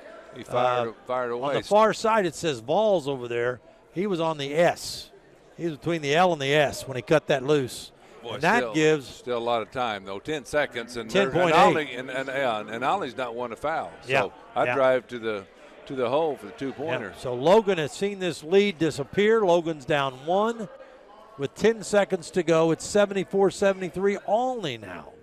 And Sidney Curry just came back into the game. 10.8 seconds, almost 11 seconds. Logan drawing up the play. I think Curry they might put him in for a screen to screen somebody out. They put Elijah Farr back in. Olney did. They're big man. Yeah. And he's got 4 fouls, but they're going to have him in for defense. Yeah, they might foul Curry, so I wouldn't have him have the ball. And Ball is going to take it out of bounds again. So turnovers that put Logan in this predicament. Let's see what happens. 10.8 left. Rio comes to the ball. They get it to him. Here comes McKinney flying up the court. McKinney has it slapped away and stolen. And a foul. They stole the ball from McKinney when he came down 1-on-3. Now it'll be free throws coming for Olney with 5.7 seconds to go. If Olney makes both of them, you still have a chance with the three. 5 seconds to go. Foul was on Reeves, his third. And at the free throw line is that man, Patterson. Patterson, not bad on the year, 100%. Free throw, no good, he missed it. Thank you, Mr. That's Murphy. Big, yeah. Another one coming. Curry coming out, still 5.7 to go. Patterson going to try to get another one here. It's up, and it's no good. The rebound, Watkins. Logan down one. They get it to McKinney. McKinney steps by one. Goes up with a floater. No. Tip up, no. And Olney wins the game. Olney wins the game 74-73. McKinney raced down the floor, and McKinney had a pretty good look. It hung on the rim and squirted out on the right. He did. He got it off. And Watkins had a pretty good tip. Yeah. I think that would have counted also there. But it didn't go in either.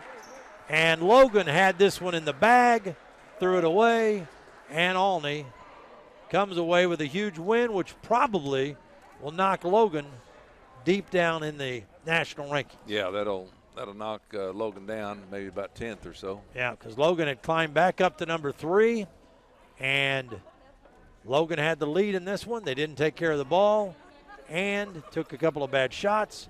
Patterson's big three, then the turnover there, at past half court. Sometimes the guy looks open, Patterson gave him a chance. He missed 2 free throws there at the end, missed both. Logan came down with it.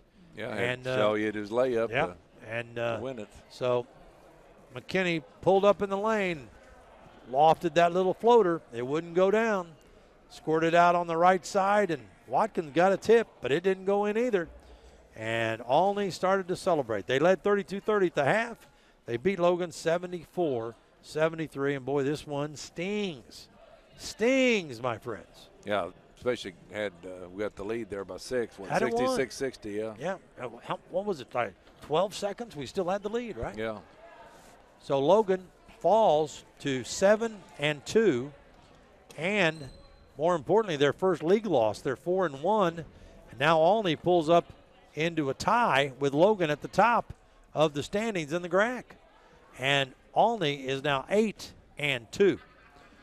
So Logan will try to solve this riddle on Saturday. They play a single game at 3 against Lewis and Clark. A tough Wednesday night loss at home for the Volunteers against Olney Central. We'll be back to start our wrap in 1 minute.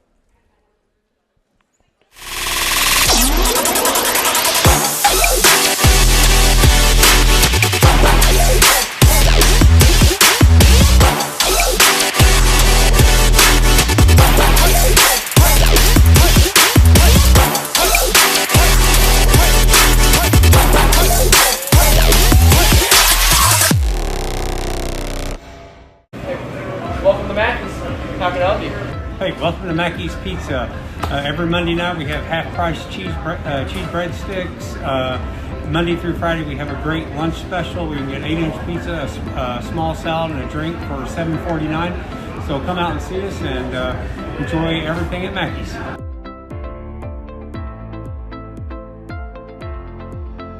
The dual credit and dual enrollment program is for high school students that are interested in earning Johnny Logan credit.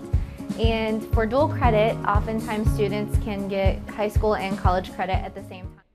Sink in, and boy, it was tough. It was tough. The Volunteers, for a team on the night, shot 57% from the line, 15 of 26. And against the team that shoots 78%, if it turns into a free throw shooting contest. And the ironic thing is that Taj Patterson missed 2 free throws. Schwinte 1 of 2. Hayes 1 of 2. Only J.J. Calicon stepped up and made his free throws late. But a lot of the other guys choked for Olney at the free throw line. It was just a matter of Logan men throwing the ball away. A lot of turnovers. Right. The big turnover that was so costly was this throw up the middle of the field, or throw up the middle of the court, the weak pass by Alford that was grabbed by McKinney for just a second, and then he slammed into Schwinte. And Schwinte grabbed the ball, Rio rolled over, they threw it to Patterson, and Patterson was just about 10 feet down the floor. He could have driven in for a closer shot, even a closer three. Yeah, he was way out. But he just stopped and said, I'm not going to take any chances. NBA, it was almost like he thought that was the end of the game. Yeah. And he just pumped it and made it. And Logan still had time. And that was the backbreaker in my opinion. Logan goes in really hanging their head. Kyle Smith-Peters, who did not come out earlier this year and apologized, walked over to us, tapped the scores table like, I'll be back. Or he'll send somebody out. I don't think he won't come back out. But boy, it's 74-73 Olney as they led at the half. They came out gangbusters to start the second half. Went on a 9-2 run, had a 12-point lead. Logan forged back. Logan at one time had at least an 8-point lead and couldn't hold on to it. And the Volunteers fall. Olney grabs one. They always talk about in conference games. They always try to steal one on the road. This was one that fits that category to That's a T. a steal, right. That's a steal. Olney Central just got a steal on the road. They stole one at Vincennes, too. Yep. And this is a team that beat Wabash 86-69. So, they're not weak sisters. So the Volunteers will have to regroup.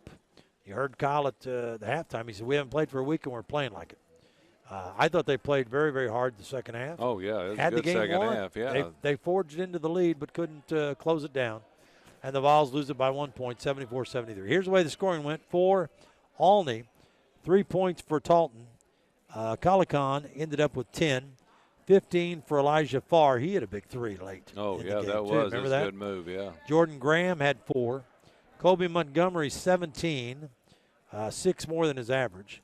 Schwinte had 4. Patterson had 8. His big three was a backbreaker late in the game. Hayes ended up with 6. And DJ Haynes had 7. For the Volunteers, Mario McKinney had 12. He was 3 of 4 from the line. Dawson Yates played but didn't score. Jamarion Sharp got injured early, had a bad left ankle, didn't score in the game, came back in, tried to play but didn't last but another couple of minutes, and he was out with an ice bag on his left ankle the rest of the way. Tion Nesbitt started but didn't score. Dre Boyd had 6. Cam Alford had 9. Alford was 2 of 4 from the line. Xavier Ball had 11. He was 2 of 2 from the line. Sidney Curry had 11 points, but poor Sid, 1 of 6 from the free throw line. There's a reason they were fouling him early. Oh, yeah. Inside, They just know fouling. He's a poor just free fouling. throw shooter, yeah. He's a 52% free throw shooter. That's why they fouled him. Isaiah Irvin had 2. Doug Watkins had a massive game offensively, but he missed 2 free throws late in the game that would have iced it for Logan. He was 4 of 4 until that point. He had 16 points, but he was 0 of 2 from the line right at the end of the game, which really helped sink Logan's ship. Jackson Connor played early, didn't score.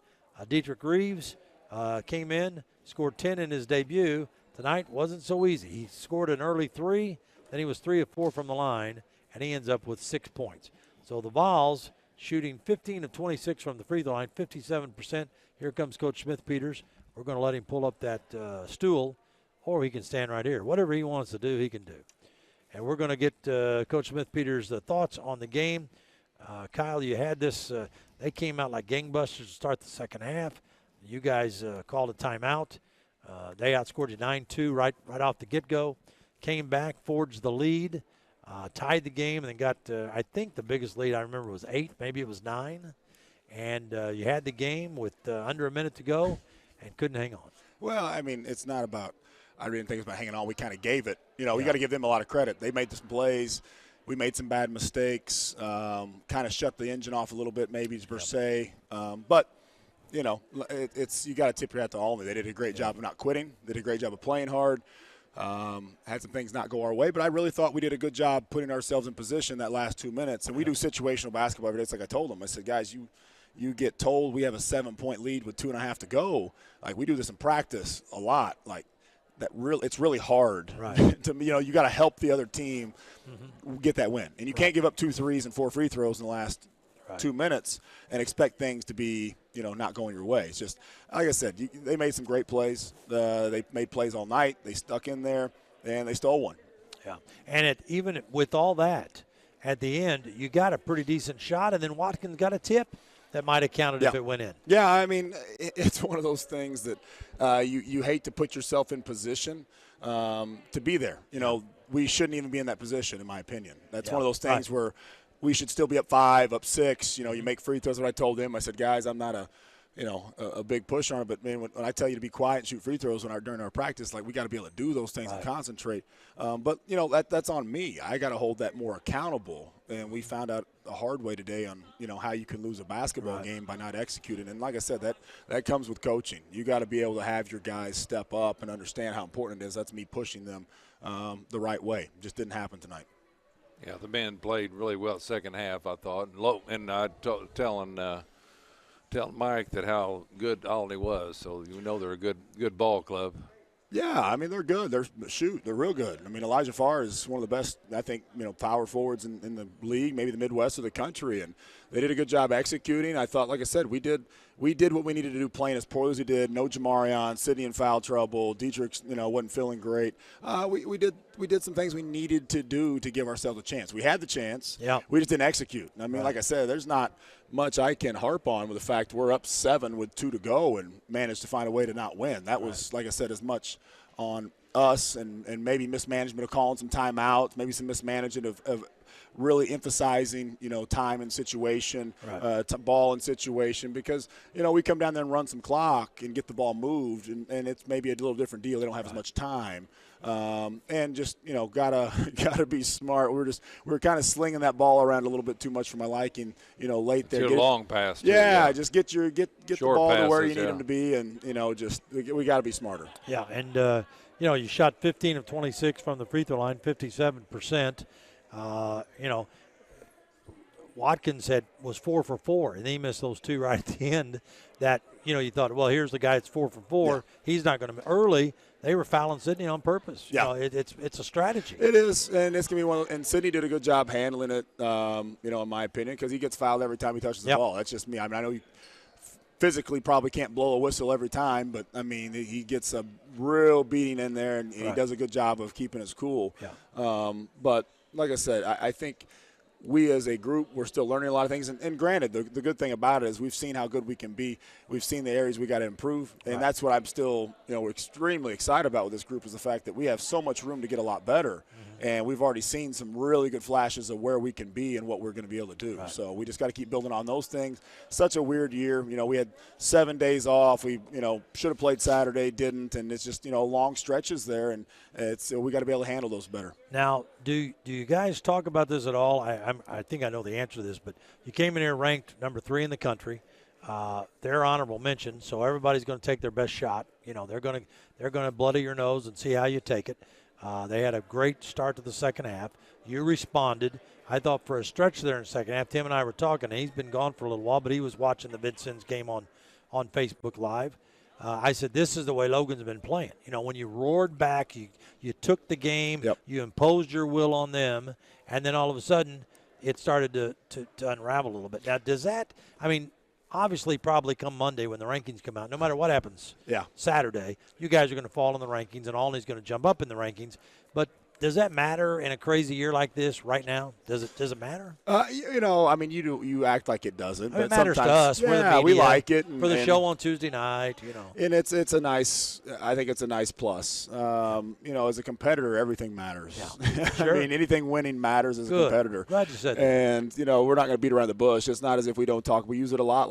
One of our big emphasis this week going into tonight's game was merely that Indian Hills got beat by DMAC at home, who's a Division II.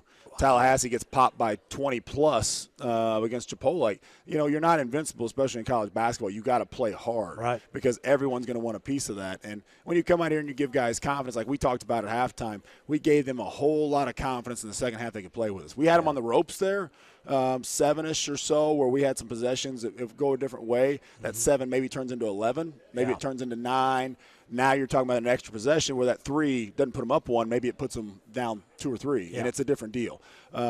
We got to make sure, like I said, we understand how important not just the basketball is, but how important it is to be able to communicate and talk. We had too many mismanaged situations down the stretch, and like I said, that's on me for not, having those guys prepared in that type of environment where, hey, you know what? All we got to do is guard the 3. All we got to do is be able to take some things away here, make them drive. You take away those 2 threes, we win by 1. Yeah. It's just math. So you'd make them drive them off those lines as we've talked, but, we really emphasize that drive them off the line, it's a different deal. Yeah. So, like I said, we got some improvement to do. When Patterson, when they got that steal off Rio, they threw it to Patterson. My goodness, Patterson acted like it was the end of the game, and he was taking the final shot and just heaved it up there. He was on the L over on Vols. Yeah, no, it's one of those things. Like I said, we got a lot of film we can watch. We got to get smarter. We got to get better, and that's the exciting thing about this. This whole process and about this group is. We got so many new guys, so many new things. You look at some of the mistakes that were made, it's kind of, it's all new. Right. And we've not been in these situations. And granted, if this type of situation helps us win a tournament game, helps us win a big game down the stretch, then that's what it's going to have to be. Sure. We're going to have to learn the hard way at times. And, as we talked early on, especially the way this year is playing out, it's different. Yeah. And, we're sitting here playing December basketball in late February. Right. And we've seen traditionally we've had some of these hiccups just because of the way we recruit, the way the program is. Our guys are brand new to the way we do things. It's a long process. This is a marathon, not a sprint. Yeah. Granted, you always want to win. Right. But these are definitely learning moments to where we got to make our guys understand this can't happen again. This is why it happened. This can't happen again moving forward. Yeah. Kyle Smith-Peters, thank you, sir. 74-73, the Vols lose. The good thing is we get to do this again Saturday, right? We're going to try, hopefully. So knock on wood, we'll see. Yeah, in this year, why do I say that? Yeah. That'll blow up in my face, too. So thanks, Coach. Thanks, guys. That is